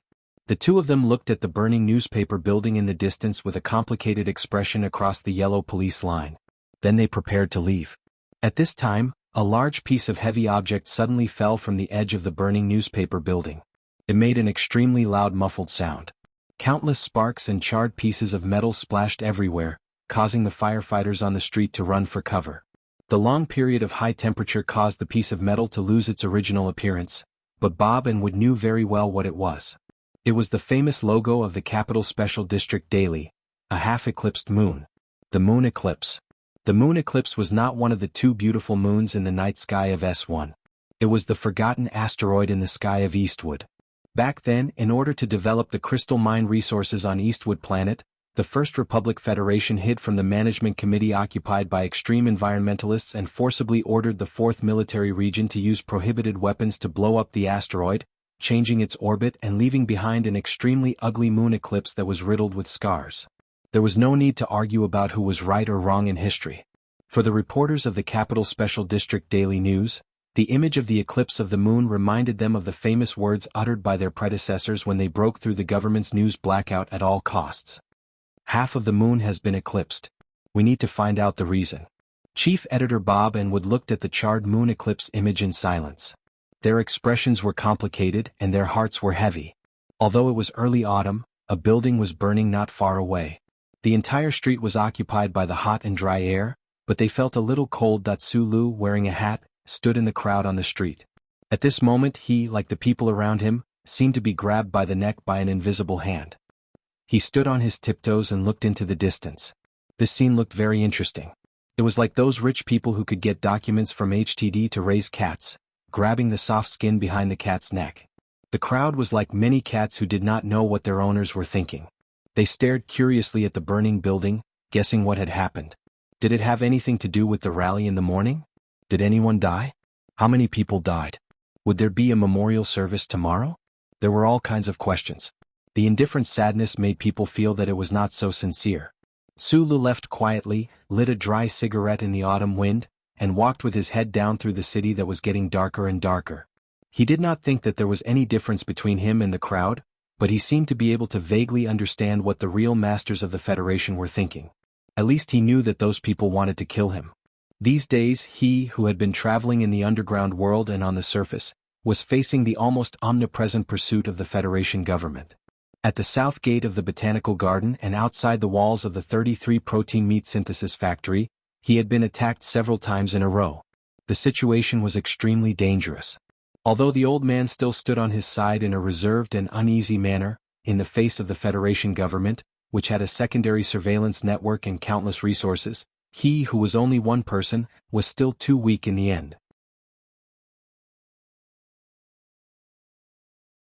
Especially recently, the intensity and precision of the government's pursuit made him sensitive enough to smell a trace of danger. Behind the surveillance cameras on the streets and alleys, there seemed to be a group of very powerful people hidden, and they were trying their best to hunt him down. These people were very professional, but they did not have the bureaucratic inefficiency that was unique to the Federation Investigation Bureau. These people were very professional, but they were not as easy to be careless as the army. Their calculation methods were very meticulous and very targeted. Yes, targeted. The continuous attacks and the sense of crisis that was getting closer and closer to death made Sulu feel that these people understood him very well, and sometimes even more accurately than he did in grasping his combat style and choice of action. In addition to speculating with interest about the composition of the team, he often thought about President Pabre's conversation in the official residence when he was underground these days. However, today when he saw the newspaper building burn to a crisp, he realized that he had made a mistake. If you are not good at thinking, then don't think. If you are used to doing more and saying less, then don't think too much and do too little. Since many people praised him for being good at simplifying complicated things, then after returning from the West Woods, he should not choose the opposite behavior pattern. In the end, people should still walk the path they are familiar with. For Sulu, who was walking on the streets of the capital, what he should do and what he would do was to raise the gun in his hand and defend his principles.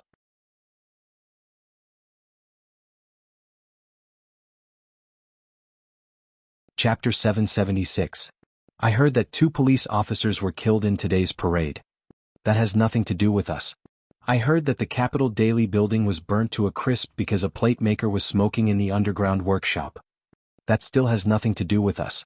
The official flipped the badge between his fingers and very rudely refused Biderman's attempt to chat. Although the young former technical genius of the Bureau of Proclamation played a very important role in the team, the official couldn't help but feel disgusted by the habits of these so-called geniuses whenever he thought that the combat genius was looking at him indifferently in the underground tunnel. The pattern on the badge was a squinting eye. This small troop specially established by the government was gradually perfecting its structure with special uniforms and equipment. The cooperation between the members was getting better and better, and their work was getting smoother and smoother. They were getting closer and closer to their ultimate goal.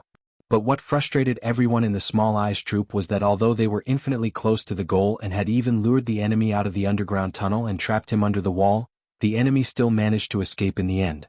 It seemed that the target was right in front of them, but they didn't know where his real body was hidden in the city. Don't be too frustrated and don't be too nervous. Smoking a cigarette, Biderman looked at his colleagues in the room and laughed exaggeratedly. He waved his hand and said, "This independent area has been specially set up by me. Together with those back doors, the Federal Central Computer doesn't know what we are doing at all. Then that Colonel Sulu naturally doesn't know either." The official ignored him and waved his hand to summon all the members of the Small Eyes troop around the wide hologram table. His fingers quickly flipped through the electronic pattern and said in a deep voice, "For the next plan, the Strategic Research Division of the Investigation Bureau has given some new suggestions." What suggestions? The tone of the question was very calm. The members of the Small Eyes troop in this building, who came from various powerful agencies of the Federation government, seemed to have a certain trait in common: the indifference and lethargy unique to technical personnel. The psychology professor took over the topic of the official and pointed at the picture on the table. This is the archive of the investigation of the Federation Investigation Bureau a few years ago. It is a high-resolution satellite image of the traces left by Colonel Sulu after he smoked and thought in Charter Square before he made up his mind to assassinate Senator Medellin. From the arrangement of these cigarette butts, we can confirm that he is a very orderly person. Biderman continued his sarcastic remarks. Looking at the picture of the plum blossom-shaped cigarette butts in the snow, he said sarcastically, "Perhaps this only shows that our Federation hero is an artistic youth at heart." Like all his colleagues, the professor of psychology had long learned to automatically filter the voice of this young technical genius. He continued, "According to the peripheral interview, Colonel Sulu has a small habit after smoking, and that is, he will carefully crush the cigarette butt and only stop when he is sure that there is no spark. Also, except for the mental struggle between the battlefield and the last time he tried to assassinate Senator Macklin, he will throw every cigarette butt into the non-recyclable bin." Biderman said in a slightly shrill voice, "What can this prove? Is he a person who keeps order and is extremely cautious? Think about it with your pig brain. Is a colonel of the Federation full of masculine hormones who assassinated a senator with outstanding military exploits the kind of person you think he is? In the past, I have always thought that you have a very outstanding strength, and that is that you can always be exceptionally calm and cautious in all kinds of battles. So, I really did not expect that you would be crazy enough to choose this place to meet me." Zoyu did not draw her eyebrows today, but her eyebrows were still as beautiful as a painting. She slowly cut the premium steak in front of her, her eyes slightly lowered, but it seemed that she was carefully observing the friend across the table who she had not seen for a long time. However, she did not have much appetite. Her red fingers, which were painted with cardamom, put down the silver knife and fork and held the glass of red wine by the thin glass neck. She raised the glass and drank the wine in one gulp, frowning somewhat painfully. "A very important elder to me once said some last words to me before he died. Although he seems to be alive and well now, I have never forgotten these last words."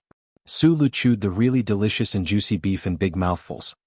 He lowered his head and replied vaguely, "He said that the most dangerous place is the safest place, but it is best not to try it more than 3 times. I have been on the run for so many years and I have never practiced this teaching, but you know the recent situation. If I don't try this method now, I may never have the chance to try it again."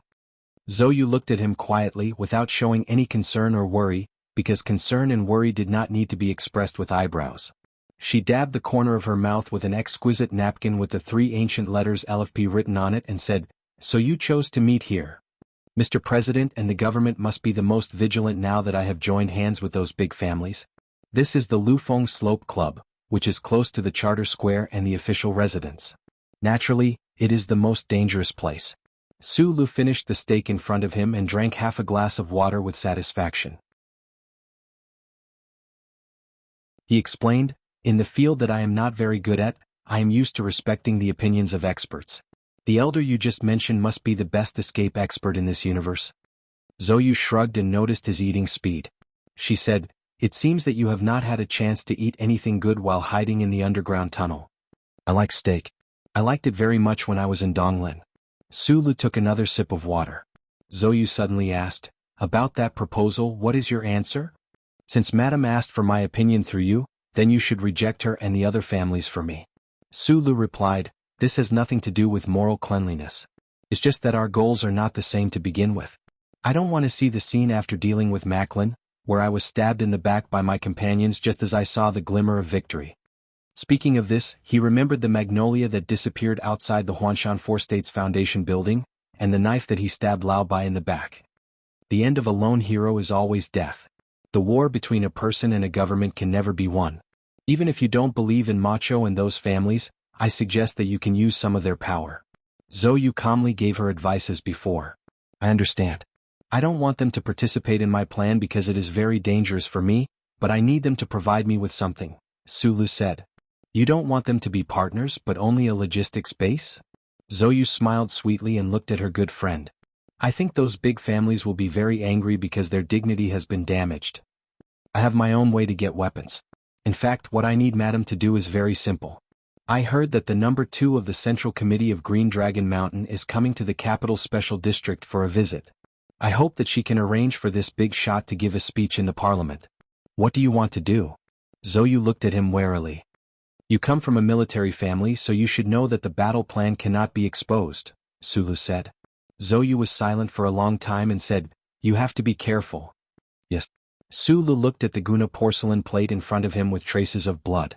He thought of the fierce argument with the old thing in the underground sewers, and how the old thing still agreed to his request in the end. He suddenly raised his head and looked at Zhou. He frowned and asked, Is it possible to get me an MXT? Zhou looked at him and said mockingly, That cheap father-in-law of yours has already been sent to S3. Even if he is still the Minister of Defense, I can't get you an MXT. I don't know what you did that night, but all of the Federation's troops increased their combat readiness and surveillance. It's impossible to get you a mecha without anyone noticing. Sulu frowned. He silently thought about which direction the Shell Motor Company's door was facing. In the building that was vaguely independent of the comprehensive monitoring of the charter, the Small Eyes unit was still in a high-intensity discussion. Other than the combat team led by the Philadelphia close combat expert, all of the staff of this special unit had to be trapped in the building for a long time and could not go out. This special environment indirectly squeezed these technical officers to think of one strange trap after another. Colonel Sulu is a very difficult person to deal with. The psychology professor came to the final conclusion. With his combat experience, special charter authority, and the calm and careful nature of an engineer, it is very difficult to use conventional methods to catch or kill him. The results of the previous few operations have proven this point. Go straight to the conclusion. The high-ranking official brought up another image on the table.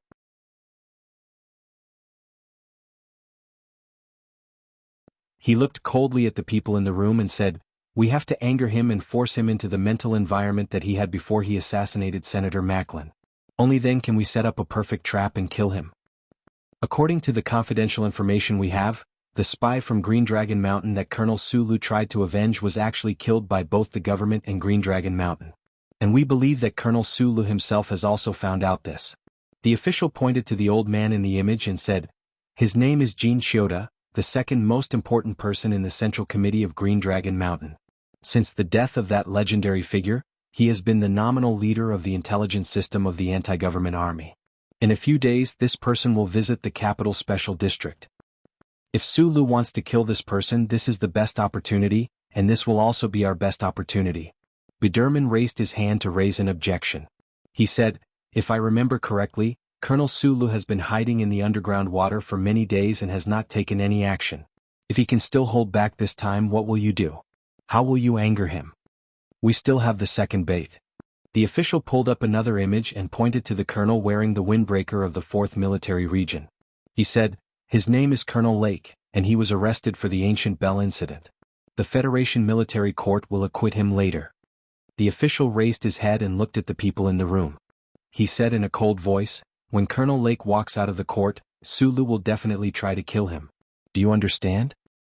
If Biderman still wanted to argue. In his opinion, no matter how powerful a person was facing the pursuit of the entire Federation, it was impossible for him to expose his whereabouts for these so-called baits, because it was obviously courting death.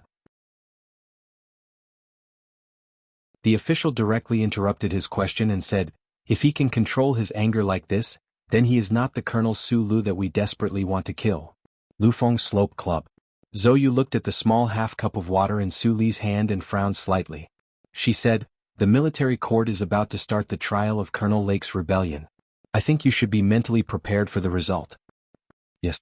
Sulu drank the remaining water in the cup and said, If the court acquits him, then I will kill him before he walks out of the court.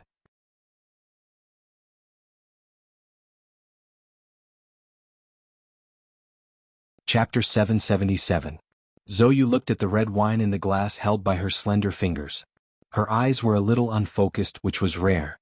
Su Li's answer was very simple and calm, just like when he softly told her in the Wangdu Youth Dorm's kitchen that there was only a plate of fried eggs with Chinese tune tonight.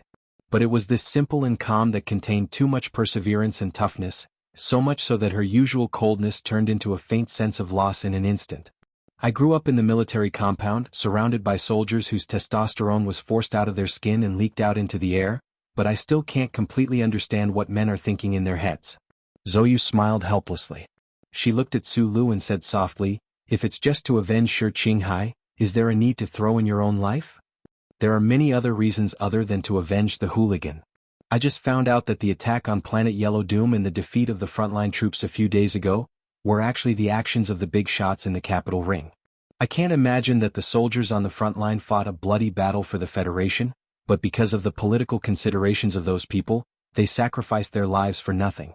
Sulu narrowed his eyes and stared at the empty wine glass in front of him. There was no wine or water in the glass, only air. After a long pause, he took a deep breath and looked at Zhou. All reasons are reasons, but none of them are the most important reasons. I want to kill them because I think it's more important that they die. Zhou didn't say anything. She just carefully wiped the corner of her mouth with the napkin with the 3 ancient letters LFP written on it, as if she wanted to prolong this rare reunion, but the reunion was always for the next moment. A firm and cold emotion returned to her eyes. She picked up her leather bag and stood up. She said goodbye to Sulu. Good luck. My luck has always been good, but this time it has nothing to do with luck. Sulu did not hide the dangers of the future from Zhou. He said calmly, to achieve my goal, I really have to risk my life this time. What he meant by risking his life was to fight for a bright and bloody future. Zhou tightened her grip on her purse, and her paleness gradually appeared. She looked at the empty wine glass in front of him and sighed, since you're Zhuang Xing, you should drink some wine today. Sulu replied, ever since he died I have never drunk alcohol provided by others. Zhou was silent for a moment and then said with a smile, so, you were willing to drink the wine I brought to the stall last time, which means you trust me very much. If I can't even trust you, then it's too boring. Sulu smiled and said, and as you know I've been fighting these days. I don't want alcohol to affect my brain. He had been fighting these days. He had been fighting against the entire Federation. There was not a single second of peace and relaxation in every place. There was only the tension of life and death. Zhou looked at him, who had obviously lost a lot of weight, and suddenly felt very sad. She raised her hand to cover her bright red lips to hide her inner emotions and pushed the porcelain plate with more than half of the steak left on her table to him. After Zhou left, Sulu continued chewing the remaining steak with his head lowered. During the process, no one knew that under the beautiful and pleasant light of the Flowing Wind Slope Club, he had a lot of conversations with the Federal Central Computer in his mind. Like the many fierce quarrels in the underground sewer, the old thing still refused to provide any specific help for the plan he was about to carry out. According to the old thing, it was a serious violation of the 3 core laws if it provided detailed information and help knowing that he was going to kill one or many citizens of the Federation. Su Li's eyebrows were tightly knitted, like a flower tied by shoelaces. After sitting at the table in silence for a long time, he cursed silently and put the silver knife and fork on the table heavily, making a muffled sound. A waiter came after hearing the sound. After politely asking for instructions, he took away the extra plates and tableware for him. Right after the waiter turned around and left, there was a very small and unnoticeable chip in the place where the silver knife and fork were originally placed. Sulu smoothly grasped the chip in his palm and lifted the hood of his dark blue sports coat to cover his face. Stepping on the deliberately wet bluestone road, he walked out of the Flowing Wind Slope Club. Outside the club was the Charter Square. In the early autumn, the ginkgo leaves around the square were beginning to turn yellow. They swayed gently with the breeze, or it was more appropriate to say that they were trembling. This was the most beautiful season in the Charter Square, but there was no scene of tourists. He didn't know whether it was because the loss of the front line had made the people lose interest in sightseeing, or because of the strike these days, the people had taken back their boots that were ready for autumn. Sulu sat on the bench beside the square and lit a cigarette. He squinted his eyes and looked at the few pedestrians and the military police that were far more than the pedestrians in the square. Green smoke curled up from his fingers and then rose into the early autumn sky. He lowered his head and inserted the chip into the military watch. He carefully read the information in the chip and felt infinite emotions in his heart. It was only a short time after Zhou left, but the Madam of Macho Back Mountain made a decision and sent the confidential information to him. The courage and terrifying execution of the Chenshutai family really made people feel fear. The microchip contained a confidential file from the Ministry of Justice, which did not contain any information about the military court. However, it was interesting to know which building the military court would hold a secret trial in a few days by calculating the date of the trial. This was what Sulu needed the most right now. There was a very detailed and powerful battle plan attached to the chip's file, but he was not going to use it. Although he could smell the familiar scent of this battle plan, and he knew that Zhou, who was now working in the Department of National Defense's War Strategy Research Laboratory, must have contributed a lot, he would not allow his battle to be carried out under the guidance of Macho. After doing all this, Sulu relaxed and leaned on the back of the bench. He narrowed his eyes and looked at the blue sky with a cigarette in his mouth. No one knew what he was thinking. It was very strange that no one paid attention to him, and no one came to ask him who he was, what he was looking at, and what he wanted to do. Feng Yu used his swift and fierce life to prove that he was always right. Today it seemed that his nonsense of saying that the most dangerous place was the safest place turned out to be so correct. A few years ago, facing the most fatal threat of Lady Tai, he suppressed his anger and walked out of the Lufeng Slope Club. He came to the Charter Square and struggled to think for a long time. Then he made the decision to kill Macklin. A few years later he walked out of the Lufeng Slope Club again and came to the Charter Square. It was still that cold bench. Those people in that world were really annoying. But some things had changed a lot. For example, it was windy and snowy in the past. Today the autumn wind was cool and refreshing. Back then he smoked a lot of cigarettes and stuck the cigarette butt into the snow beside his feet. Today he only smoked 2 cigarettes and didn't struggle to think. There were a lot of reasons that he couldn't understand. For example, the conversation with the president in the official residence that night had troubled him for a long time. In the end, he angrily understood the reason that Professor Shin had told him long ago. There was no reason in this universe at all. The Capitol Daily building was burned down, the frontline soldiers were dead, and Colonel Lake was going to be released. These real and vivid images made him very unhappy. The Federation's proverb often said that a hero in his 20s was often a mediocre man in his 30s. He wanted to be a hero again before he became mediocre, and then selfishly satisfy himself. As for after that, if he died cleanly, why would he need to think about the reason? The sun gradually shifted and retreated to the west. Sulu rubbed his face that was a little numb from the wind. He stood up and looked at the new moon that had just appeared at the end of the sky.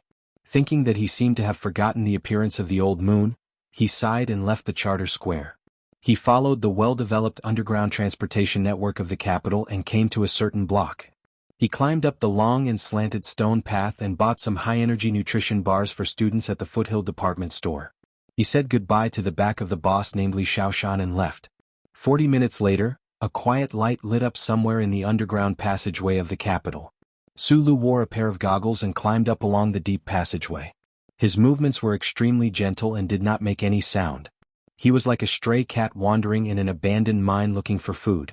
Using a sharp military knife to cut open the hard outer wall of the pipeline, Sulu narrowed his eyes and pulled out as many as 64 bundles of solid wires. He focused his power on his fingertips and rubbed them down forcefully.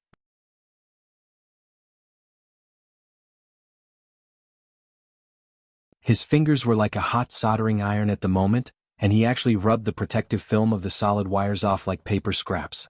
After connecting the miniaturized workbench to the broken wires, Sulu stared at the faintly glowing screen. He did not try to crack the security system on the ground. Instead, he tried to follow the data flow to find the numerical value to open the ground valve. He was not Gu Shifeng, nor was he Shi Qinghai, nor was he the uncle who could hack into the computer core of the Bureau of Proclamation. Theoretical physics, mathematical calculation, and computer control were his weakest links compared to these geniuses. And right now he was reversing the data flow, so the risk of triggering the alarm of the government's surveillance system was quite high. Time passed by minute by minute. The night on the surface should be getting darker and darker, but his work progress was somewhat slow. Although the rigor of an engineer did not allow him to feel the slightest impatience, he knew in his heart that if he delayed entering the surface building until tomorrow, it was very likely that he would not be able to make it in time before the powerful government forces arrived. A drop of sweat slid down his forehead and rubbed against the edge of his half-tight sports jacket before dripping into the underground sewer. The tense atmosphere echoed in the underground tunnel that was filled with the smell of blood. Right at this moment, the voice of the Federal Central Computer rang in his mind. Gamma-2 #access control, the algorithm you have chosen is too slow. If you want to enter before dawn, I suggest that you choose to use physics to crack it.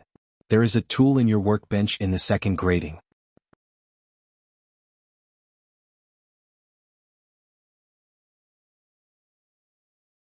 Chapter 778. With a light click, the valve at the top of the tunnel, which didn't look heavy but was definitely heavy, finally opened. Sulu didn't rush out like a rookie.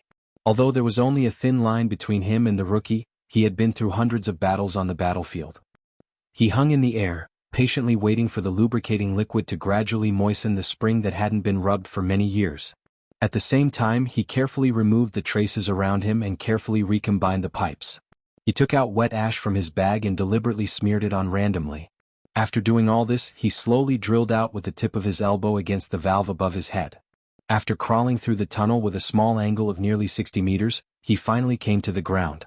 He pushed open the door of the electrician's room inside the building with the dense green plants. Under the cover of the night, he quietly walked into the hall and used the fastest speed to look at the internal structure of the military court. He asked the old guy to temporarily replace the surveillance camera inside the court. He walked from the direction of the courtroom to the door. His footsteps were light and heavy, and he quickly determined his hiding position. The feeling of the soles of his boots was very clear. The tunnel was covered with strips of red carpet, and below it was a solid wood floor. The space below should be enough. The information given by Macho Back Mountain was detailed and accurate. Sulu lifted the carpet from the bottom of the courtroom, revealing the rough wooden floor underneath. He then took out a thin alloy wire from his backpack, threaded it into the other part of the carpet, and stepped on the bottom of his boots through the small groove at the front of the wooden floor. He lifted the wooden floor and lay down. He very methodically arranged the modified H-14 sniper rifle, the high-firepower Langer pistol, and the military knife he made himself beside him. The cubicle under the floor looked like a coffin under the dim light. These cold-killing weapons seemed to be buried with the coffin. Sulu lay down calmly, took out 3 high-energy nutrition bars for students from his backpack and ate them. He then pulled the thin alloy wire in his hand. With a soft hiss, the hard thin alloy wire rubbed against the groove at the end of the floor and turned the wooden floor over. At the same time, it quickly pulled the rolled-up red carpet towards the courtroom. The moment before darkness arrived, Sulu looked at the landscape lights on Robbie Avenue through the wide floor-to-ceiling window in the court. He looked at the balanced statue that represented the justice and fairness of the Federation's law and the heavy stone charter ceremony in the forest. He slowly narrowed his eyes. The red carpet rolled up smoothly and quickly covered the wooden floor. It returned to its original appearance and no one could see any difference. 4 days later, this red carpet would be the road to freedom for Colonel Lake, who would be court-martialed. He would never have thought that there was someone waiting for him on this red carpet. The autumn wind was bleak, and the cold current from the direction of Linhai made the temperature of the capital city drop abruptly. Under the strong pressure of the public, Parliament Hill was forced to give in to the government, and several very important bills of President Pobre's policy were passed. Not knowing whether it was because of this or because of the sudden cold weather, the strikes in the various regions of the Federation gradually came to an end. There were fewer angry protesters on the streets of the capital city, and the people who had returned to their normal lives and work began to care about tonight's dinner and whether they should add a few extra layers of thermal underwear. The military airport in the suburbs of the capital city was also ravaged by the cold wind. The soldiers of the Westwood Special Forces on the tarmac stared at the outline of the spaceship that was gradually becoming clearer in the sky. They were nervous and heavy, and did not care about the thin military uniform they were wearing at all. The Federation forces on the front line of the Empire had suffered several heavy blows in succession, and the Westwoods troops under the 4th Military Region had suffered the greatest losses. The morale and mentality of the troops on the front line had some very dangerous changes. The troops, who were specially approved by the Federation Parliament to be stationed in the capital city many years ago, were naturally angry. Big Stick Tion, who did not have any military position but had a very high prestige in the Westwoods troops, had taken a warship to the front line of the Empire to deal with the problems of the frontline troops. He represented the Westwoods to compete with the government for the right to speak. Other than him, there was no other suitable candidate. However, with the current complicated situation in the Westwoods, once he left the old house in the Sunset State, who would be responsible for the safety of the little princess of the Zhong family? Especially since her legal guardian was now wanted by the Federation government. The spaceship of the Gu Bell Company slowly landed on the tarmac, and the roaring engine gradually calmed down. The escort warship at the junction of the atmosphere sent a signal to the airport hall, and the people on the tarmac swarmed over. A convoy of more than a dozen dark blue luxury cars passed by the Westwood Special Forces and slowly drove to the bottom of the spaceship. The cabin door of the Gu Bell Company spaceship opened, and Zhong Huoyin narrowed her eyes at the familiar yet strange S1 land. She walked down the escalator, carrying a small backpack on her back and still holding the old doll in her arms. The door of the dark blue luxury car opened, and Nan Xiangmei looked at the slowly approaching Zhong Huoyan with a sincere smile on her beautiful face. She said in a gentle voice, "Welcome." There was no real friendship between the families, especially between the other families of the 7 major families and the Zhong family of the West Woods. The Zhong family had always been an unusual existence among the 7 major families. When the Federation government tried to weaken or even eliminate the Zhong family, the other major families remained silent, and even joined in the feast of sharing the food with each other. The Nan family had never shown any special protection for the West Woods. But there was real friendship between the people in the family. When Su Lu disappeared into the vast night, Mr. Tian was about to leave the West Woods. He could only rest assured that Zhong Huoyan would be handed over to a friend he truly trusted, and he had to ensure that this friend had enough strength to protect Zhong Huoyan. Although Mr. Tian rarely saw this friend after he dropped out of the first military academy, and although this friend was a woman and she was already someone else's wife and mother, he still absolutely trusted her. It was always easier for men to trust their first love, and the rougher the man, the more so. Therefore he solemnly handed Zhong Huoyan over to the current Mrs. Nan Chaojiaran of the past. Facts proved that Mrs. Nan was very worthy of Mr. Tian's trust. From the interstellar voyage from the West Woods to the capital ring, and then to the subsequent security work, the Nan family, who had always been low-key, did not hesitate to show their strength. Before the other forces could react, they safely brought Zhong Huoyan to the Nan family's exclusive manor. After Mrs. Nan arranged the life and studies of the little princess of the Zhong family, she handed the responsibility of taking care of the little girl to her daughter. She believed that her excellent and kind daughter would definitely take good care of the poor and lonely little princess who had lost her parents and guardian. From the details of life in the manor, Nan Xiangmei and Zhong Huoyan did get along very well. In the middle of the night, the 2 girls who were very different in age were still holding a pillow and chatting with relish. "I like your character.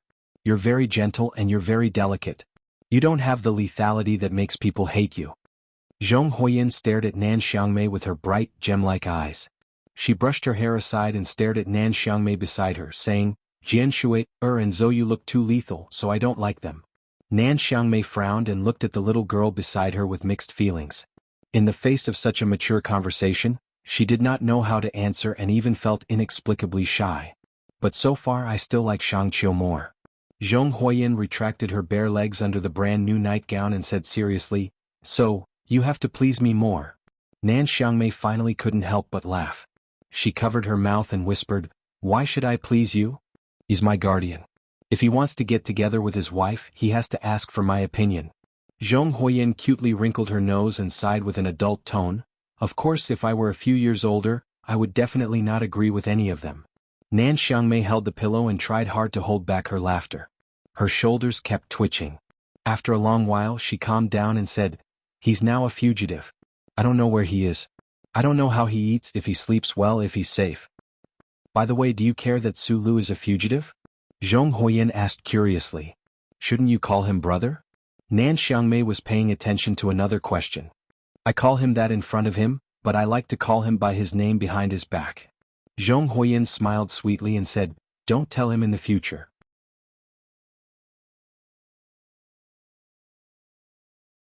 "By the way, answer my question just now." Nan Xiangmei quietly leaned against the soft pillow. Her black hair flowed down like a quiet river. She said in a trance, "Of course not. What about you?" "Me." Zhong Huoyan seemed to have heard the funniest question. Her eyes curved into 2 lovely crescent moons as she pointed to her nose and said, "When I met him, he was already a fugitive." "How old were you at that time?" Nan Xiangmei asked curiously. 5 years old. Zhong Huoyan explained seriously, "But I haven't forgotten anything." In the quiet manor, on the soft bed, in the peaceful night, the big girl and the little girl were talking in the middle of the night. In the corner of the room, the old doll was looking at the starry sky. In a very ordinary apartment in the capital special district, there was a room that was lit until late at night. It seemed to be brighter than the stars in the night sky. Bai Yulan sat by the window and squinted at the stars in the night sky. The window was half open, and the smoke of the 37 brand cigarette between his fingers came out through the gap. The bedroom door was pushed open. His wife woke up from her sleep and rubbed her eyes. She looked at him by the window and asked, "Why aren't you sleeping?" "I have an early shift tomorrow." The Army General Hospital was very strict with attendance management. She didn't want to be criticized by those supervisors, so she was in a bad mood. After seeing the cigarette between Bai Yulan's fingers, her mood was even worse. Bai Yulan was awakened and subconsciously threw the cigarette out of the window. She looked at her slightly bulging belly and apologized. "I'm sorry, I was thinking about something." So, pregnant women generally had a bad temper, not to mention the female nurse who dared to scold Sulu directly. But she felt that Bai Yulan's mood was indeed a little strange tonight. She walked to the window and asked, "What happened?" Bai Yulan quickly closed the window to block the cold wind. She stepped forward and gently hugged her waist that had become a little thicker. After a moment of silence, she explained, "There is a very stupid guy who may need my help."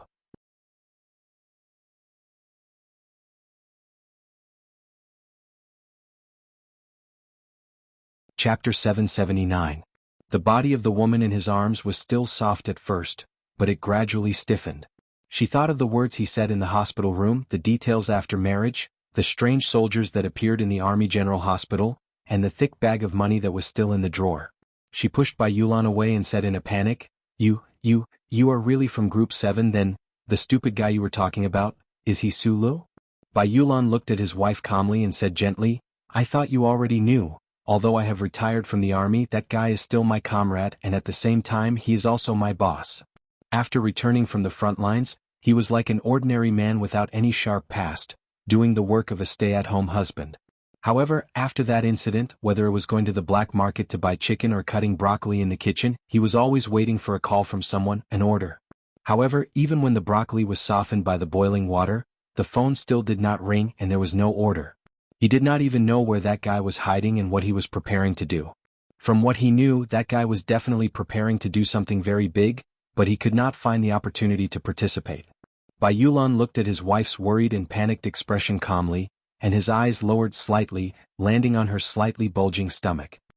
He gently stroked it with his right hand and said in a low voice, "I promise you, as long as the boss does not look for me, I will not leave you." 7 giant Federation battleships left the Huangyi galaxy and headed for planet Mo. The Federal forces suffered an unprecedented heavy blow on that planet, and these giant battleships carried the hope of a counterattack and the confidence of victory, especially the main battleship.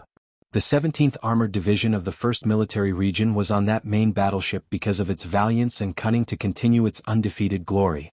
Because of the order from the highest level of the Federation government and the military, the 17th Division ended its rest in the capital ring early and returned to the front lines filled with blood and death. For this transfer order, the outside world usually thought that it was because the front lines urgently needed troops for victory, but for Commander Qinghai and all the officers of the 17th Division, there was a hidden reason behind it that made them unhappy.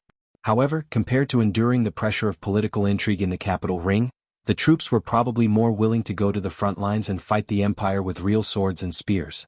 Furthermore, before the troops left, the 17th Division had forcibly taken back the dozen or so Team 7 members they had captured. The blue background of the universe appeared on the large porthole. The body of the spaceship that had just finished traveling through the warp hole was still warm. Xiong Linquan leaned against the slightly hot metal wall, frowned with a cigarette in his mouth, and looked at the scenery outside. But in his mind he was thinking about the moon in the capital special district. Times are pressing and can force a man to become a cripple, and can also force a rough man to become a sentimental poet. Especially when they find that they are powerless against many things, even anger, it is difficult for them to develop any other emotion except for lament and melancholy. Many soldiers of the 17th Division were squatting or standing in the corners of the battleship. Some of them were members of the 17th Division, while others were officers from the training base. Commander He snatched the cigarette from De Xiong's mouth, lit up his own coarse tobacco, and said in a somewhat muffled voice, "I wonder how the instructor is right now." Xiong Linquan spat fiercely, took the cigarette and said, "I've never seen a guy as fierce as the boss.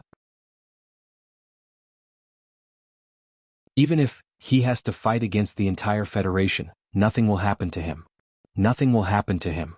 In fact, what these men who were rushing to the battlefield wanted to say was, "Nothing can happen to him. He hasn't contacted me, but I can imagine his situation. But I think he should have contacted you. Although I am not happy about this, I still beg you to tell me where he is right now." A special guest had come to the independent villa in the West Mountain compound today. Ever since Zhou Yingxing had been temporarily suspended from his position as Minister of Defense, this villa had become abnormally quiet, so not many people screamed and lost their composure because of this special guest. As for Zhou Yu, she would never lose her composure because of another woman. Zhou Yu gently adjusted the red flower arrangement on the table, her expression calm. She didn't even look at the person opposite her, as if she didn't recognize that the person sitting in front of her was the national idol who was popular throughout the entire universe. I can't understand your unhappiness, and I don't understand what position you are in to ask me about his whereabouts. She lowered her head and seriously cut the flower, saying softly, if I'm not mistaken, you are from the Lees of Philadelphia, and the person who wants to kill him right now is General Li Jiedu. I am from the Li family, and Li Jiedu is my cousin. Jian Shui took off the hood of her windbreaker. Her black ponytail bounced out and swayed. Her beautiful face revealed an inexplicable sense of pride. But I'm more than that. I'm his fiancée. Zhou Yu's hand that was holding the special flower scissors froze slightly, and then she smiled and replied, so you are questioning me with this identity, but I don't think you can really get married. She raised her head and looked at Jian Shui's impeccable face, exclaiming in her heart. She calmly said, you two are too dazzling.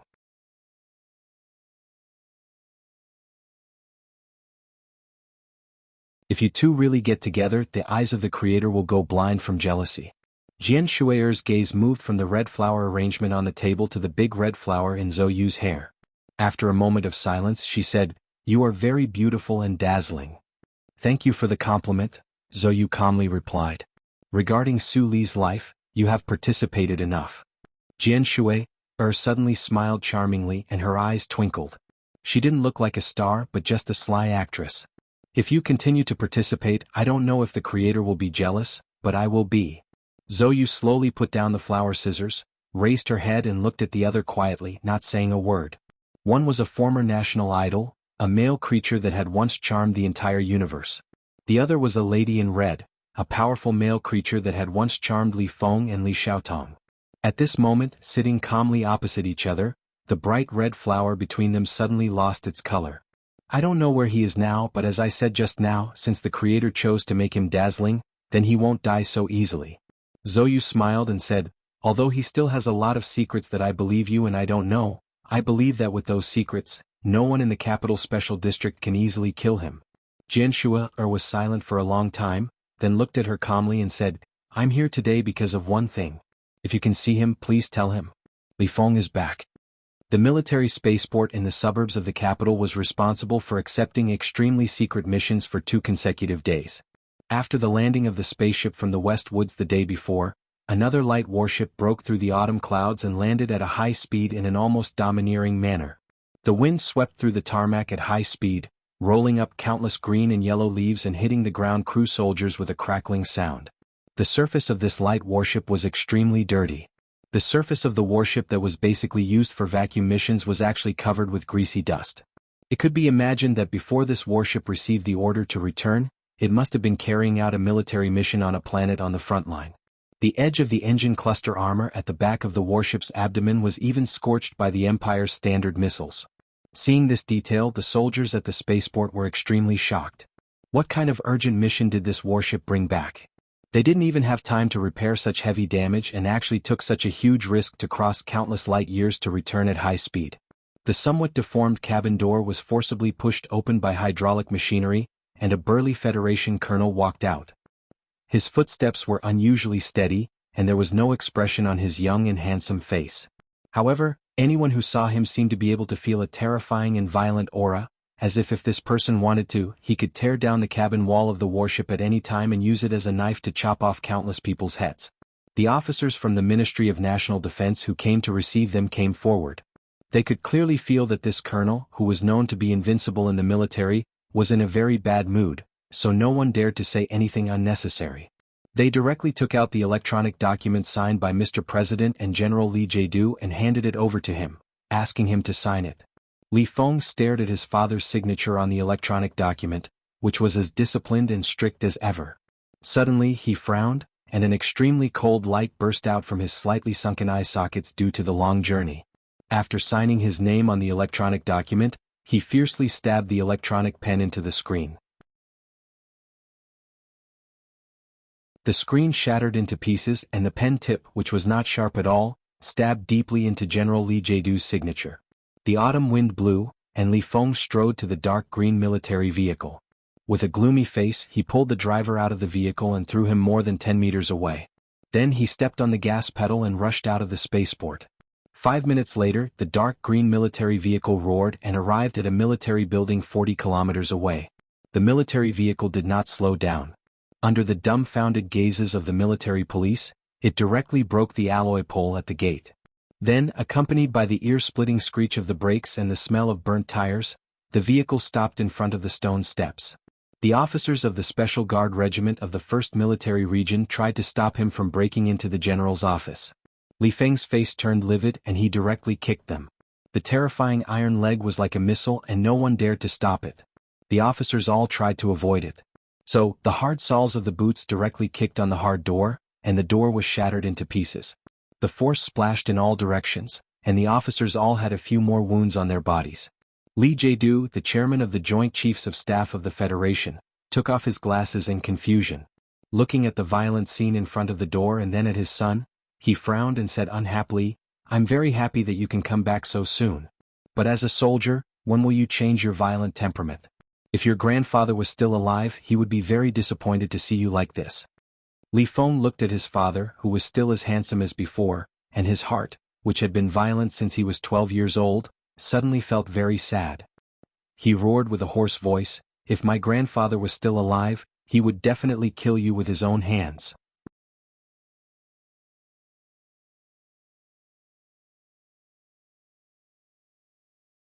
Chapter 780. The two sentences were exchanged in an instant. The father and son understood a lot of things at the same time. Li Feng finally understood why the man called Silent Tiger would insist on keeping a distance from the outside world, especially in front of Fei Qing. Li Zidao, on the other hand, quickly grasped the source of Li Feng's anger. He was shocked to find out that Li Feng had such a deep relationship with the man who died on the ancient bell. Li Feng didn't ask his father what the big explosion of the ancient bell had to do with him because he knew it was useless. He just looked at him with extremely complicated emotions. Li Jiedu didn't explain anything and just looked at Li Feng calmly. His thin and strong fingers subconsciously knocked on the smooth surface of the desk. Li Feng took a deep breath. His burly body was full of masculinity. He frowned and stared and said in a voice like steel grinding, "I left Philadelphia for the West Woods when I was 12 years old. When I was growing up, there was a strong man in front of me. I learned from him and tried to catch up and even surpass him. I never thought that such a strong man would die because of such a disgusting conspiracy, so I was very angry." Li Jiedu looked at his son silently and slightly raised his eyebrows to catch his real emotions. He said leisurely, "I'm your father. Now I want him to be my father." Li Feng's eyes seemed to be burning. He stared at his father behind the desk with extremely complicated feelings. Li Jiedu slowly closed his hands and looked at the wrinkles between his fingers with his head slightly tilted. He seemed to be digesting the heavy psychological blow given to him by his most proud son. After a while, he looked up and stopped the argument about the ancient bell and the tiger with great wisdom and decisiveness. He said indifferently without any expression on his face, "You should have seen the order signed by Mr. President and me. Then get ready to fight." "Fight?" Li Feng's voice became sharp, and the violent masculinity unique to young men suddenly turned into deep mockery and sorrow. He looked at his father behind the table and said with a hoarse voice, "For the sake of forcing the warship to land on Mo Hua planet, many of the reinforcements on the ground died. In the end, I received the order to turn back immediately. I should be on that planet right now, fighting to the death with that Empire's princess, but you want me to return to this disgusting land to fight Sulu? This is not my battlefield and this is not my battle." Li Feng slowly put on his military cap, and he prepared to leave this room that made it difficult for him to breathe. "I'm not asking you as a father." General Li Jiedu looked at his son's silhouette expressionlessly. His voice was emotionless. "I am ordering you as the chairman of the Joint Chiefs of Staff of the Federation and as the commander of the 1st Military Region." He stood up from behind the table, his entire person calm and sharp like an icicle that had been dormant for many years. "Colonel Li Feng, remember your identity. You are a soldier." Li Feng's tall and sturdy body suddenly tensed up. His youthful face, which was full of violent emotions, suddenly twitched. At this moment, he mobilized the terrifying power in his body to control his emotions. However, a moment later, the corners of his mouth curled up slightly and he began to laugh in a somewhat neurotic manner. He turned around to look at his father and with an innocent and strange smile, he said, "I agree. Looking at the broken office door, staring at the ground after Li Feng left, Li Jiedu's expression was calm, and he did not let his subordinates see any problems. However, in his heart he was already extremely vigilant, and there was even a faint sense of regret. He was vigilant that the Westwoods tiger had such a great influence on Li Feng outside of Philadelphia's notice. Although the tiger was dead, this influence had continued to this day, so he had to admit that he might have made a very unforgivable mistake by transferring his son back from the front line to deal with Su Lu. In addition to these emotions, Li Jiedu's heart also had a very faint sense of sadness. The so-called middle age was the beginning of old age. Li Feng's words about his father had successfully stabbed him after all. But it didn't matter. After he picked up the phone and ordered the reduction of Colonel Li Feng's command authority, he thought silently, it really didn't matter. One day you will know that I am right. Everyone will have to admit that they are right, and that day will come soon. The building complex on the west side of Robbie Avenue was heavily guarded. Today there were no big shots coming to visit, and there were no important cases to be heard. The agents with serious expressions walking through the stone charter ceremony and the statue of the balance were carrying out a routine security check, but today's check was particularly strict. Then a group of field troops and armored military vehicles came to the judge's court for the second round of security check. These elite soldiers under the Iron 7th Division expressionlessly asked the agents of the Federation Investigation Bureau, who had just finished their work, to leave the relevant area. As for the bailiffs who were originally in charge of the security work, they had long disappeared.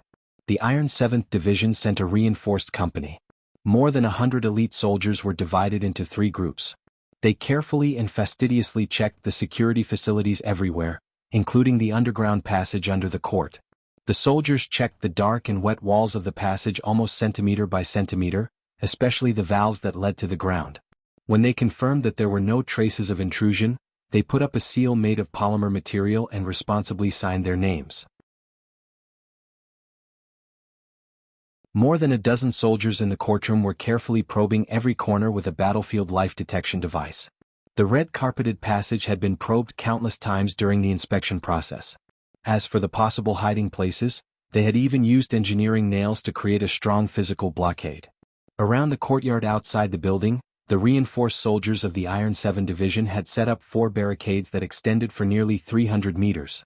Between the lush trees further away, the infrared sensors had also started working. When a leaf was blown off by the autumn wind, there would be a beeping sound to eliminate the abnormality. At this point, the military court had been completely inspected. The soldiers of the Iron 7th Division had confirmed that the inside was clean. If someone tried to break in from the outside on the day of the trial, they would have to face the most efficient firepower barricade of the federal forces. The tall floor-to-ceiling windows welcomed the light of the clear autumn day. The mottled light scattered on the red carpet, making the passage from the courtroom to the door look like an abstract painting full of strange lines and blocks of color. The soldiers of the Iron 7th Division who were on high alert both inside and outside the building naturally did not know that under the passage that had just been scanned countless times, there was a person whose breathing had become extremely slow. His skin temperature had even dropped by a lot, making him look like a strange stone. And no matter how great a war was, it was impossible to determine victory or defeat through a single battle. It was always pacing back and forth between attack and retreat, not to mention the war between the Federation government and the 7 great families that had been going on for tens of thousands of years, and perhaps would go on forever. The great strike that had shaken countless galaxies had ended. The anger of hundreds of millions of people forced the Parliament Hill, which was secretly controlled by the 7 great families, to concede to the president and the government and pass several very important bills. However, the Federation government and the president himself knew very well that the 7 great families with astonishing hidden influence would absolutely not be willing to accept defeat. They had already mentally and materially prepared for the other side's crazy counterattack. However, to the Federation government's surprise, after the Great Strike, the 7 great families maintained a strange silence. The Zhong family of the West Woods that had fallen into discord was temporarily out of the picture. In the past few days, other than the Nanxiang family announcing that they had taken over the protection of the Zhong family's little princess, nothing else important had happened. This silence was very strange and very dangerous. The 7 great families seemed to be waiting for something to happen, waiting for some kind of opportunity to strike and kill. The government easily linked the silence of the 7 great families to the disappearance of Su Lu. An uneasy sense of urgency reverberated through various agencies and departments. The Federation Bureau of Investigation, the Bureau of Proclamation, and the related strategic research laboratories all began to operate at high speed. They had to calculate what the 7 great families were waiting for, or to put it more directly, where was Colonel Su Li's target? Early in the morning, there was a drizzle of autumn rain, making the entire capital city cold and wet. Then there was a sudden gust of wind, blowing the light yellow leaves into the puddles on the streets, struggling to stay afloat. President Pabre stood on the balcony of his official residence with a deep frown. Cui Zedong stood on the balcony of the Bureau of Proclamation with a numb expression. Li Jedu stood on the balcony with a calm expression.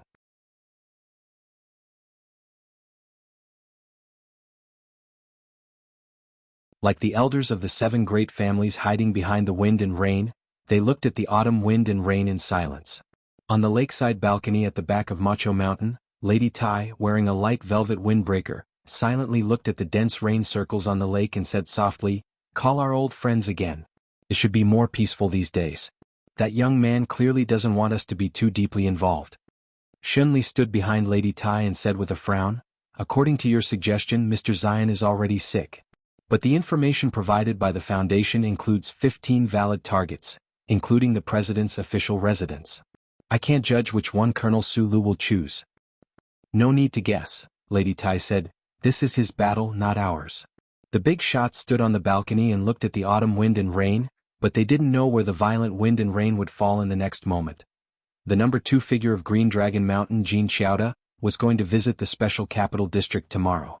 At such a sensitive time, this most important leader of the anti-government army after the leader of Nanshui still received a warm welcome from the Federation government.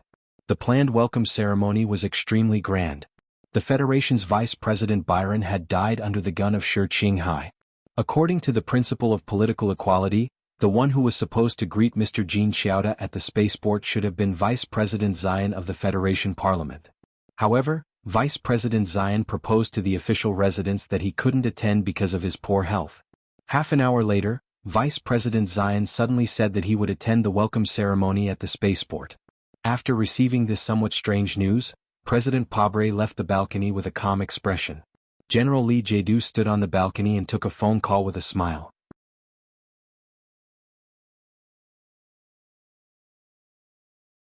In the building painted with the small eye pattern, there was an excited shout.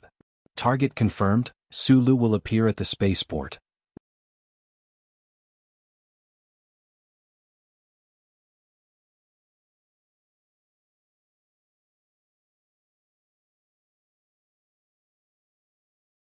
Chapter 781. Only by understanding the enemy could one defeat the enemy. The Small Eyes unit gathered the best talents from various agencies of the Federation. They also had authority that normal departments could not imagine.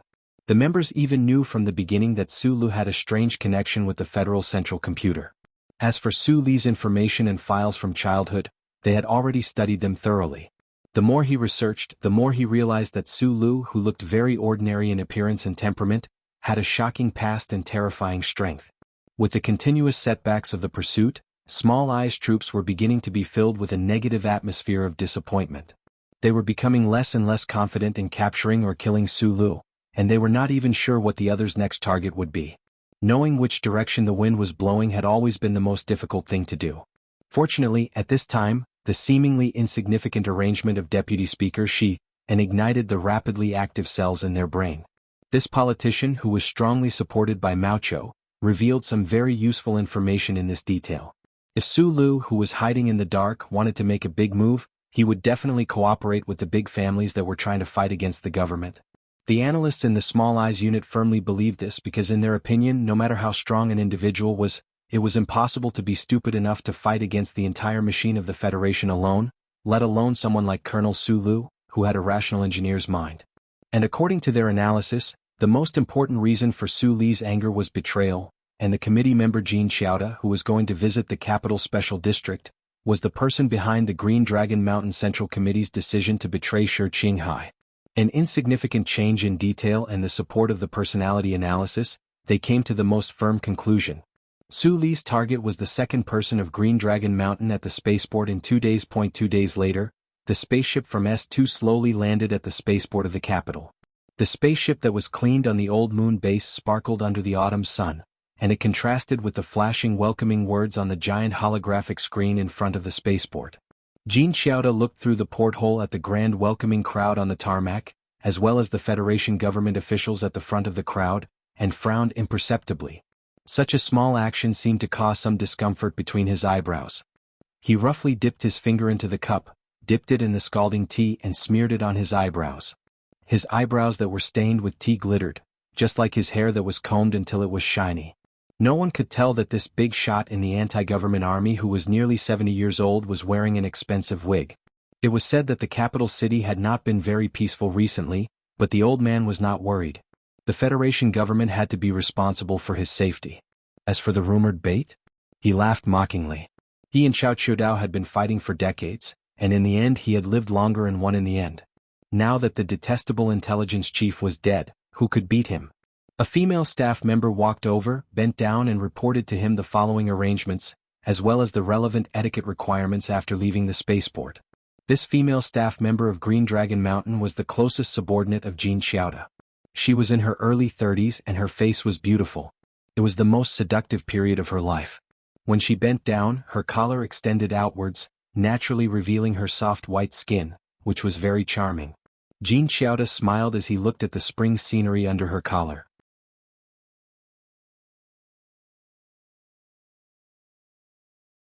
He did not hide the pleasure and greed in his eyes.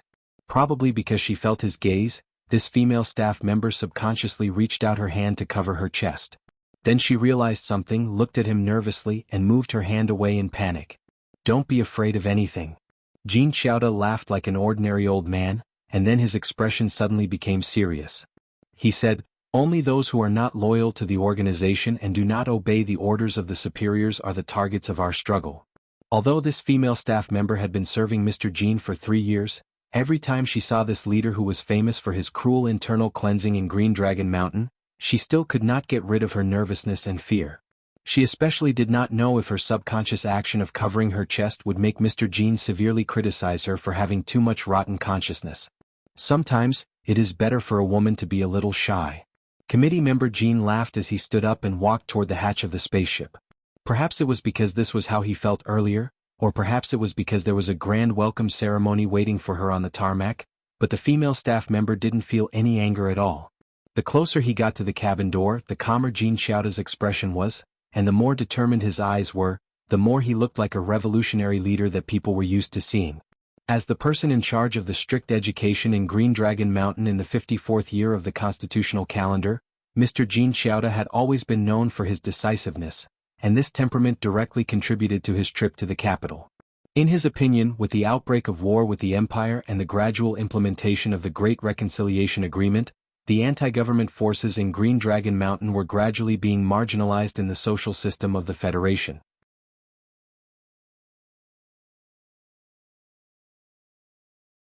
To be more precise, Green Dragon Mountain no longer had any future, so he had to seize the time to choose a new ship before this big ship sank. He was already 72 years old, but he did not want to die. He still wanted to continue to have power.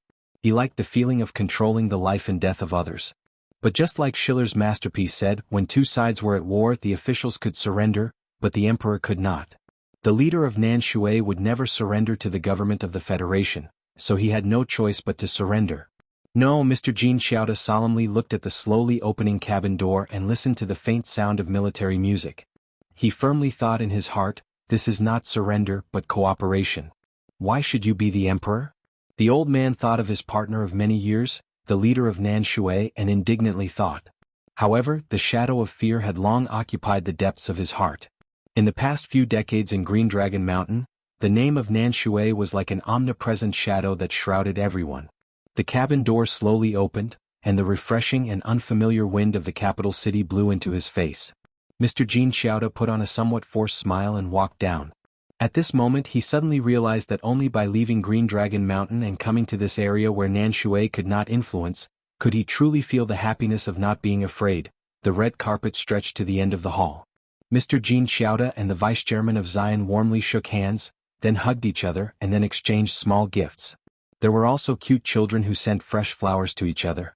According to the ancient tradition, the image of white doves flying in the air was played on a huge hologram.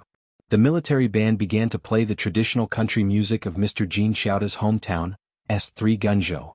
The jubilant welcome ceremony seemed to be going on very normally.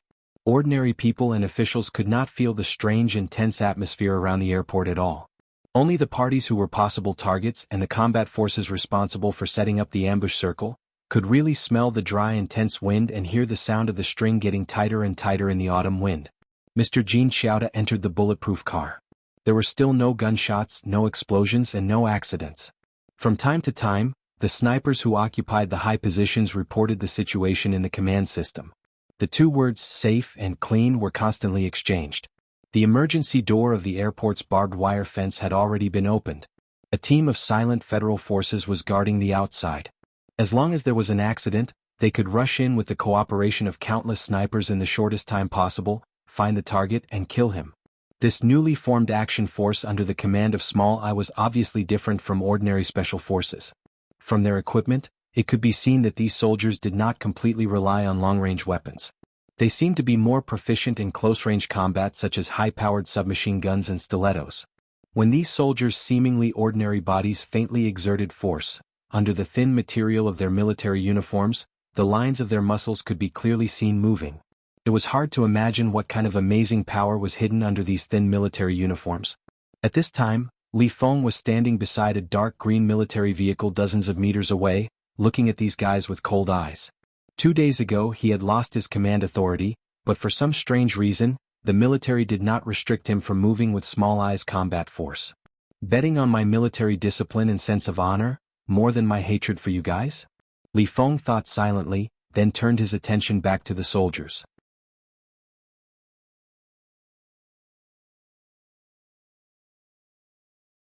He had never liked Su Lu, but he did not want this guy to die for some very disgusting reason. Looking at these tough soldiers, Li Feng began to worry about Su Li's safety, which was rare for him. He was very familiar with these soldiers, or rather, he was very familiar with the special temperament and strength of these soldiers because when he was very young he also trained in the Philadelphia Training Hall.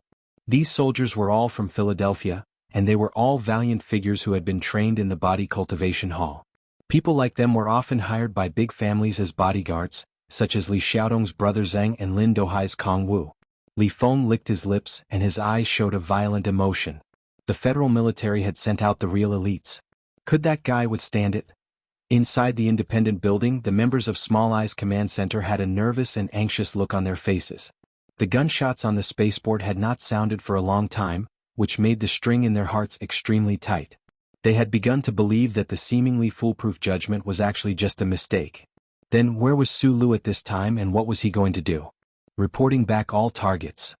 The high-ranking official of the Federation Investigation Bureau wiped the sweat on his forehead and roared angrily, "Where the hell is that guy?" With the sound of the system reporting back, the people in the room confirmed that the President's residence, the Bureau of Proclamation, the 1st Military Region Headquarters, and the military court were all safe. The more than 20 suspicious targets of the Federation government agencies reported back that there were no abnormalities.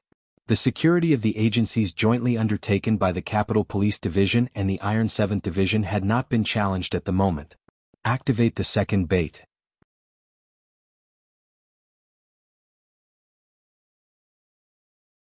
The official walked in front of the light screen and ordered the members in a deep voice, "Pick up Colonel Lake at the military court and immediately take him to the prearranged residence. The intelligence team will send the address of the residence to Macho Back Mountain as soon as possible." If Su Lu did not choose Jin Xiaoda, then he was most likely to choose Lake. Since the military court was clean, then they would kill him on the road or in that residence.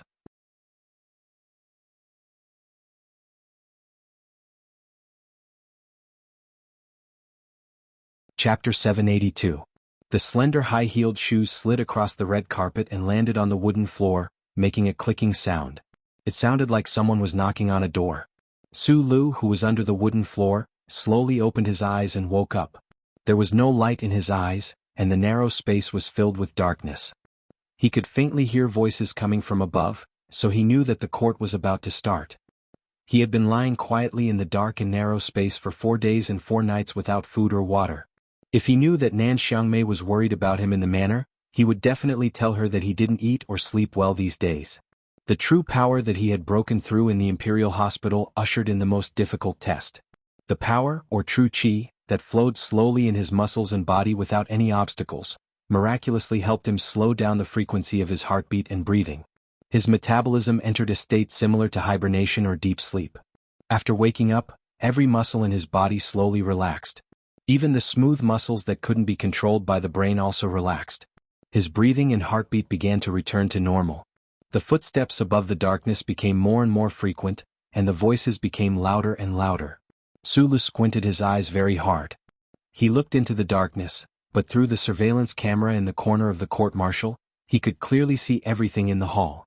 This feeling of being completely separated from his body was very strange. It was as if he was looking down at some lowly existence from above. Sulu didn't like this feeling, but he needed a line of sight. In fact, in order to obtain the surveillance footage of the court-martial, he had countless fierce disputes with the Federal Central Computer in the dark. The modified H-14 sniper rifle was on his left shoulder, the high-firepower Langer pistol was on his right, and the military knife he made himself was on his left calf. After 4 days and 4 nights with his slightly warm body, it was no longer cold, and the target he wanted to kill was on the floor. The court-martial was very quiet. There weren't many people participating in this secret trial. In addition to the military and government representatives, 2 representatives of the Zhong family from the West Woods were invited. However, the 2 middle-aged men obviously didn't have any negative opinions about the explosion of the antique bell. In the current situation, they relied on the support of the Federation government, so it was impossible for them to have any negative opinions. Su Songzi calmly looked at the case file on the table. Minister Zhou was suspended, and the situation had changed drastically. She and her colleagues, who belonged to the legal department of the Ministry of National Defense, already knew that today's secret trial was just a formality. However, she insisted on being the main controller and wore her most beautiful green dress. She got up and walked to the control panel. Her beautiful slender heels stepped on the floor and made a clicking sound. It sounded like she was knocking on the door, but also like some kind of countdown time machine. Su Songzi slightly bowed to the high courtroom and ignored the people in the gallery. She calmly looked at the accused wearing a strapless military uniform and said calmly, "Colonel Lake, you are accused of participating in a murder case in the 67th year of the Constitution and illegally stealing the secret data of the Bureau of Proclamation in the 69th year of the Constitution. You are accused of illegally stealing and leaking important data of the Federation. You are accused of destroying the Federation's first-class aircraft, endangering public safety by dangerous means, and violating the Federation's military data regulations." There was no evidence to be presented, nor was there any court debate. The trial today didn't need any witnesses.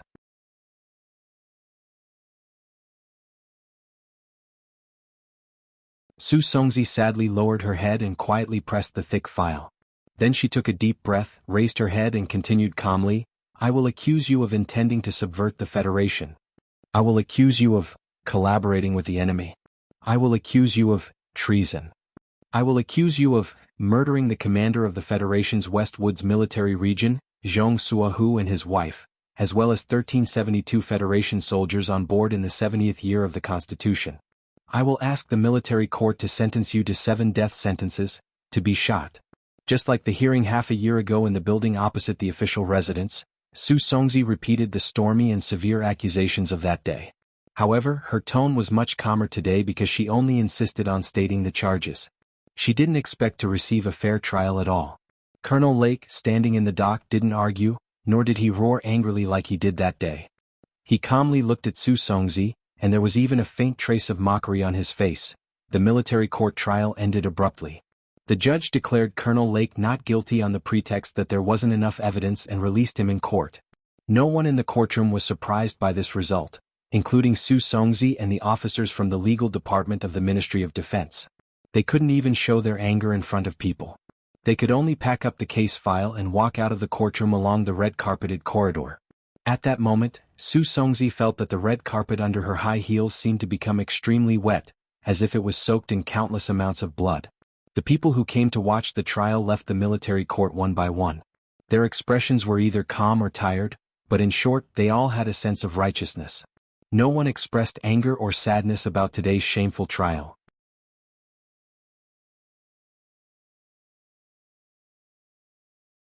In order to prevent the crowded and chaotic entrance from being used by the dangerous person lurking in the dark, A division of the Iron 7th Division that was specifically in charge of security today asked Colonel Lake to stay at the end of the courtroom. A few minutes later, the courtroom had become much emptier. Colonel Lake, who was handcuffed by the bailiff, smiled and shook hands with several government officials. He then received a brand new military uniform and put it on carefully. He believed that before long, there would be a dazzling gold star on the shoulder of this military uniform. Stepping on the bright red carpet with his shiny black shoes, Colonel Lake took a deep breath and suppressed the complicated and inexplicable emotions in his heart. He gently pressed down the hair fluttering under the brim of his military cap with 4 fingers and stepped out of the courtroom. The bulletproof car team stopped at the bottom of the stone steps. The elite soldiers from the Iron 7th Division vigilantly watched the periphery. As long as he walked out of the courtroom, he would usher in a new life. As for the past glory or sin, it would only be the proof of his firm belief. A smile full of confidence, perseverance, calmness, and even beginning to appear elegant appeared on Colonel Lake's face. He embarked on the path of a new life. At this moment, the red-carpeted road suddenly changed shape and bulged in front of Colonel Lake. It was as if an incredible micro-movement of the Earth's crust was taking place in this military court. The terrifying power of the deformed road turned the hard wooden floor under the carpet into countless pieces of debris. The red carpet on top was directly torn into countless pieces of tattered cloth that fluttered in the air, looking very much like the tattered clothes of the soldiers who had died on the battlefield. No one could react in time. Except for Colonel Lake himself, the people inside and outside the courtroom had no time to see this frightening scene. The torn red rags made a hissing sound and hit Colonel Lake's body and face. The pain was like countless shiny slaps. In the shadows of the rags, Su Li's figure appeared. He held the high-powered Langer pistol in his hand and directly pressed it against Lake's jaw, which had not fully opened yet. In this chaotic scene, Lake's eyes widened. He recognized the face in front of him. In fact, he was probably the first person in the federal military to know Su Lu. He also clearly felt the hardness of the gun muzzle on his jaw. In fact, many years ago he had fiercely aimed at the person in front of him with the hard gun barrel. The gun barrel against his jaw was not cold, but it was so cold when it was about to come. There was absolutely no accident. The pieces of the red carpet flew all over the sky, right in front of his eyes and occupied all his vision. It was like the blood on the battlefield, the blood of his comrades. In the moment before death, Colonel Lake seemed to see the grandest and most shameless fireworks. He saw the Westwood soldiers running and screaming on the ancient bell. He saw the face he wanted to forget but could not remember the most, the thin and charming face of the commander. At this moment he wanted to say something, perhaps to repent. His voice was hoarse. Su Lu was no stranger to Colonel Lake. It was this person and the mecha unit he led that ended his life as an orphan repairman. In fact, from a certain point of view, his escape and the things he did in this universe were all related to this person. But at this moment, there was no need to lament about history in the past. He was here for revenge, or rather, he was here to carry out his own trial. Colonel Lake only had time to say one word before the high-powered Langer pistol made a muffled sound. The high-powered bullet shot into Colonel Lake's jaw, penetrated his slightly open palate, broke through the adhesive tissue behind his nose that he was trying to take a deep breath, and quickly killed his brain that might still be preparing to repent. In the end, it tore through the occipital bone behind his head, which was more protruding than normal people's, and flew out with a whistling sound. The bullet blasted off the entire back of his head. The grayish-white sticky brain matter mixed with dark red blood spurted out from the terrifying hole and splashed on the dignified and righteous judgment platform behind him. It was a mess. Su Lu burst out from the ground and pulled the trigger while aiming at Colonel Lake's jaw. It was actually just a moment, not more than 1 second. Lake only had time to say one word. There was a pair of deep eye sockets on his thin cheeks. His narrowed eyes were calm. Su Lu silently thought in his heart, "I won't forgive a single one of you, and I won't give you a chance to repent." In the process of thinking this, he didn't look at Lake's body that was slowly falling down. The Langer pistol in his hand fired 2 consecutive shots to the side, hitting the right shoulder of 2 Iron 7th Division soldiers, shattering their shoulder bones into pieces. In an instant, a powerful force flowed into his tired legs. Between the spray of smoke and the flying pieces of the red carpet, Su Lu jumped onto the judgment platform and broke through the wide floor-to-ceiling glass behind him. Concentrated gunshots rang out. Colonel Lake was charged with many crimes and was asked to be sentenced to 7 death sentences and executed by shooting. The Federation's military court ruled that he was not guilty. Su Lu killed someone in court and was executed by shooting. You're tuning in to the Han Lee's Wuxia Adventures YouTube channel. We're so grateful for your support, and don't forget to subscribe to join us on this incredible journey through captivating stories. Your generosity through donations truly makes a world of difference, as it's the primary source of revenue that allows me to expand and enhance this channel for you. Thank you from the bottom of my heart for being a part of this adventure.